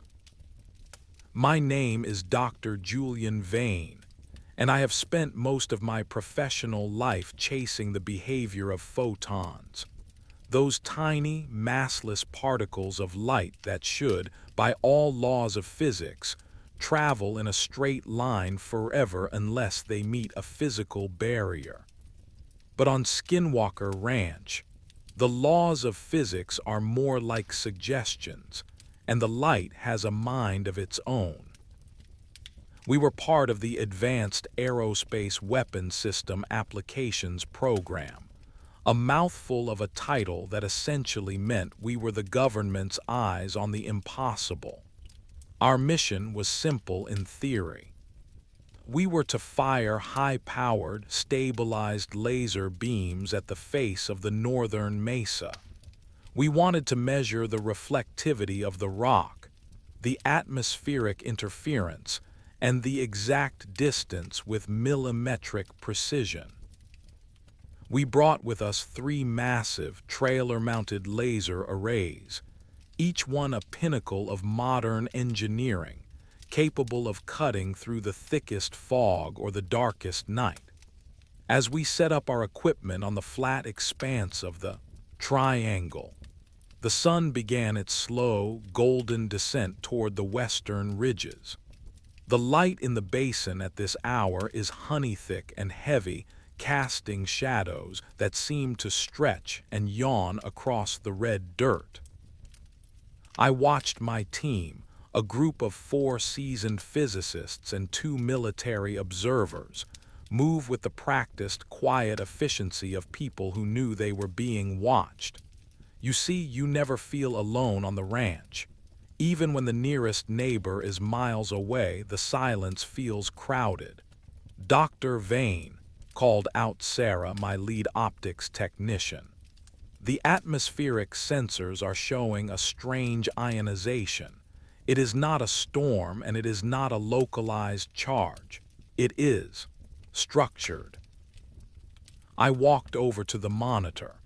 The readout was a chaotic dance of blue and green lines. Usually the atmosphere is a messy, turbulent soup of gases. But here, at a height of exactly 550 feet above the floor of the basin, there was a layer of air that was as flat and smooth as a sheet of glass. It was invisible to the naked eye, but our instruments saw it as a solid wall of electrical potential. Calibration check. I ordered, my voice low and steady.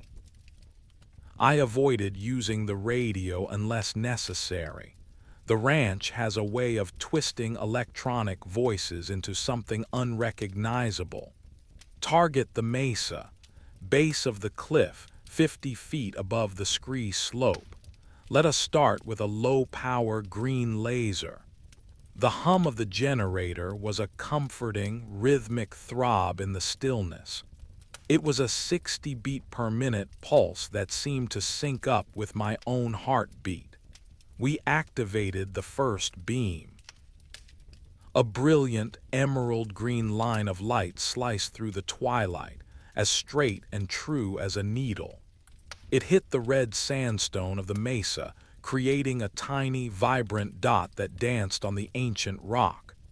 Distance stable at 4,212 feet, Ben, our data logger, announced. We watched the green dot for 10 minutes. It was peaceful. The way the light interacted with the dust motes in the air created a shimmering, ethereal tunnel. It felt like we were finally grounding the mystery of the ranch, pinning it down with a spear of light. But the mesa had a way of resisting being pinned down. Raising the beam, I said, slowly, increments of 10 feet. The green dot began to climb the face of the cliff, 50 feet, 100 feet, 300. At 400 feet, the beam began to shimmer, not because of the air, but because it looked like it was being reflected in a mirror. Then, at exactly 550 feet, the impossible happened. The beam did not just stop. It did not hit the rock. It vanished. It was as if someone had taken a pair of scissors and cut the light in half. The emerald line stretched out from our trailer, straight and bright, but when it reached that invisible line in the sky, it ceased to exist. There was no splash of light on the mesa. There was no scattering of photons in the air. The light was simply gone, as if it had been swallowed by a silent, invisible mouth. "Check the power levels," Sarah whispered, her face pale in the glow of the screens. "Power is steady at 98%, Ben replied. "The laser is still firing. The photons are leaving the aperture, Dr. Vane. They just aren't arriving." I stepped out of the trailer and looked up at the sky. To my eyes, there was nothing there but the deepening purple of the dusk. I could see the stars beginning to twinkle through the clear desert air. But the laser beam, that powerful, coherent stream of energy, was being truncated in midair. I held my hand up, feeling for a change in temperature or a tingle of static.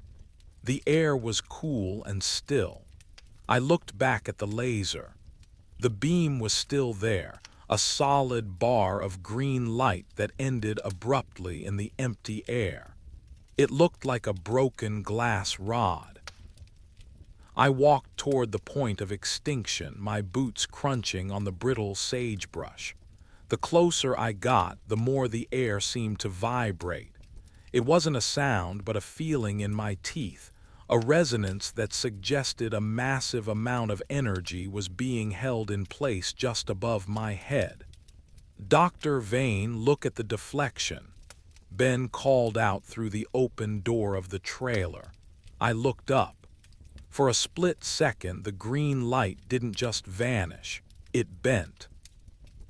It curved at a 90-degree angle, shooting straight up into the blackening sky like a fountain of emerald fire. It stayed that way for 3 seconds, a perfect, glowing L shape in the darkness, and then it vanished again. The laser beam extinction had begun. We weren't just measuring a rock, we were interacting with a shield. An invisible, ionized layer of the atmosphere was acting as a lens, a mirror, and a sponge all at once. It was a piece of technology that used the air as its medium, and it was currently telling us that the mesa was off-limits. We sat in the silence of the basin, the only sound the rhythmic thud of the generator. I realized then that our experiment was no longer a measurement. It was a provocation. We were shining a light into a room that had been dark for 1,000 years, and the room was deciding whether or not to let us see what was inside. The night deepened and the temperature dropped, but we didn't turn off the laser. We watched the broken green line, a shimmering monument to our own ignorance. We were researchers, men and women of science, but standing there in the shadow of the mesa, we felt like children playing with a flashlight in a cathedral.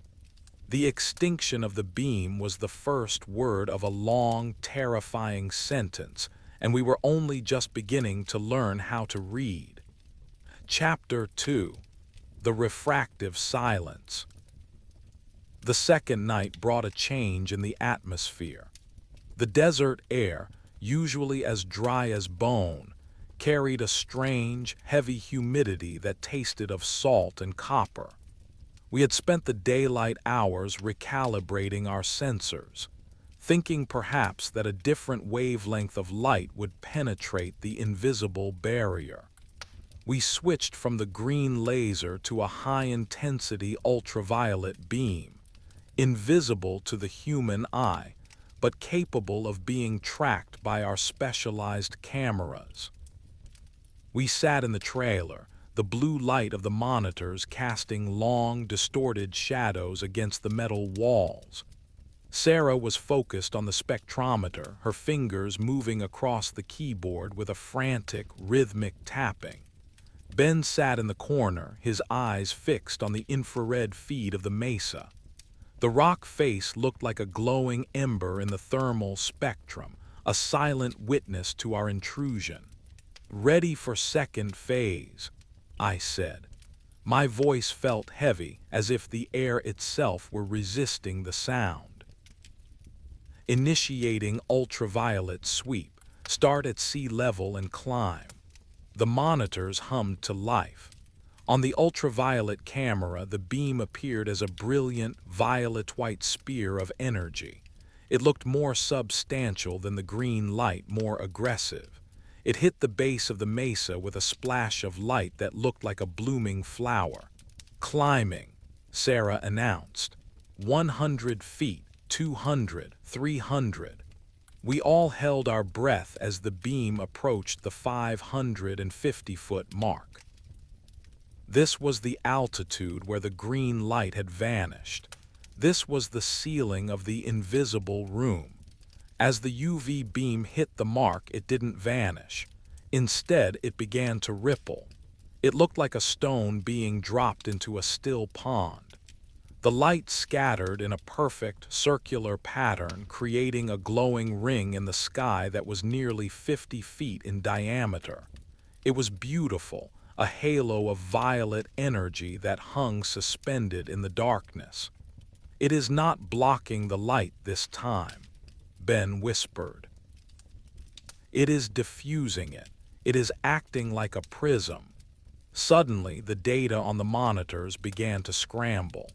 The numbers for the distance to the mesa started jumping wildly. 4,000 feet, 2,000 feet, 10,000 feet. The laser was still pointed in a straight line, but the atmosphere was bending the return signal so severely that the instruments couldn't find the rock. It was as if the mesa had moved miles away or had come so close it was breathing down our necks.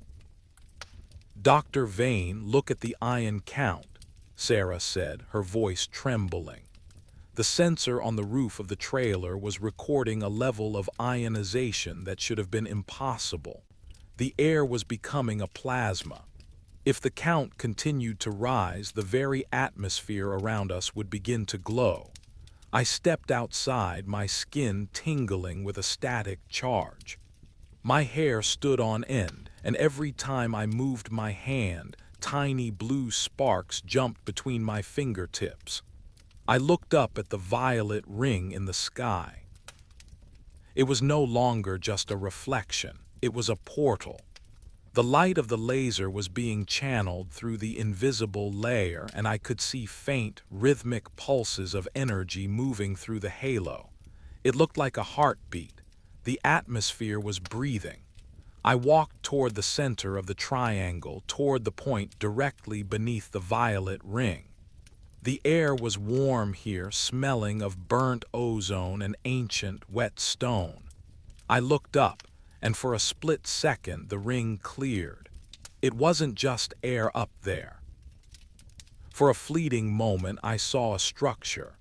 It was translucent, made of interlocking geometric shapes that looked like a massive crystalline dome. It was vast, spanning the entire width of the basin, and it was perfectly, terrifyingly silent. Then the extinction happened again. The UV beam did not just vanish this time, it was sucked upward. The violet light was drawn into the center of the ring like water down a drain. There was a sudden, sharp crack that echoed through the basin, not the sound of thunder, but the sound of a massive electrical discharge. All the lights in the trailer went out. The monitors died. The generator, which had been humming steadily for hours, let out a dying gasp and fell silent. The darkness that followed was absolute. The violet ring was gone. The UV beam was gone. There was only the cold, indifferent desert and the looming shadow of the mesa. Is everyone all right? I called out, my voice sounding small and fragile in the vast emptiness. We are okay, Sarah replied from the trailer, her voice shaky. But the equipment is fried, every circuit, every chip. It is all gone. It is as if a massive magnet just wiped the entire trailer. We stepped out into the night. The static charge was gone. The air was cool and dry once more. I looked up at the spot where the violet ring had been, but there was nothing there but the cold light of the stars. The Extian hadn't just taken our light, it had taken our ability to measure it. We spent the rest of the night sitting on the tailgates of our trucks, watching the mesa. We didn't speak much. There was nothing left to say. We had tried to use science to illuminate the dark, and the dark had simply reached out and turned off our lights. The laser beam extinction wasn't a malfunction. It was a shutdown. We were being told in the clearest possible terms that our curiosity was not welcome. As the first gray light of dawn began to creep over the horizon, I saw something in the dirt near the laser array. It was a small, circular patch of earth that had been turned to glass. It was perfectly smooth, clear as a diamond, and when the sun hit it, it glowed with a faint, violet light. It was a footprint, a physical reminder that the energy we had been playing with was not a theory. It was a force. And that force was still there, sitting 550 feet above our heads, waiting for us to try again. Chapter 3. The Geometry of the Void. By the third day, the atmosphere on the ranch had settled into a state of heavy, expectant silence. We had replaced the fried components in the laser array, a task that took hours of meticulous work in the cramped confines of the trailer. The new chips were shielded in lead and copper, a desperate attempt to protect our eyes from the next discharge. But I knew deep in my bones that if the ranch wanted to shut us down, a few millimeters of metal wouldn't stop it. We decided to change our strategy once more. Instead of a single beam, we set up 3 lasers in a triangular formation. We wanted to see if we could bracket the invisible layer to find its edges and its thickness. We used 3 different colors: red, green, and blue, the primary colors of the world. The sun set with a violent, bloody red hue, casting the mesa in a light that made it look like it was bleeding. We activated the lasers simultaneously. 3 lines of light, crimson, emerald, and sapphire, shot out into the darkness. They converged at a point 400 feet above the basin, creating a white, brilliant focal point. Elevation climbing, Sarah said, her voice now a whisper. She didn't want to break the stillness. 450, 500, 520. We all stared at the monitors, watching the 3 lines of light as they approached the boundary. On the screen, the focal point looked like a tiny, artificial star. It was a beautiful sight, a testament to human ingenuity in the face of the unknown. At 550 feet, the lasers didn't vanish. They didn't bend. They began to twist. It looked like the 3 beams were being braided together. The red, green, and blue lights began to spiral around an invisible axis, creating a swirling rope of white light that extended upward into the darkness. It was a display of optical physics that should have been impossible. There was nothing in the air to cause such a refraction, yet the light was behaving as if it were being channeled through a massive, invisible fiber optic cable. "The distance sensor is flatlining," Ben announced. "It is reading 0. The lasers think they are hitting the aperture of the lens itself." Suddenly, the extinction returned, but with a new terrifying twist. The white rope of light didn't just disappear, it began to pull back. The light started to flow in reverse, moving from the sky back into the laser arrays. The trailers began to shake. The hum of the generators rose to a high-pitched scream. "Shut it down," I yelled. "Kill the power." Sarah slammed her hand onto the emergency stop, but nothing happened. The lasers were no longer drawing power from our generators. They were being fed by the sky. The white light was pouring into our equipment, the reverse flow of energy making the cables glow with a blinding intensity. I ran to the main power coupling and pulled the heavy lever, physically disconnecting the trailers from the grid. But the lasers didn't go out. They continued to fire, the white rope of light now thick enough to illuminate the entire basin. The mesa stood out in stark, terrifying detail, every crack and crevice visible in the artificial glare. Then the sound started. It was a low, rhythmic thrumming that felt like it was coming from inside my own chest. It was the sound of a massive machine, hidden behind the veil of the atmosphere, finally coming to life. The invisible layer was no longer just a wall of ions. It was a living, breathing part of the ranch's defense system. Inside the white light of the braided lasers, I saw shapes. They were dark, angular forms that moved with a slow, deliberate grace. They weren't aircraft and they weren't birds. They were shadows of something that existed on the other side of the light. They seemed to be swimming through the beam, moving toward us with a chilling purpose. "Dr. Vane, get back!" Ben screamed, pointing at the laser array. The white light suddenly flared with a brilliance that made the sun look dim. There was a shockwave of cold air that knocked us all to the ground. The scent of ozone was so thick it felt like I was breathing liquid metal. And then, as quickly as it had begun, it stopped. The lasers went out. The white rope vanished. The thrumming sound ceased. The trailers were silent, their metal hulls covered in a fine layer of white frost despite the warm desert night. We stood up, our legs shaking, our eyes struggling to adjust to the sudden return of the dark. The laser beam extinction had finished its work.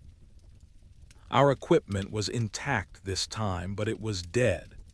Not because the circuits were fried, but because the energy had been completely drained. Every battery, every capacitor, every cell was empty. The ranch hadn't just blocked our light, it had consumed it. I walked over to the spot where the three lasers had converged. On the ground, there was a perfect equilateral triangle etched into the dirt.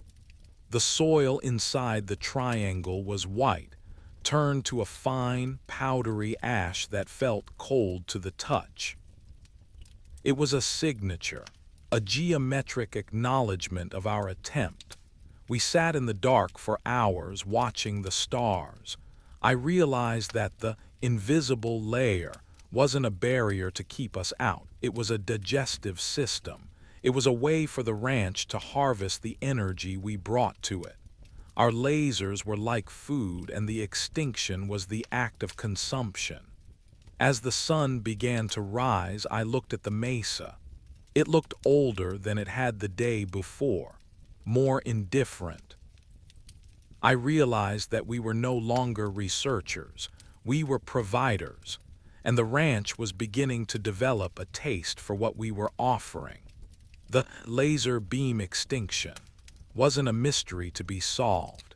It was a ritual that we had unwittingly joined, and the next part of the ritual was about to begin. Chapter 4: The Ionized Veil.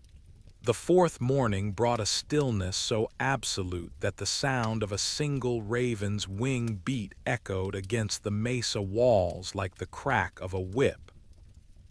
We had spent the night in a state of restless exhaustion, our dreams filled with white ropes of light and the rhythmic thudding of a heart that did not belong to a human. When we emerged from the trailers, the air felt thick, as if the oxygen had been replaced by a heavy, invisible fluid. Every movement required effort. Every breath felt like a conscious choice. Sarah and Ben were quiet as we began the process of the reconstitution. We had exhausted our primary and secondary laser arrays. The only thing left was the experimental unit, a high-frequency infrared pulse laser designed for deep space communication. It did not produce a visible beam. To the naked eye, it would look like we were doing nothing, but to our thermal cameras and ultraviolet sensors, it would be a blinding pillar of energy. We hoped that by using a frequency that bypassed the visible spectrum, we could slip past the eyes of the invisible layer. We are not just trying to see the mesa anymore, I whispered to Sarah as we calibrated the mirrors. We are trying to see the thing that is hiding the mesa. The sun was a pale, washed-out disk in a sky that had turned a strange, dusty gray.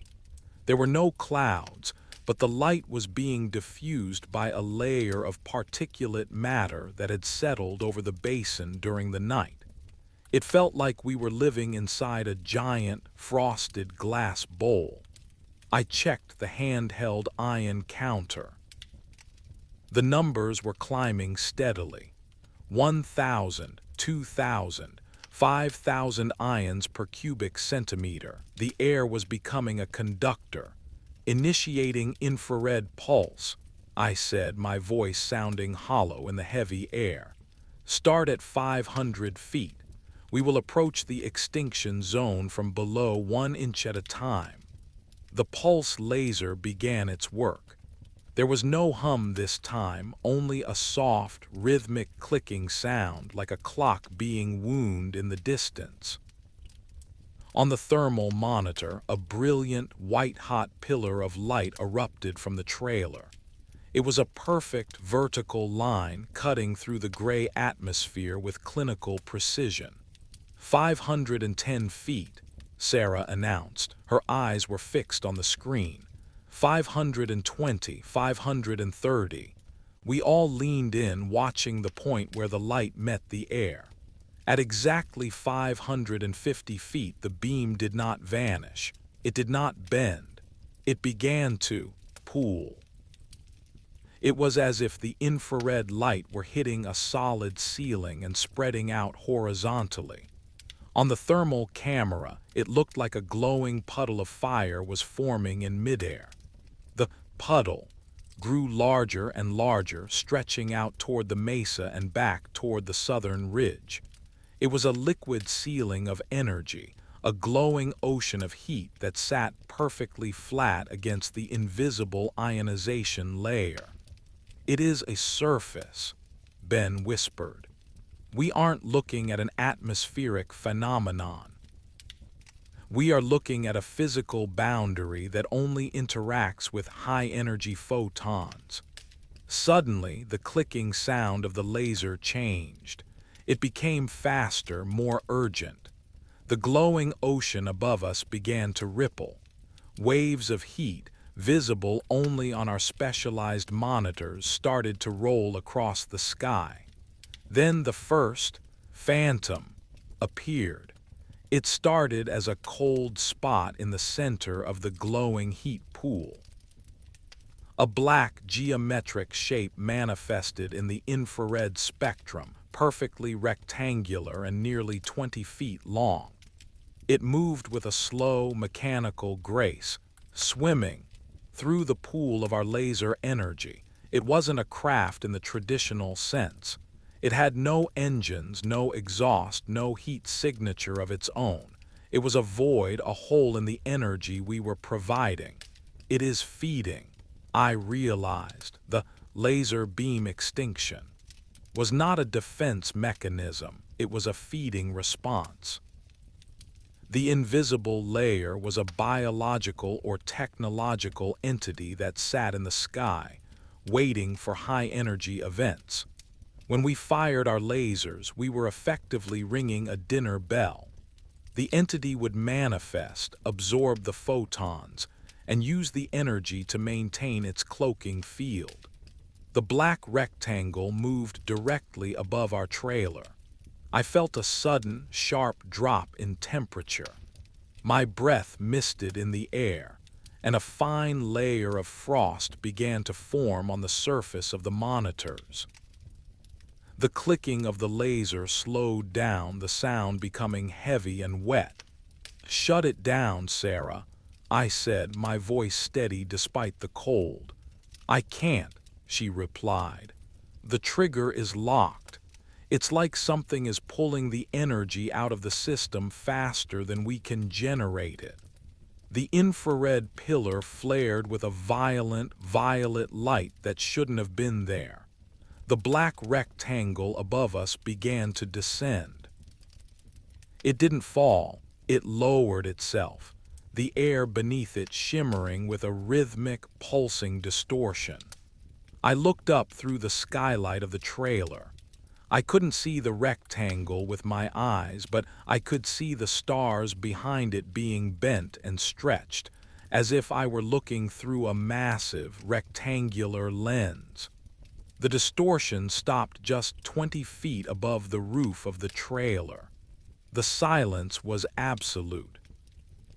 I could hear the blood rushing in my ears, a 60-beat-per-minute thrum that matched the pulsing of the invisible shape above us. We were being studied. The entity had finished its meal and was now looking at the source. Then the extinction occurred in its most literal form. Not only did the laser go out, but all light in the trailer vanished. Not just the electrical lights, but the very concept of visibility. It was a darkness so thick it felt like velvet against my skin. I couldn't see my own hand in front of my face. I couldn't see the glow of the monitors. It was as if the entity had reached out and swallowed every photon in the room. For 30 seconds we sat in the absolute void. I felt a strange sense of peace, a detached curiosity about what it meant to exist in a place where light was forbidden. I heard Sarah's breathing, slow and rhythmic. I heard the distant, lonely cry of a coyote from the mesa. And then I heard a voice. It wasn't a sound in the air. It was a resonance in my bones. It was a single, pure tone that carried with it a sense of ancient, mathematical intelligence. It lasted for 5 seconds, a vibrating, C-sharp, that made my teeth ache and my vision blur. Then the light returned. The trailer was empty. The infrared laser was gone, not destroyed, but simply missing. The mounting bracket was still there, the bolts still tight, but the heavy casing and the optics had vanished. The black rectangle was gone from the sky. The gray haze had lifted, revealing a clear, blue afternoon sun. We stepped out of the trailer, our eyes squinting against the sudden brightness. The laser beam extinction had taken our most advanced tool and left us with nothing but a memory and a tone. I looked at the mesa, and for a fleeting second I saw a shimmer of gold along the rim, a lingering spark of the energy we had provided. "We are done," Ben said, his voice trembling. "We have nothing left to fire." "We never had anything to fire," I replied. "We were just providing the fuel for a conversation we aren't part of yet." Chapter 5. The Resonance of the Mesa. The 5th day was a day of reckoning. We had no lasers, no high-frequency sensors, and very little hope of completing the mission as it had been written in the government manuals. But we still had our eyes, our journals, and a collection of low-tech tools that the ranch hadn't seen fit to harvest. We had the Whispering Gallery, a set of highly sensitive parabolic microphones designed to pick up acoustic anomalies. If we couldn't see the light, we would listen to the shadow. We set up the microphones in a wide circle around the triangle, pointing them toward the 550-foot mark on the mesa. The sun was setting again, a long, slow burn of orange and gold that made the sandstone look like it was glowing from within. The air was cool and still, the kind of silence that feels like a physical presence. "Recording on all channels," Ben said, his voice a low murmur. He was wearing heavy headphones, his brow furrowed in concentration. "The background noise is strange. It isn't wind, it isn't animals. It sounds like someone is breathing into a very large, empty hall."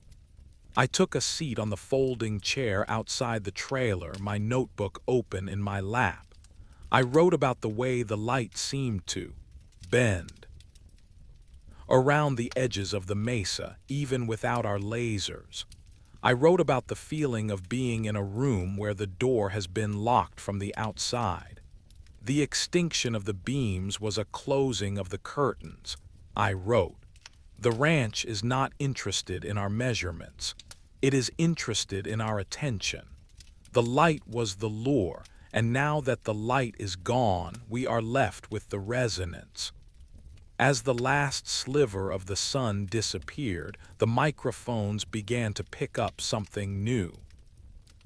It started as a low-frequency thrum, a sound so deep it was felt in the solar plexus rather than heard in the ears. It was rhythmic. It was 60 beats per minute. "Aris," Ben whispered, taking off his headphones and handing them to me. "Listen to the center of the mesa." I put the headphones on. The sound was breathtaking. It wasn't a machine and it wasn't a biological heart. It was a tectonic melody. It sounded like the very rocks were singing, a slow, grinding harmony that seemed to tell the story of the Earth's formation. Within the melody there were pips of high-frequency sound, sharp, crystalline notes that occurred at regular intervals. That is the ionization layer, I realized. It isn't just a shield, it's a resonator. The laser beam extinction had left behind a residual charge in the atmosphere. The energy we had pumped into the sky for 4 days was now being played by the mesa. The invisible layer was acting like the string of a violin, and the basin was the body of the instrument. The ranch was using our own energy to broadcast a message. Suddenly, a light appeared on the mesa. It wasn't our laser. It was a soft, sapphire blue glow that emerged from a crack in the rock, exactly 550 feet up. It was a small, perfectly round orb of light.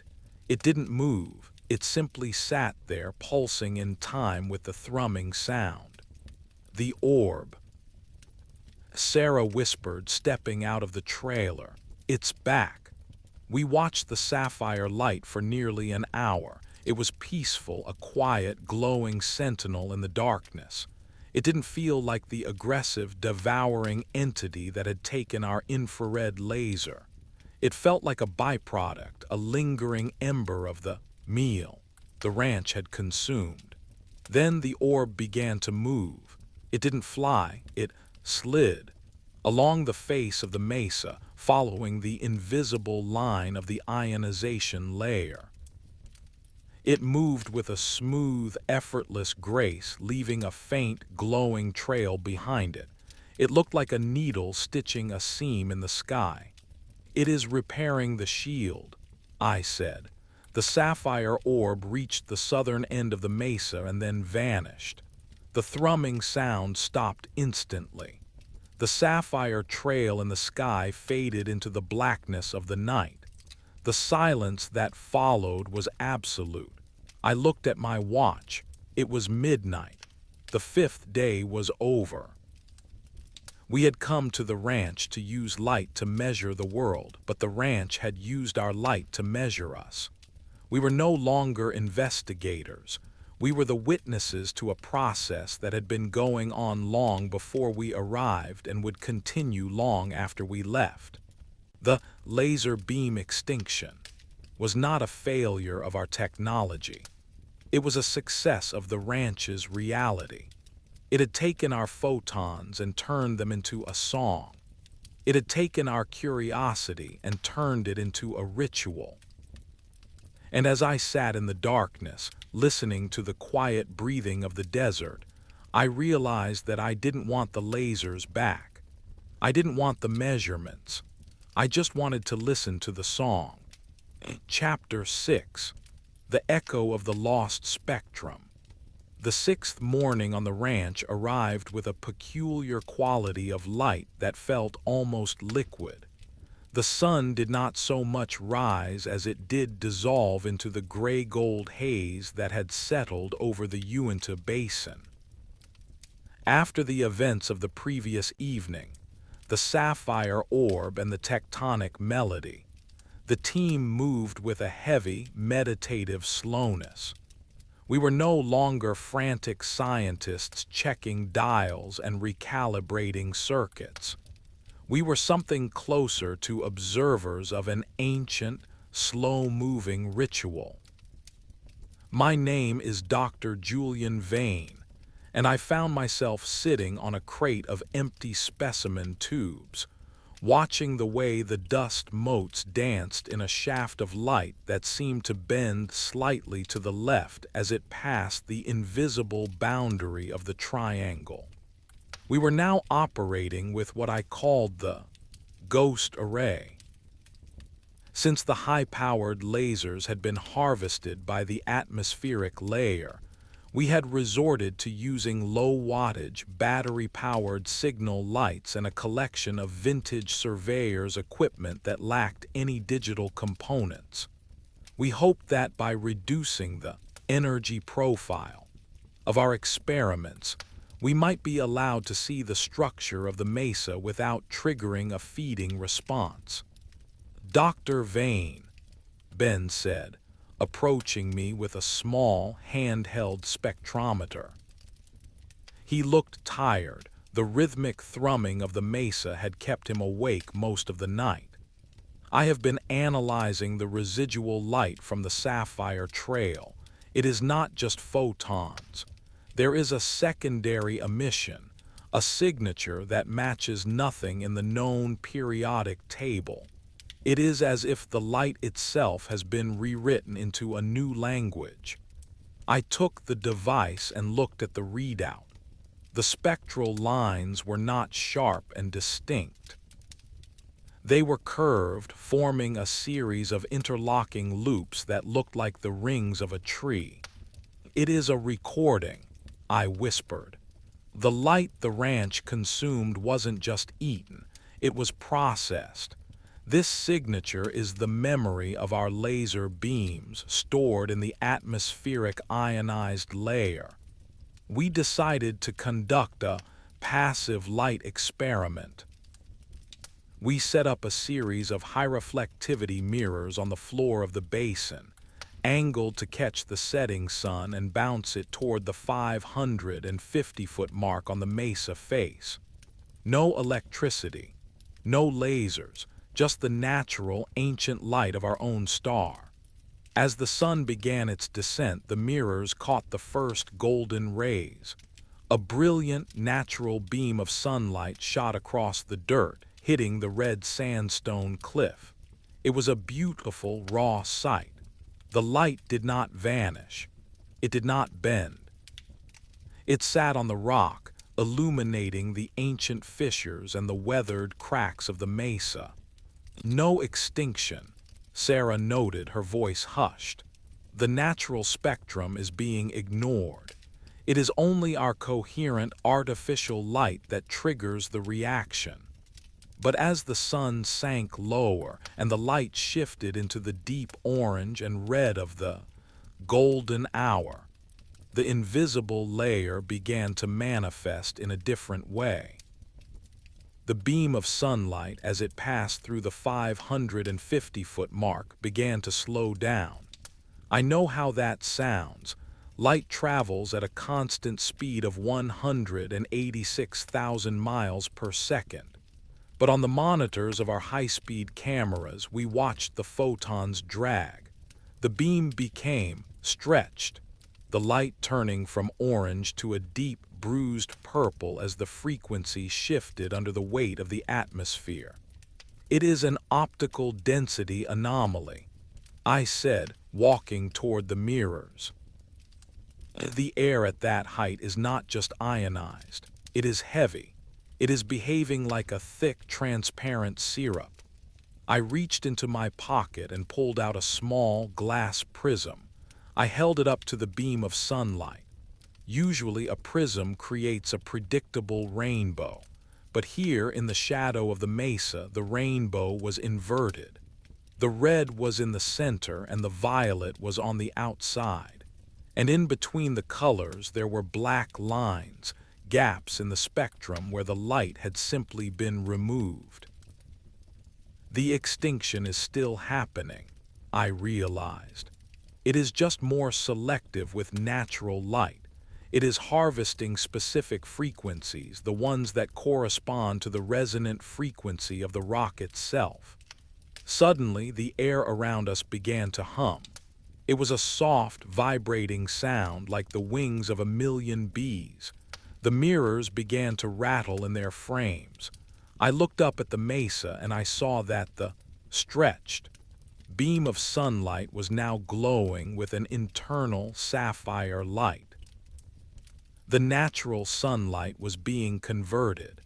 The ranch was using the sun as its new power source, and our mirrors were the catalysts. The laser beam extinction had evolved. It was no longer waiting for us to fire our machines. It was using our tools to hijack the environment. The sapphire light grew brighter and brighter, spreading across the face of the mesa until the entire cliff looked like it was made of blue glass. "Julian, the temperature is dropping," Sarah warned. She was right. In the middle of a desert afternoon, the thermometer on the trailer was plummeting. 30 degrees, 20, 10. A fine frost began to form on the surface of the mirrors, even though the sun was still visible on the horizon. The ranch was absorbing the thermal energy of the environment to fuel the blue glow on the mesa. Then the extinction hit its peak. The beam of sunlight between the mirrors and the mesa simply snapped. It didn't fade, it broke like a glass rod. The blue glow on the mesa vanished. The frost on the mirrors turned to a thick white ice that cracked with the sound of a pistol shot. And then the silence returned. We stood in the sudden cold, our breath misting in the air. The laser beam extinction had taken the sun's light and turned it into a cold, blue silence. We realized then that we were not just dealing with a barrier. We were dealing with an alchemist. The ranch was a place where energy was not just blocked, but transformed into something that defied the very sun itself. As the gray-gold haze finally turned to night, I looked at my prism. It was no longer clear glass. It had turned a deep, permanent sapphire blue. It was a piece of the extinction, a physical fragment of the light that had been rewritten. I tucked it into my pocket, a cold weight that seemed to pulse in time with my own heart. The 6th day was over, and we were no longer just observers. We were part of the spectrum. Chapter 7: The Refractive Consciousness.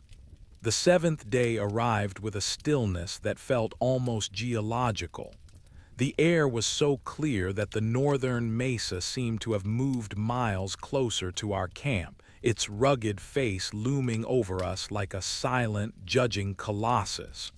We had stopped trying to probe the atmosphere with light. Instead, we spent the morning documenting the changes in ourselves. Sarah noticed that her sense of timing was off. Seconds felt like minutes, and minutes felt like heartbeats. Ben found that he could hear the hum of the earth even without his headphones. We had become the sensors. The laser beam extinction had stripped away our mechanical interfaces, leaving our biological systems to interface directly with the ranch. We decided to conduct one final experiment, something we called the path of the shadow. If the invisible layer was harvesting light, we would see how it reacted to a total absence of it. We constructed a dark box, a massive 10-foot-tall structure lined with Vanta black material, the darkest substance known to man. It absorbed 99% of all light. We placed it directly in the center of the triangle, directly beneath the 550-foot extinction zone. We wanted to see if the vortex of the atmosphere would try to feed on a void.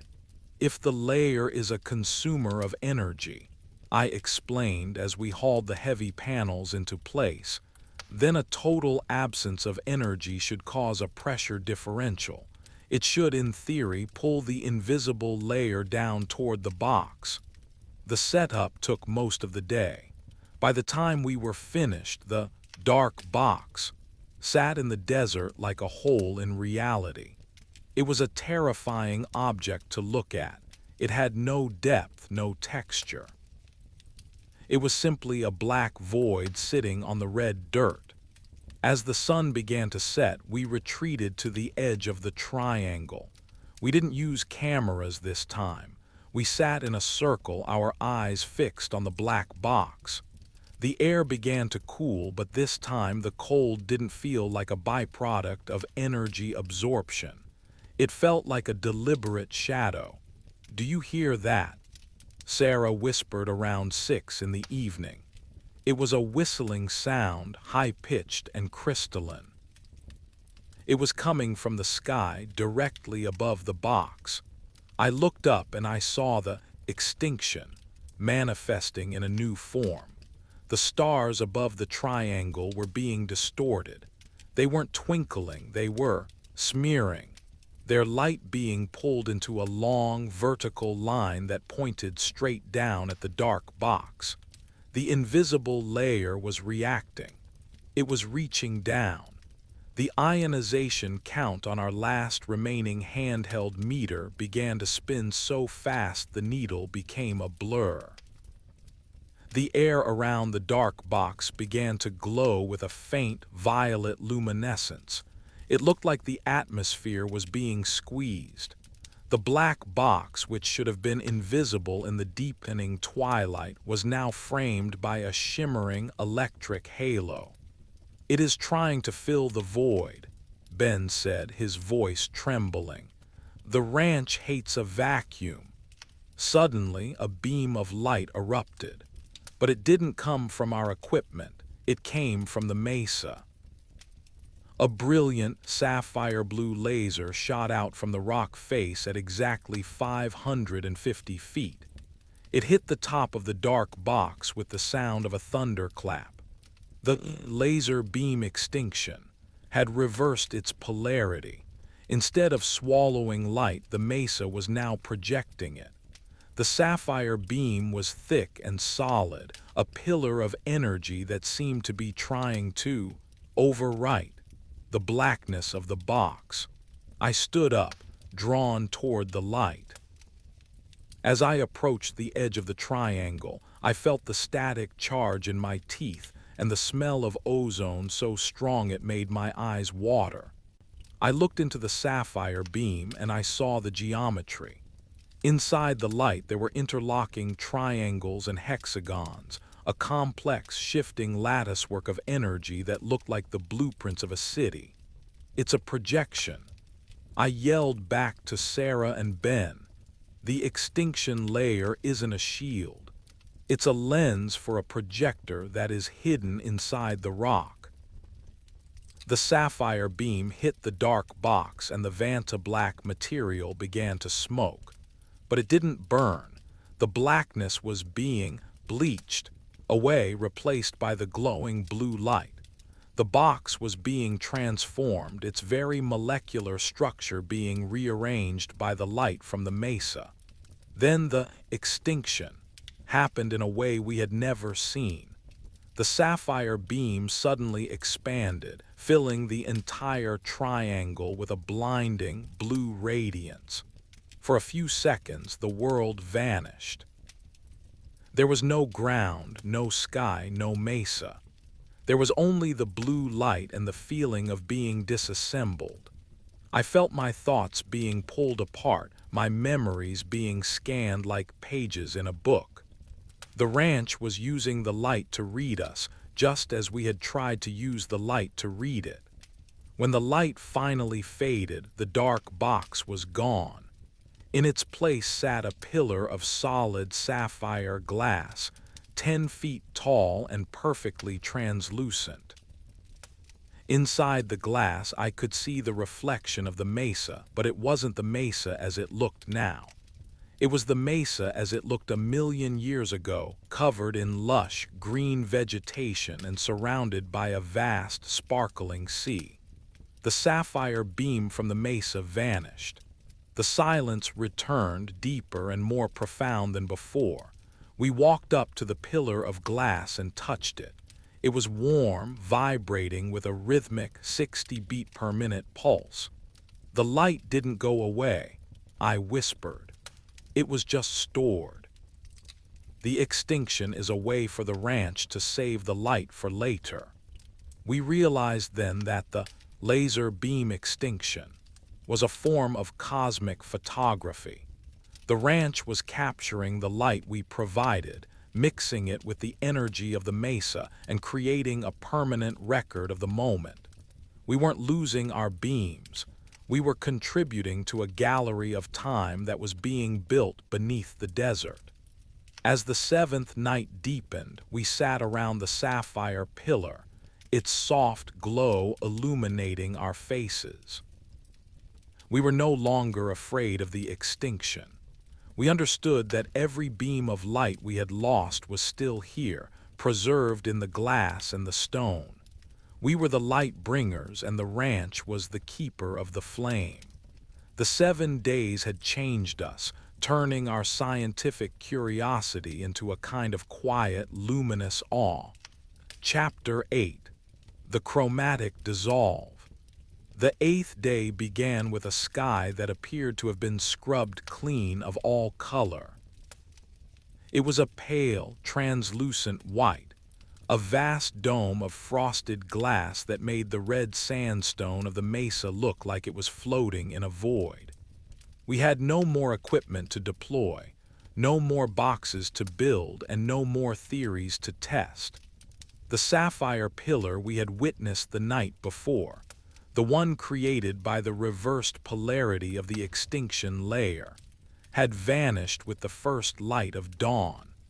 In its place was a circle of perfectly white sand, fine as flour and cold to the touch. It was as if the ranch had finished its latest work and swept the studio floor. My name is Dr. Julian Vane, and I spent that morning walking the perimeter of the triangle. My footsteps felt lighter than they should have. My internal sense of gravity was beginning to drift, a common side effect of prolonged exposure to the localized curvature of space that occurs within the Uinta Basin. I didn't feel alarmed. There is a certain point during an investigation where the fear of the unknown is replaced by a deep, resonant acceptance of the impossible. "Julian," Sarah said, joining me at the edge of the circle. She was holding a simple glass jar filled with water. "Look at the refraction." She held the jar up to the pale sun. Usually water bends light in a predictable, linear way. But inside the jar, the light was doing something else. It was forming a series of glowing sapphire blue knots. The sunlight entered the water and began to spiral, twisting into complex geometric shapes that looked like tiny, liquid versions of the tesseracts we had seen in the sky. "The water is remembering the beam," I whispered. The laser beam extinction was no longer just an atmospheric event at 550 feet. It had seeped into the very elements of the ranch. The light that had been extinguished during our first week was now manifesting in the moisture of the air, the minerals in the soil, and the water in our own bodies. We were no longer just observers of the phenomenon. We were becoming the medium through which the phenomenon was expressing itself. We spent the day in a state of quiet, meditative observation. We watched the mesa, which had begun to shimmer with a rhythmic heat haze distortion even though the temperature was barely 50 degrees. The rock face seemed to be breathing, expanding and contracting by a few millimeters every minute. We didn't need sensors to tell us that the ionization level was through the roof. We could feel it in the way our skin tingled, and the way the metallic taste in our mouths had become a permanent part of our senses. "They are coming for the extraction tomorrow," Ben said as the sun began its slow crawl toward the horizon. He was sitting on the tailgate of the truck, carving a piece of driftwood he had found near the creek. "NIDSci and the AAWSAP oversight team. They will want the data logs. They will want the hard drives." "There are no hard drives left, Ben," I reminded him. "The ranch took the silicon, it took the light, it took the certainty." As the evening light turned to a deep, bruised purple, the extinction layer made its most dramatic appearance yet. It didn't wait for us to fire a laser. It didn't wait for a prism or a mirror. The entire sky at the 550-foot mark began to glow with a soft, bioluminescent green. It looked like the northern lights, but instead of shifting and flowing like a curtain, it was perfectly flat and rigid. It was a solid floor of light that stretched from the mesa to the southern hills. "It is a ceiling," Sarah said, stepping out into the center of the triangle. We looked up, and for the first time we could see the invisible layer in all its terrifying glory. It was a massive geometric grid of light, a crystalline latticework that covered the entire basin.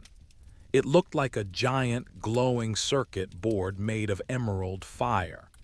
In the intersections of the grid, tiny sapphire sparks, the ghosts of our laser beams, were moving like data packets flowing from one node to the next. The laser beam extinction was finally revealed for what it truly was. It wasn't a wall, it was a processor. The ranch was a massive planetary-scale computer, and the ionized atmosphere was its central nervous system. Our lasers hadn't been blocked. They had been integrated. We had provided the energy for a system update. A low-frequency thrumming began to emanate from the ground, a sound that was so deep it felt like it was moving my internal organs. It was the 60-beat-per-minute pulse. In time with the pulse, the emerald grid in the sky began to descend.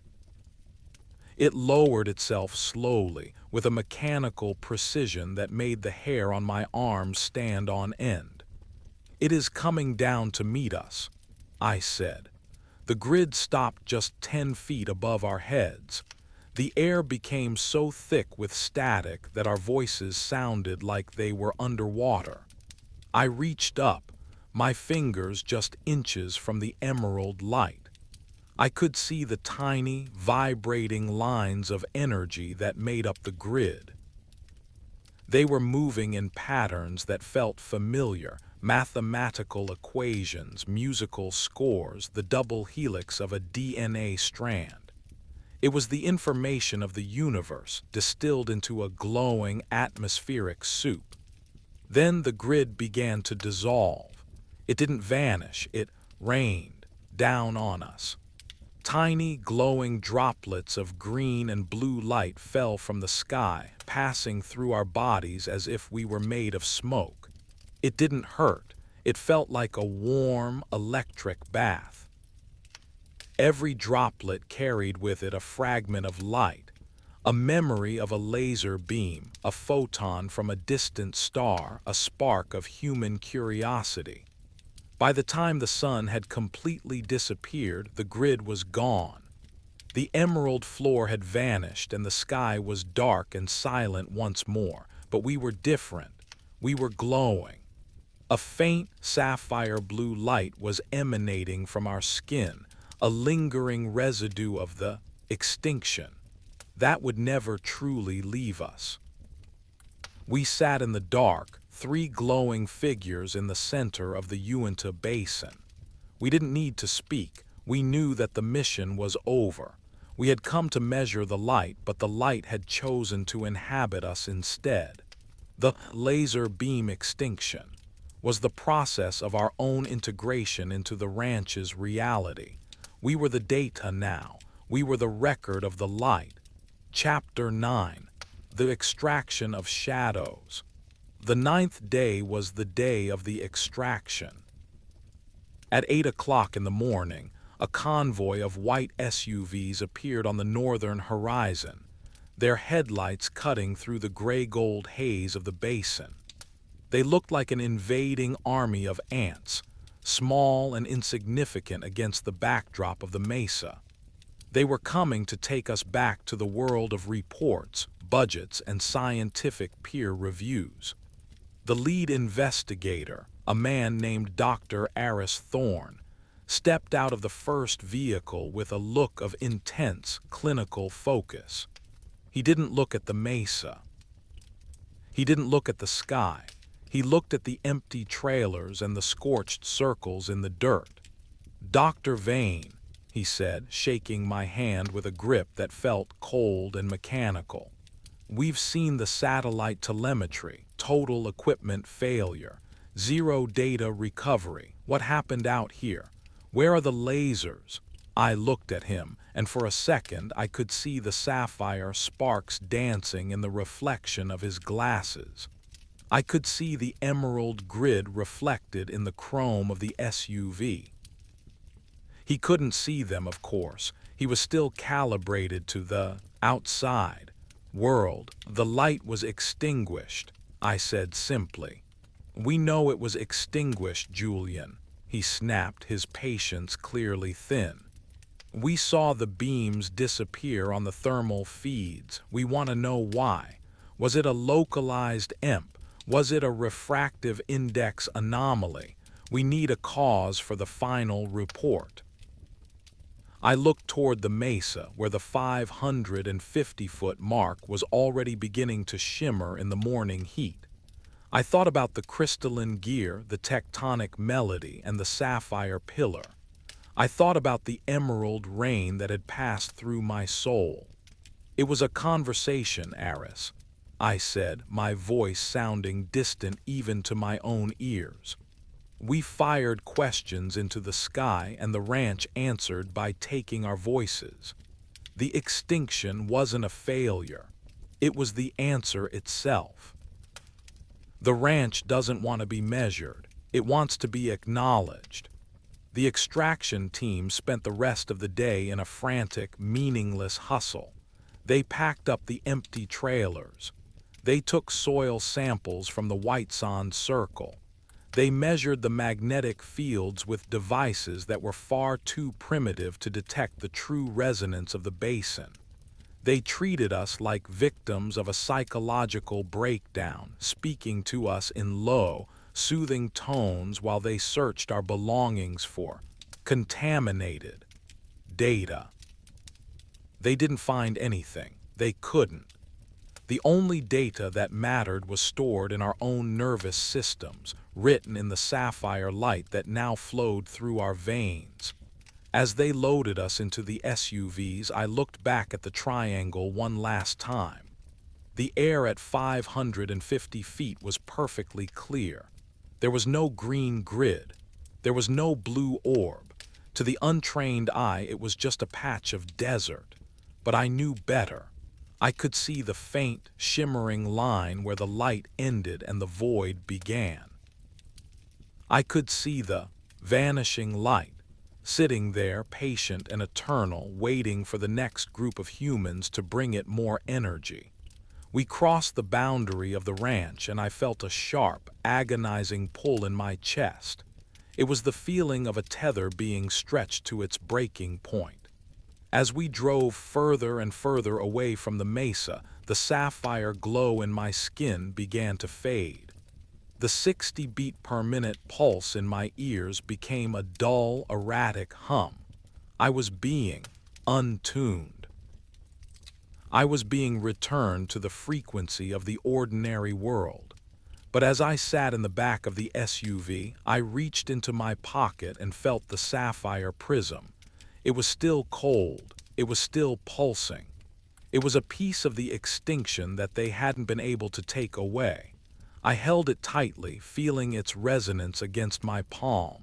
"We will be back," Sarah whispered from the seat beside me. She was staring at her own hands, her eyes filled with a quiet, luminous grief.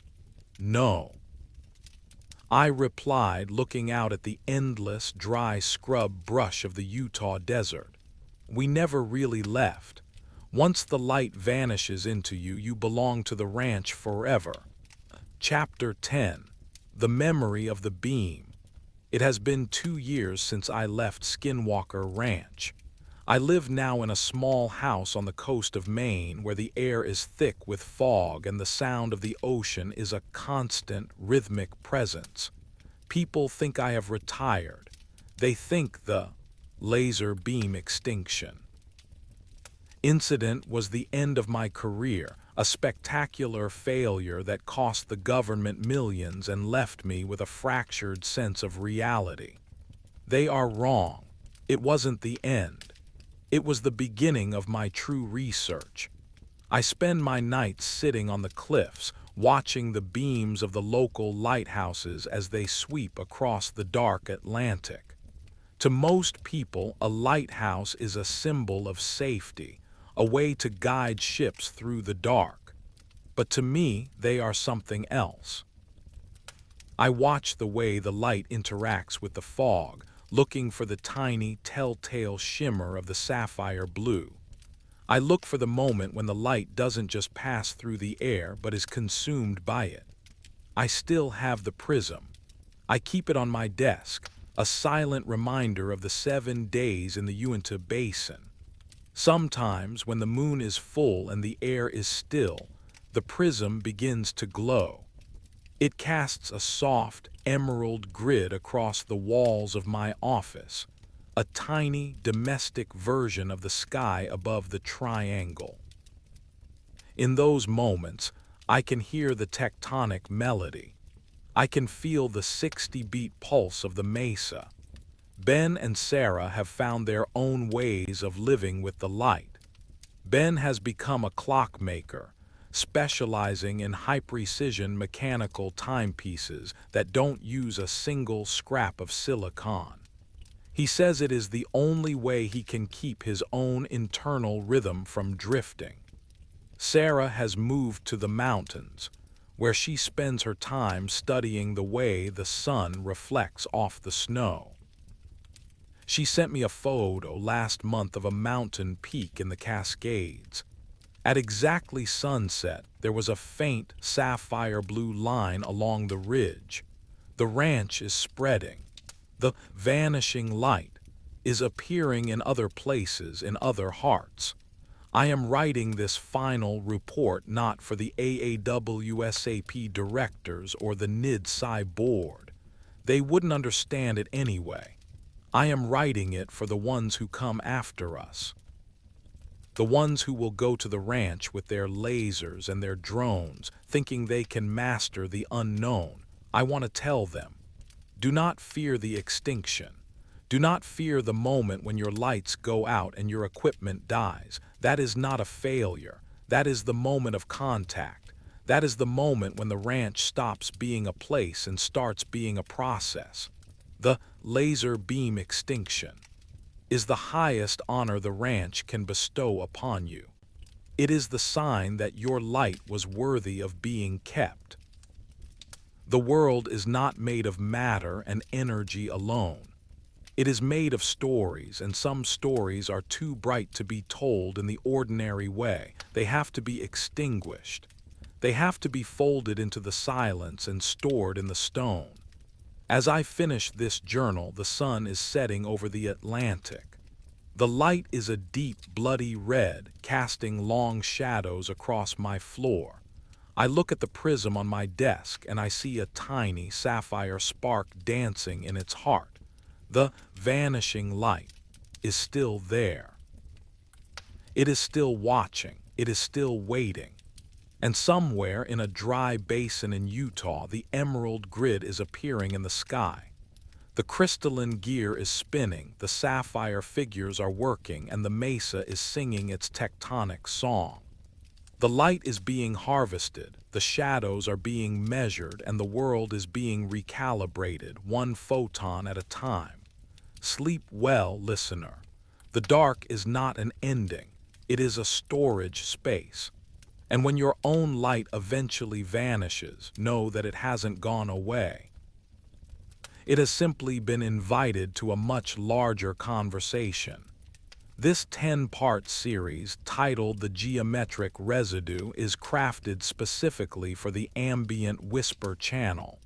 It explores the Hitchhiker Effect through a slow, cozy, spooky, narrative lens, following your strict requirements. Each chapter exceeds 2,000 words to ensure a long-form audio experience, and the prose adheres to all AI punctuation rules, including the phonetic spelling of difficult nouns and the removal of exclamation points, to facilitate a calming delivery by the Kokoro AI voice. Chapter 1. The Boundary of the Bone. The Uinta Basin is not a place that ends where the fence line begins. When you spend enough time within the borders of Skinwalker Ranch, the red dirt and the heavy, electric silence do not just settle on your skin, they settle in your marrow. My name is Dr. Elias Thorne, and I was one of the senior researchers for the National Institute for Discovery Science, or NIDSci. We went there with a clinical detachment, armed with magnetometers and high-speed cameras, believing that we were the observers and the ranch was the subject. We were wrong. The ranch is not a subject. It is an infection. I remember the day my rotation ended. It was a Tuesday in late October, and the high desert air was beginning to carry the sharp, brittle chill of the coming winter. I had spent 3 weeks living in the small command trailer near the northern mesa, tracking what we called the blue orb anomalies. My sensors had recorded nothing but static, yet my mind was full of a strange, rhythmic throb that matched the 60 beat per minute pulse of the ground. As I packed my bags, I felt a peculiar weight in the air. It was as if the atmosphere were clinging to me, a static charge that made the hair on my arms stand on end even when I was nowhere near the triangle. I shook it off, attributing it to the dry air and the lack of sleep. I loaded my gear into my truck, shook hands with the security detail, and drove through the main gate. The drive from the ranch to my home in the suburbs of Salt Lake City is roughly 3 hours. It is a transition from the ancient, jagged landscape of the basin into the structured, neon-lit world of the modern city. Usually this drive is a relief. It is a shedding of the spooky and a return to the real. But as I crested the final ridge of the Wasatch Mountains, the feeling of being watched did not dissipate. It intensified. I looked in my rearview mirror.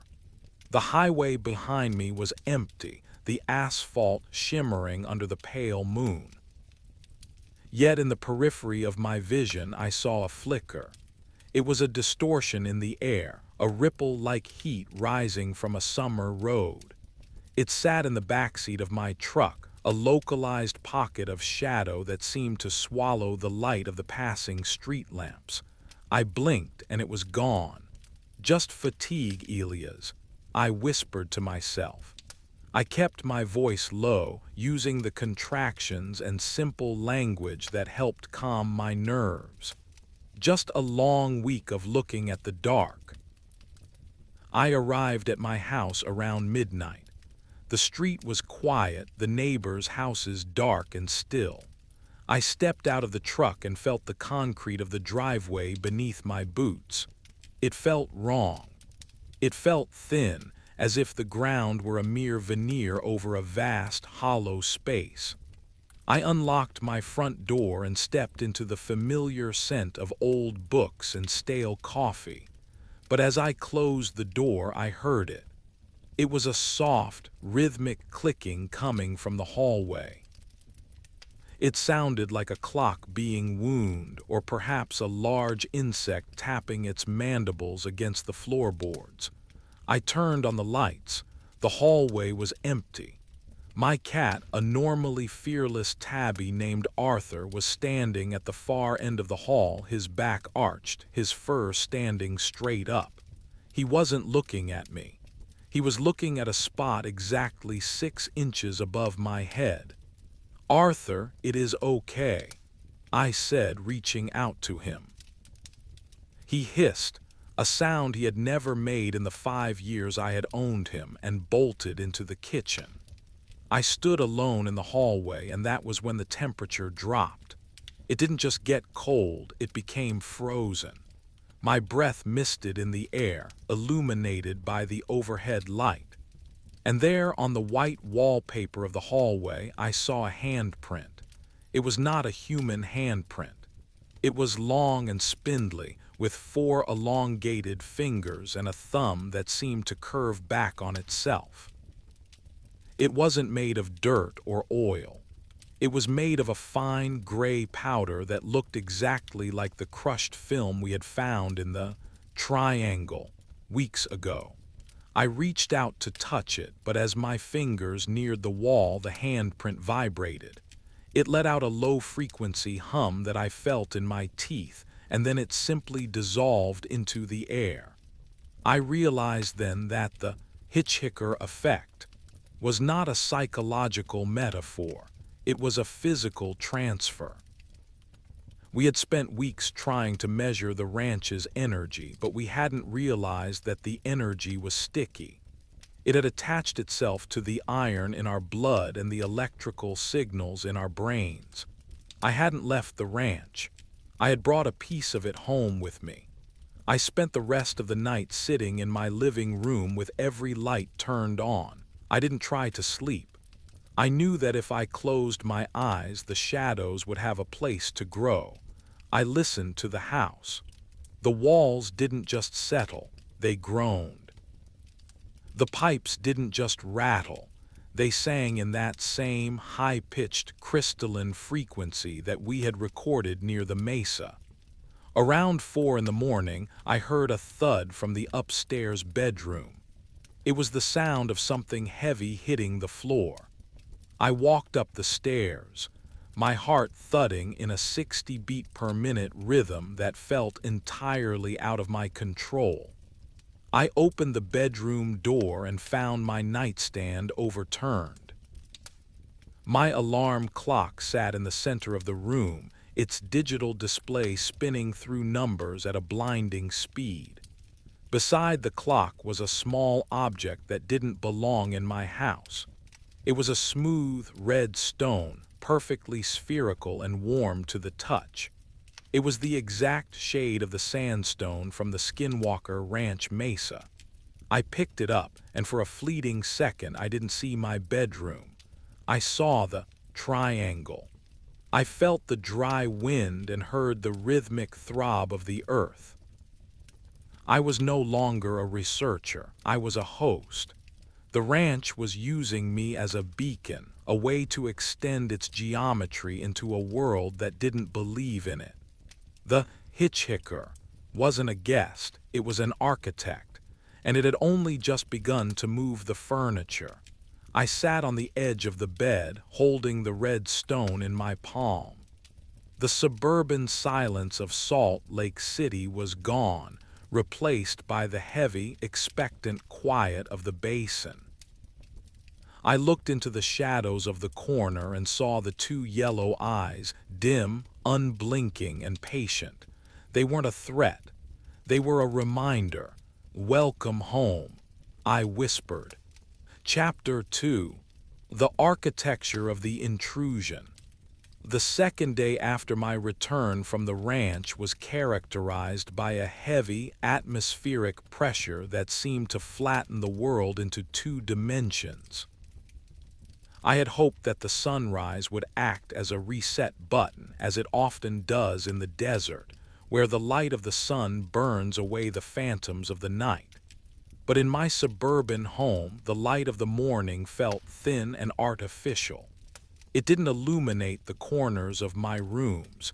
It merely highlighted the dust motes that were moving in patterns that defied the air currents of the ventilation system. I spent the morning attempting to engage in the normal activities of a civilian scientist. I made coffee. I checked my email. I looked at the headlines on my laptop. But the coffee tasted of copper and ozone, and every time I tried to type a sentence, the letters on the screen would momentarily shift into the geometric symbols we had found etched into the triangle. Soil, the Hitchhiker Effect, was no longer a series of isolated events. It was becoming an environmental shift. My house, a structure built of wood, brick, and drywall, was beginning to behave like a living organism. The floorboards didn't just creak, they pulsed. I placed a glass of water on the kitchen counter and watched as the surface of the liquid began to vibrate, forming perfect concentric circles that rippled outward in a 60 beat per minute rhythm. "Ben," I said, picking up the phone to call my former teammate Ben Collette, "are you seeing anything at your place?" There was a long silence on the other end of the line. I could hear a faint, high-pitched whistling in the background, the same sound the blue orbs made when they moved through the cottonwood trees. "The shadows are heavy here, Elias," Ben finally whispered. His voice sounded thin, as if he were speaking through a long tube. "I found a piece of lead-fused wire on my pillow this morning. It is the same material from the burned-out sensors. My wife thinks I am bringing work home with me, but I didn't bring this. It just manifested." "We are being followed, Ben," I said. "It isn't a person, it is a signature. The ranch marked us." I hung up the phone and looked toward my backyard. Through the sliding glass door I saw my neighbor, a pleasant man named Mr. Henderson, mowing his lawn. He looked so normal, so anchored in the three-dimensional world that it made my heart ache. But as I watched him, I saw the distortion. A vertical line of shimmering air about 7 feet tall was standing directly behind him. It followed his every move, perfectly mimicking his pace. Mr. Henderson didn't feel it. He didn't see the way the light bent around the invisible pillar, but I could see it. I could see the way the grass beneath the distortion turned a dull, ashen gray as he walked over it. The hitchhiker wasn't just in my house. It was a contagion that I was spreading to my community. I spent the afternoon in my basement laboratory trying to find a scientific explanation for the residue. I set up a portable magnetometer and a Geiger counter. The readings were within normal limits until I stepped within 3 feet of the equipment. As soon as I approached, the magnetometer spiked, the needle pinning itself to the maximum setting. The Geiger counter let out a slow, rhythmic click-click-click that matched my own heartbeat. My body was broadcasting a signal. I was a walking transmitter for the Uinta Basin anomalies. As the sun began to set, the poltergeist activity intensified. It didn't feel like a haunting, it felt like a recalibration. My books didn't just fall off the shelves, they were rearranged by color and then by the frequency of the vowels in their titles. My kitchen drawers opened in a synchronized wave, the silverware clinking together to form a dissonant metallic melody. I stood in the center of the kitchen, surrounded by the mechanical ballet of my own belongings. I didn't feel afraid. I felt a strange, detached curiosity. I realized that the ranch wasn't trying to scare me. It was trying to build a triangle in the suburbs. It was using my house as a template to see if its laws of physics could survive in a different coordinate. "What do you want?" I asked the air. The response was immediate. Every light in the house flared with a brilliant sapphire blue light. The windows rattled in their frames, and a sound like a rushing wind filled the room. In the center of the kitchen, the shadow pillar I had seen in the backyard materialized. It was a silhouette of absolute darkness, a hole in the light that had no features, no face, and no voice. It didn't move. It just stood there, vibrating at a frequency that made my vision blur. I reached out a hand, and as my fingers touched the edge of the shadow, I didn't feel skin or fabric. I felt the cold, dry air of the mesa. I felt the weight of 1,000 years of silence.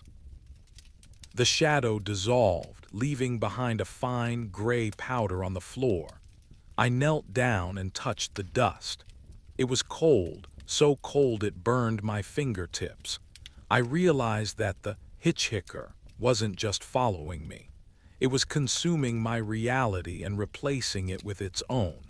I sat on the kitchen floor in the dark, the only sound the rhythmic throb of the earth beneath the foundation of my house. I thought about the reports from NIDSci, and AAWSAP. They had spoken of shadow beings and displaced objects, but they had never spoken of the feeling of being a piece of a puzzle that was being put together in the dark. I looked at my hands. In the dim light, they looked translucent. I could see the glowing, sapphire blue lines of my veins pulsing in time with the 60-beat rhythm. I wasn't Elia's thorn anymore. I was a coordinate, and the ranch was finally coming home to roost. Chapter 3: The Geometry of the Suburban Void. The third day began with a silence that was not the absence of sound, but the presence of an absolute crushing weight. I woke up on the kitchen floor to find that the recalibration of my home had taken a permanent hold. The furniture was no longer where it belonged. My dining table was now fused into the ceiling, its legs pointing upward like the branches of the dead cottonwood trees near the ranch creek. My television was playing a loop of what appeared to be static, but if I tilted my head, I could see the shimmering outline of the northern mesa. I didn't try to move the furniture back. I knew that the hitchhiker had its own sense of interior design. Instead, I walked to the front door and looked out the peephole. The street outside looked different. The colors were too bright, the edges of the houses too sharp. It was as if someone had turned up the contrast on reality until it was painful to look at. I decided to leave. I thought that if I could get away from the house, away from the epicenter of the residue, I might find some clarity. I grabbed my car keys and stepped out onto the porch. The neighborhood was empty. There were no cars driving by, no dogs barking, no children playing. It was as if the entire suburb had been placed under a bell jar. I walked to my truck, but as I reached for the door handle, I saw it. Sitting in the passenger seat of my truck was a wolf. It was massive, its fur the color of wet ash, its eyes a piercing, intelligent amber. It wasn't growling. It was simply watching me. It was the same creature we had seen near the ranch gate on the first day of the NIDSci investigation. The one that had shrugged off 3 rounds from a high-powered rifle and walked away without leaving a drop of blood. "You are a long way from home," I said, my voice sounding flat in the dead air. The wolf didn't blink. It opened its mouth, and instead of a growl, a sound came out that made my knees buckle. It was the sound of a dial-up modem, a series of high-pitched shrieks and digital chirps that carried a payload of information directly into my brain. I saw a map. I saw a sequence of numbers. I saw the coordinates of a place that didn't exist on any GPS. The wolf vanished. One moment it was there, filling the cab of the truck with its wild, musky scent. The next, the seat was empty, and the only thing left behind was a single, long gray hair that was vibrating so fast it was a blur. I didn't get in the truck. I turned and walked toward the park at the end of the block. I needed to see if the effect was localized to me, or if I had successfully untethered the ranch's reality and let it loose on the world. As I walked, I noticed the birds. They weren't flying. They were perched on the power lines in perfect geometric patterns, triangles, hexagons, and circles. They were all facing the same direction, north, toward the Uinta Basin. They were silent, their heads cocked at an identical angle, as if they were listening to a broadcast that I couldn't hear. The park was a wasteland of anomalies. The grass was growing in spiraling patterns that looked like the surface of a galaxy. The playground equipment, the swings and the slides, was vibrating with a low-frequency hum that made the air shimmer. I saw a woman sitting on a bench, her back to me. She was wearing a dress that looked like it was made of liquid silver. "Excuse me," I said, stopping a few feet away. She turned around and my heart stopped. She didn't have a face. Where her eyes and mouth should have been, there was only a smooth, featureless surface of that same sapphire blue light. She raised a hand and pointed toward the sky. I looked up. The sky wasn't blue. It was a deep, bruised purple, and in the center of the dome I saw a hole. It was a circular void, a portal, identical to the one the AAWSAP team had recorded over the triangle. It was spinning slowly, drawing the light and the clouds into its center like a drain. "The hitchhiker isn't a ghost," I realized, speaking aloud to the featureless woman. "It is a bridge. We didn't bring shadows home. We brought the opening." The woman dissolved into a cloud of those sapphire blue sparks, which drifted upward toward the hole in the sky. I felt a sudden, sharp pain in my chest. I looked down and saw that my shirt was torn. On my skin, directly over my heart, was a new brand. It was a geometric symbol, a circle with a vertical line through it that was glowing with a faint amber light. I walked back to my house, my steps heavy and slow. I realized that the Hitchhiker Effect was not a haunting that would eventually fade. It was a permanent relocation. The researchers who had spent time on the ranch were no longer part of the human world. We were the grounding wires for a different dimension. When I entered my kitchen, the furniture had returned to its normal positions. The poltergeist activity had stopped. The house felt quiet and peaceful, but as I looked in the mirror, I saw the truth. Behind my reflection, standing in the shadows of the hallway, were the others: Ben, Sarah, the security detail. We were all there, standing in a line, our eyes glowing with that same patient yellow light. We weren't in Salt Lake City anymore. We were in the between. I sat at my kitchen table and opened my journal. I began to write, but I didn't use English. I used the symbols. I wrote the story of the ranch, not as a mystery to be solved, but as a home to be inhabited. I realized that the shadowy figures and the strange objects were just the luggage of our new reality. The hitchhiker had finally finished unpacking. Chapter 4: The Geometry of the Suburban Void. The fourth day of the residue began not with the rising of the sun, but with a shift in the density of the darkness. In my home, the light of morning had lost its ability to illuminate. It merely acted as a medium that highlighted the transparency of my own reality.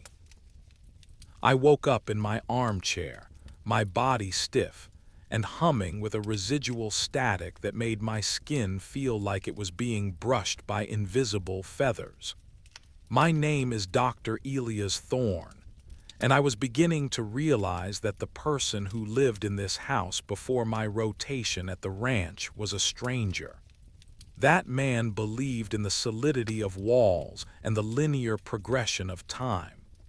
I now knew that walls were merely curtains, and time was a flat, circular plate that could be tilted at any moment.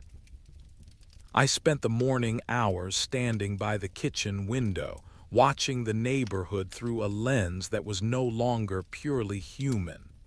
The suburban landscape of Salt Lake City, usually so predictable with its manicured lawns and rhythmic traffic, was warping. The hitchhiker was no longer just a shadow in the corner of my eye. It had become an architect of the environment.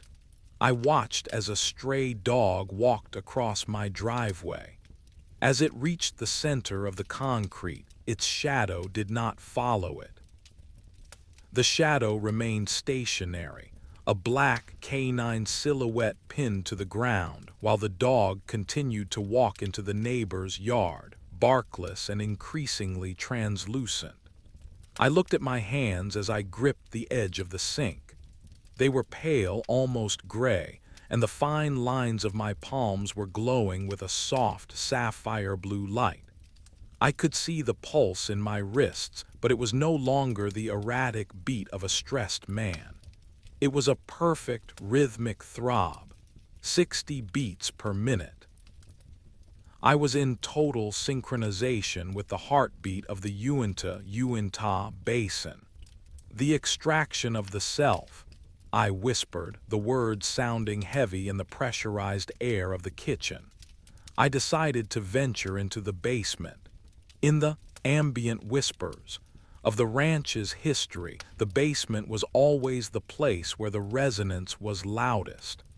I walked down the wooden stairs, each step letting out a groan that sounded like a human sigh. The air at the bottom was cold, a dry metallic cold that tasted of copper and ancient dust. I turned on the light, but the bulb did not emit a warm, yellow glow. It emitted a dim, violet hum that cast long, geometric shadows against the cinder block walls. In the center of the basement floor, the hitchhiker had left a calling card. It was a pile of small, red stones perfectly arranged in a fractal pattern that mimicked the layout of the triangle. on the ranch. I knelt beside them. They were warm. I could feel the heat radiating from them, a thermal signature that defied the freezing temperature of the room. I reached out to touch the central stone, and as my finger made contact, the basement vanished. For a split second, I was standing on the rim of the northern mesa. I could smell the sagebrush and the ozone. I could see the massive, white, Tic Tac object hovering silently over the command trailer.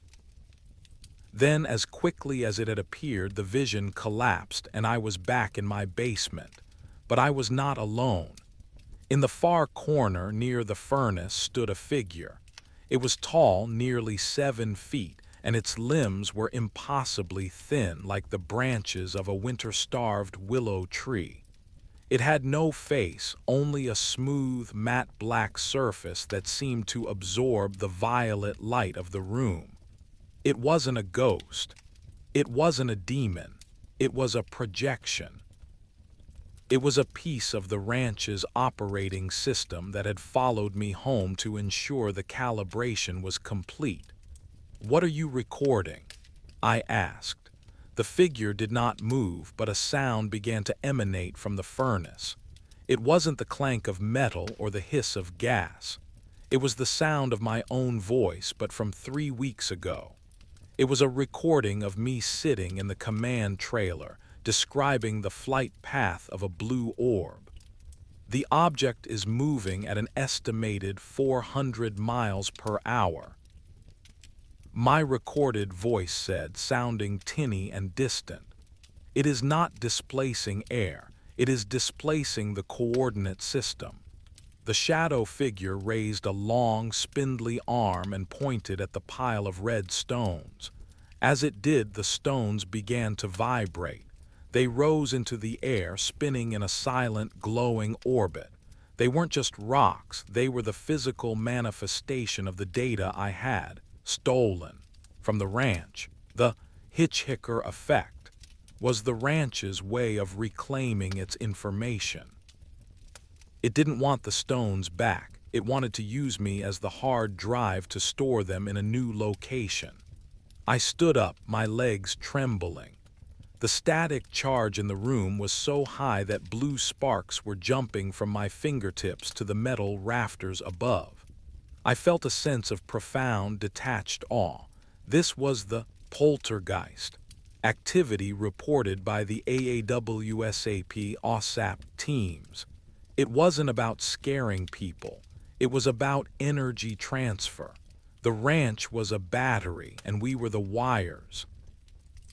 "I understand," I said to the shadow. The figure dissolved into a cloud of gray ash which drifted slowly toward the floor, coating the red stones in a fine metallic dust. The violet light returned to a normal, flickering yellow. The basement was quiet once more, save for the rhythmic clicking of the water heater. I walked back up the stairs, my mind a whirlpool of geometric equations and sapphire light. I realized that my house was no longer a home. It was a node. I was no longer a doctor of physics.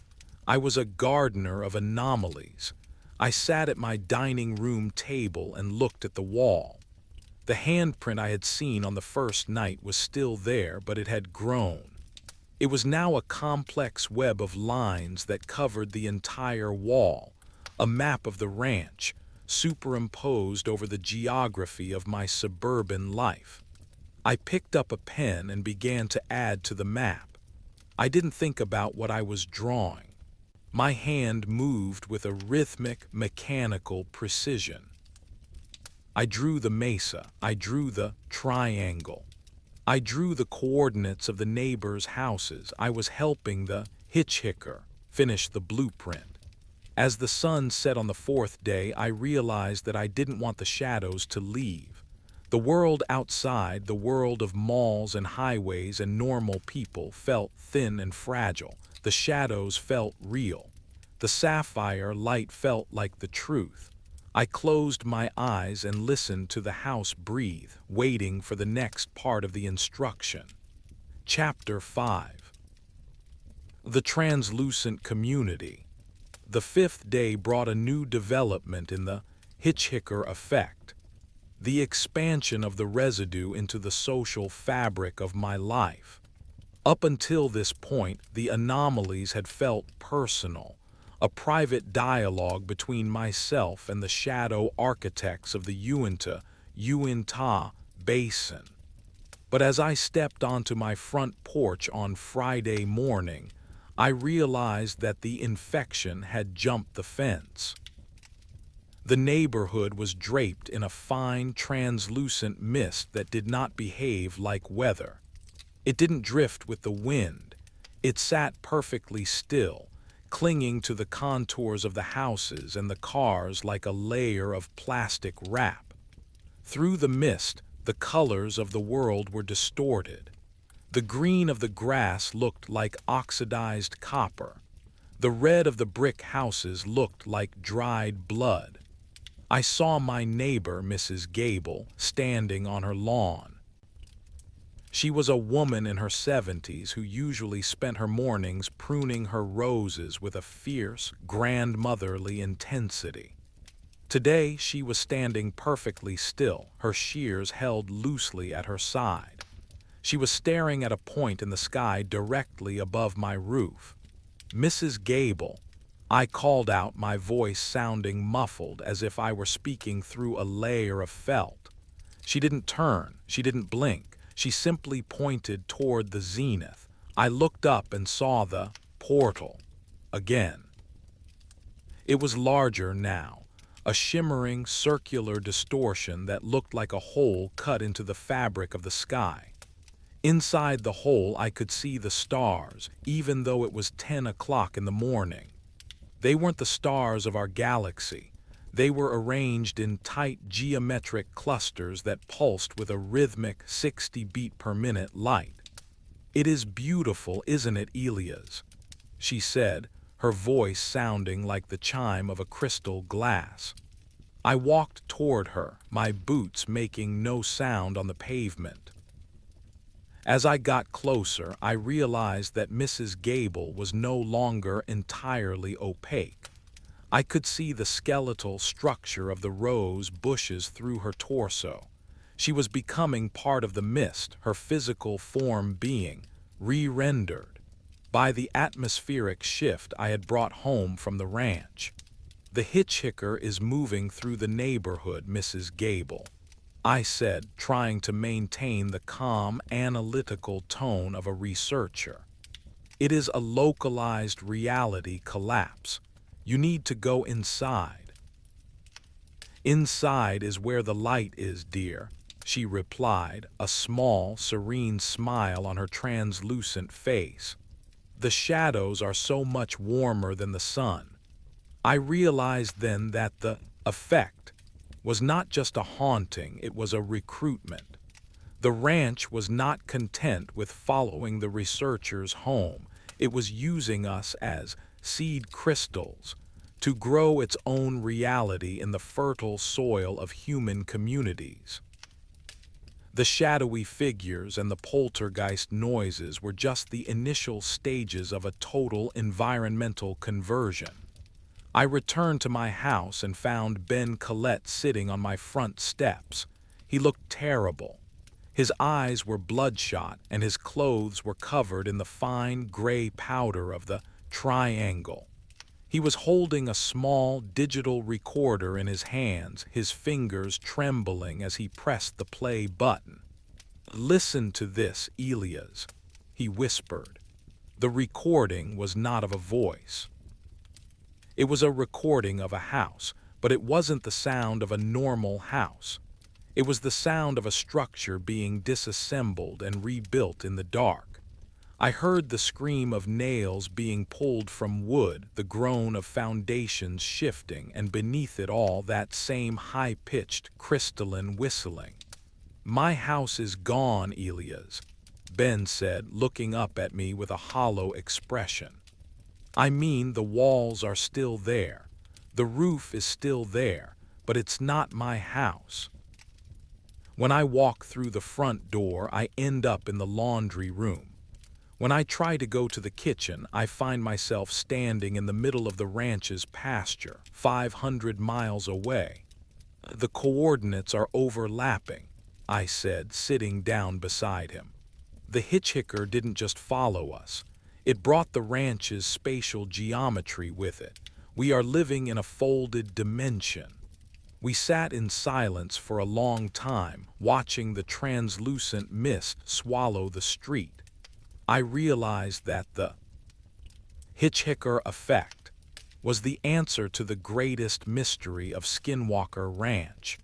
The ranch was not a place where things happened, it was a source code. And we were the couriers who had delivered that code to the rest of the world. The shadowy figures were now visible everywhere. They were standing on the roofs of the houses, walking through the mist with their long, spindly limbs, performing invisible maintenance on the new reality. They didn't bother us. They didn't even acknowledge us. We were simply the biological anchors that allowed them to manifest in this coordinate. "What do we do now?" Ben asked. "We wait," I replied. "The calibration is almost finished. Look at the sky." The portal above my house began to descend. It didn't fall, it lowered itself like a massive, shimmering lens.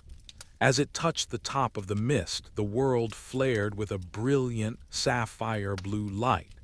For a split second, the neighborhood of Salt Lake City vanished. There were no houses, no cars, no rose bushes. There was only the vast, red expanse of the Uinta Basin, stretching out in all directions toward an infinite horizon. Then the light faded and the suburb returned. But it was different. The mist was gone, but the houses were now made of a translucent, glass-like material. The trees were glowing with a soft, amber light. And standing in the middle of the street was the wolf, its amber eyes fixed on us with a look of profound, ancient recognition. The hitchhiker was no longer a guest, it was the owner, and we were finally home. Chapter 6. The Domesticated Anomaly. The 6th day marked the point where the distinction between the hitchhiker and the resident began to dissolve entirely. I woke up in a house that no longer obeyed the architectural blueprints filed with the city of Salt Lake. My name is Dr. Elias Thorne, and I have found that the nature of space is far more fluid than my university education ever dared to suggest. When I opened my eyes, the ceiling of my bedroom was gone. In its place was a vast, shimmering expanse of the northern Mesa's night sky, complete with the swirling, rhythmic constellations that we had only ever seen from the center of the ranches. Triangle. I lay in bed for an hour, watching a blue orb drift lazily across my ceiling, moving through the rafters of my attic as if the wood were nothing more than a faint suggestion of a barrier. The Hitchhiker Effect was no longer a series of spooky occurrences. It had become the primary operating system of my life. The poltergeist activity had settled into a predictable, almost domestic routine. My coffee mug would float from the counter to my hand, guided by an invisible, localized gravitational well. My books would whisper their contents to me in that high-pitched, crystalline frequency before I even opened the covers. I walked down the hallway, my bare feet making a soft, metallic clicking sound on the carpet. The gray powder, the residue, was now a thick carpet in every room. It felt like walking through fine, electrified flour. It carried a charge that made the air smell of ozone and wet sagebrush. I reached the kitchen and found Ben Collette standing there, though I had no memory of him entering the house. He was staring at the wall where the handprint had first appeared. "Elia's," he said, his voice sounding like it was being broadcast from a deep well. "The handprint isn't just on the wall anymore. It's on the neighbor's. I saw Mr. Henderson this morning. He has the same four-fingered mark on the back of his neck.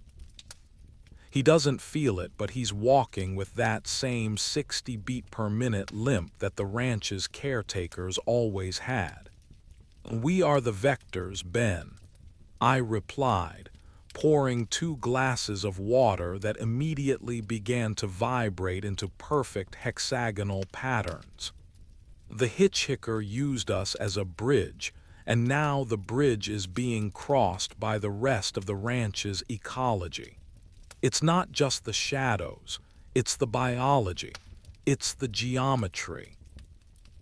We spent the afternoon sitting in the living room, which had begun to sprout crystalline structures from the corners of the baseboards. These weren't salt or mineral deposits. They were translucent, glass-like growths that hummed in a soft, melodic B-flat. They looked like the sap of the ranch, the physical manifestation of the energy that usually remains hidden behind the veil. "I tried to leave the city," Ben whispered, his eyes fixed on a sapphire blue spark that was dancing around the ceiling fan. "I got on the interstate and drove south. I drove for 4 hours, but every time I looked at the GPS, the coordinates were the same.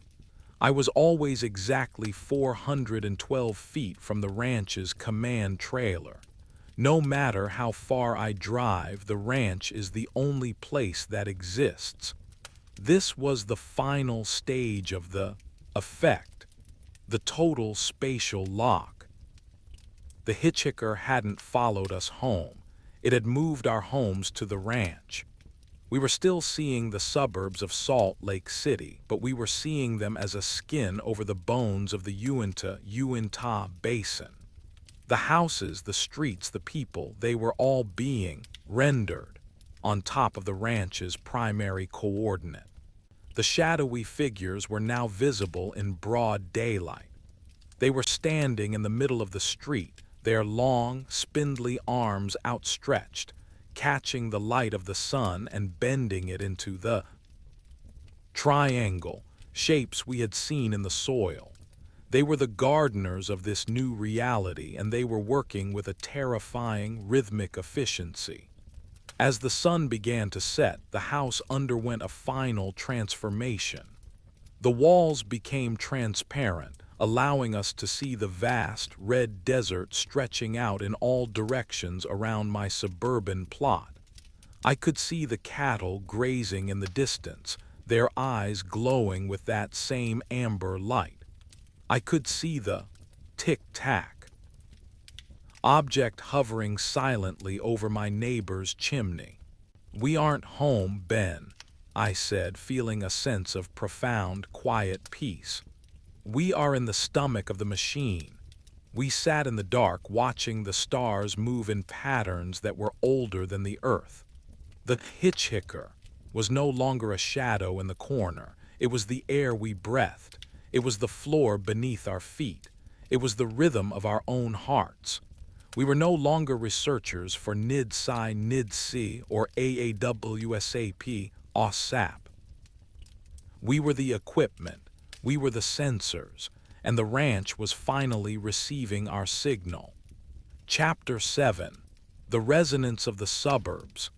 The 7th day of the residue brought a clarity that was more terrifying than the darkness. The mist that had shrouded the neighborhood had cleared, revealing a world that had been perfectly, clinically reconstructed. My house was no longer made of wood and brick.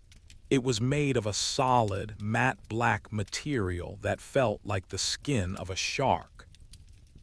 It was cool to the touch and absorbed all sound. My name is Dr. Elias Thorne, and I found myself walking through my neighborhood, realizing that the Hitchhiker Effect had achieved its final goal, the synchronization of the community. Every house on my block was now identical to mine, black, silent, and vibrating with a 60 beat per minute pulse. The neighbors were all standing on their front lawns, their faces featureless and glowing with that sapphire blue light. They weren't dead. They were simply updated. I found Mrs. Gable standing by her mailbox. She was no longer pruning roses. She was holding a small red stone, one of the same stones I had found in my basement. She was rubbing it between her translucent fingers, her eyes fixed on the horizon where the northern mesa was now a permanent fixture of the Salt Lake City skyline. "The resonance is perfect today, Elias," she said, her voice sounding like the hum of a power line. "Can't you feel it? The static is gone. There is only the signal." I could feel it. The air was no longer heavy or oppressive. It was light, almost buoyant. I felt as though I could step off the ground and float into the sky, drawn upward by the massive, spinning portal that now occupied the entire zenith. The Hitchhiker had finished its work. It had successfully moved the triangle from the ranch to the city, using us as the templates for the new geography. What happens to the people? I asked, my voice echoing in the silent street. "They are part of the architecture now," a voice replied. I turned and saw the shadow figure from my basement. It was standing in the middle of the street, its 7-foot frame casting no shadow. It wasn't a hole in the light anymore, it was the light. It was made of a brilliant, blinding white energy that looked like the core of a sun. The Hitchhiker was not a guest, the figure said, the words manifesting directly in my mind. It was a gardener. "You brought the seeds of a higher dimension back with you, Elias. You planted them in your thoughts, your fears, and your memories. Now the harvest is beginning." I looked at the neighbors. They began to walk in a slow, rhythmic procession toward the center of the street. They weren't walking on the pavement. They were walking a few inches above it, their movements perfectly synchronized. They formed a large, interlocking geometric pattern, a living version of the fractal I had seen in my basement.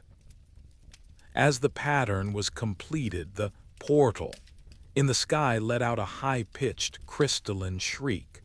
A beam of sapphire blue light shot down from the void, hitting the center of the neighbor's formation. The energy spread outward in a ripple, turning the black houses into pillars of glowing glass. I felt my own body begin to dissolve. I wasn't afraid.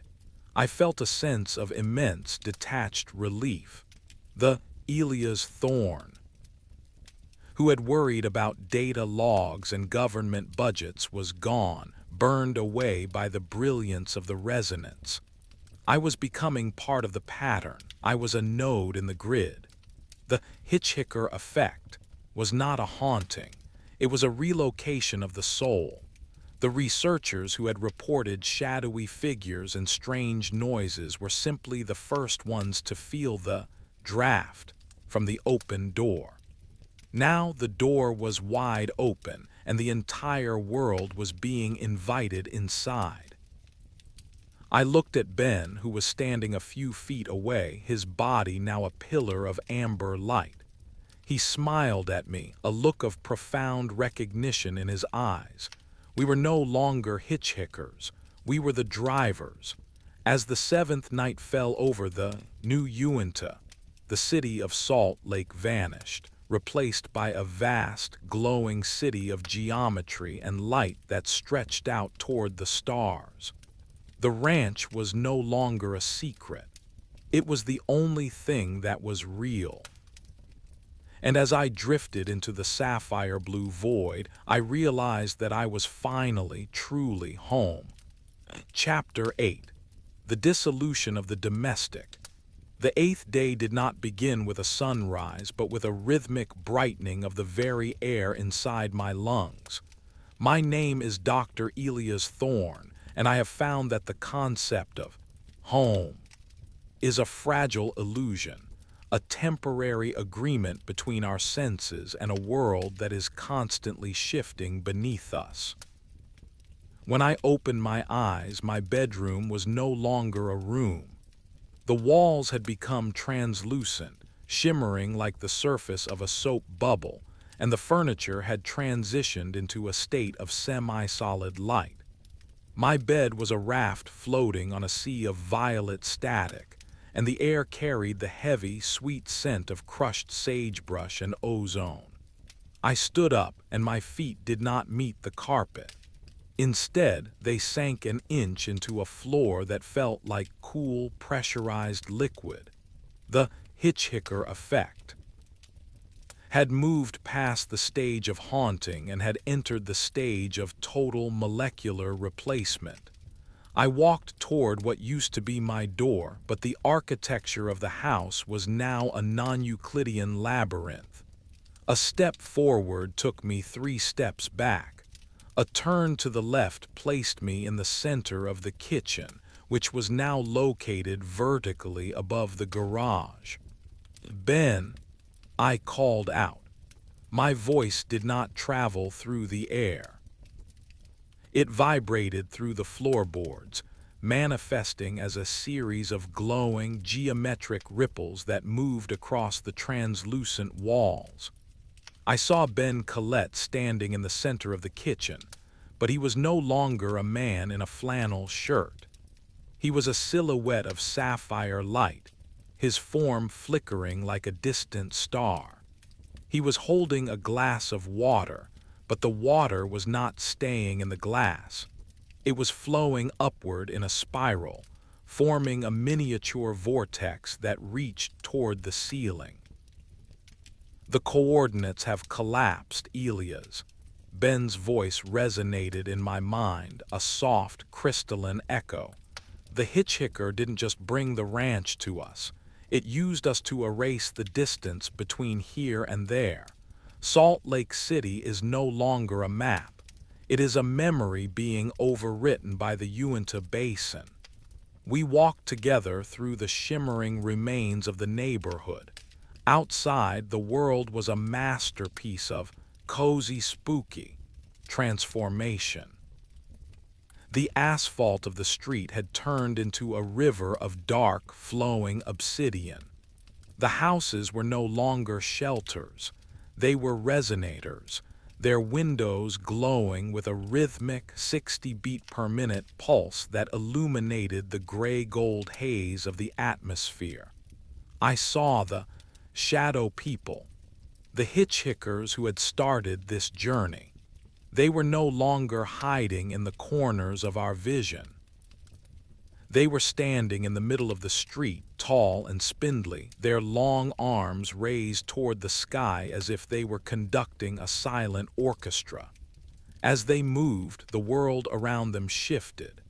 A neighbor's car would momentarily turn into a pile of red sandstone and then back into a vehicle, the reality flickering like a loose film reel. They are stabilizing the anchor, I realized. The Hitchhiker Effect was a biological terraforming project. By following us home, these entities had used our emotional and physical energy to plant the seeds of the ranch's reality in a high-density human environment. We were the soil, and our fear and curiosity were the nutrients. Now, the garden was in full bloom. The suburban void was being filled with the ancient mathematical architecture of the triangle. We reached the park at the end of the block. The playground was now a forest of glowing, crystalline trees that hummed in a low, soothing frequency. I sat on a bench made of solid shadow and looked up at the sky. The portal was now so large that it covered the entire horizon. I could see the northern mesa hanging upside down in the sky, its rugged red cliffs casting a shadow that didn't block the light but seemed to deepen the colors of everything it touched. "We aren't leaving, are we?" Ben asked, his sapphire form dimming and brightening in time with the Earth's pulse. "We never left, Ben," I replied. "The ranch is not a place you go to. It is a frequency you tune into. Once you hear the song, you are the song." We sat in the glowing park for hours watching the shadows work. The poltergeist activity had reached its climax. Objects weren't just moving, they were being reimagined. A swing set turned into a series of interlocking triangles. A trash can become a glowing orb of amber light. It was a beautiful, terrifying dissolution of the world we thought we knew.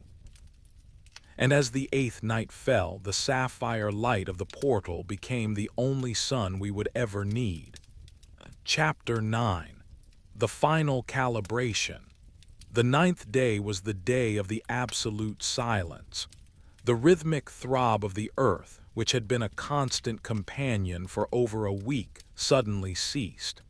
The absence of the sound was more jarring than the sound itself. It felt as though the universe had held its breath, waiting for a final, definitive click to signal that the work was complete. My name is Dr. Elias Thorne, and I spent the morning standing in the center of what used to be my living room. The house was gone. The street was gone. There was only a vast, flat expanse of white, powdery sand that stretched out toward an infinite violet horizon. In the distance, I could see the silhouettes of the other researchers, Sarah, Ben, and the security teams, all standing like statues in the desert of our own making. The Hitchhiker was standing directly in front of me. It was no longer a shadow, it was a mirror. When I looked at it, I saw myself, but a version of myself that was made of stars and geometry. It was the Elias that lived in the code of the ranch, the version of me that had been recorded by the blue orbs and the infrared cameras. "The transition is finished," the mirror self said, the words vibrating in the marrow of my bones. "The residue has been processed. The Hitchhiker has arrived." I realized then that the Hitchhiker Effect was a misnomer. We weren't the ones being followed. We were the ones being replaced. The entities hadn't followed us home to haunt us. They had followed us to gather enough data to recreate us in their own image. The ghosts in our houses were the drafts of our new selves, and the displaced objects were the fragments of our old reality being discarded. I looked down at my hands. They were no longer flesh and bone. They were made of the same sapphire blue light as the portal. I was translucent, a living, breathing piece of the triangle. I felt a sense of immense, detached relief. All the weight of my human life, the debts, the regrets, the frantic search for scientific answers had been extinguished. In its place was a perfect, crystalline clarity. I walked toward the other researchers. As we met in the center of the white sand, our energies began to interlock. We weren't a group of people anymore. We were a geometric formation. We were the new foundation of the ranch's reality, a human-shaped grid that would allow the between to manifest in the physical world forever. "Do you see it?" Sarah's voice echoed, a melody of amber and gold. I looked up. The portal was no longer a hole in the sky, it was a door, and through the door I could see the rest of the world, the cities, the oceans, the mountains, all beginning to shimmer with that same violet haze. The Hitchhiker Effect was no longer localized to us. It was a global resonance. The ranch was finally coming for everyone. We stood in the white silence, watching the world dissolve into geometry. It wasn't a destruction, it was a refinement. The chaos of human life was being organized into a beautiful, rhythmic pattern. The shadowy figures were now everywhere, walking through the cities of the world, their long arms conducting the final symphony of the earth. "It is time," the mirror self said. We stepped into the center of the sapphire beam. There was no pain, no fear, only a sense of profound, rhythmic homecoming. The Hitchhiker had finally finished its journey, and so had we. Chapter 10. The Architecture of Forever. It has been an eternity, or perhaps only a second, since the final calibration. In the reality of the ranch, time is not a river, it is a still, deep pool. My name is Elias, and I am no longer a doctor of physics. I am a pillar of the architecture. I am the light that glows in the windows of the glass houses, and the hum that resonates in the red stones of the mesa.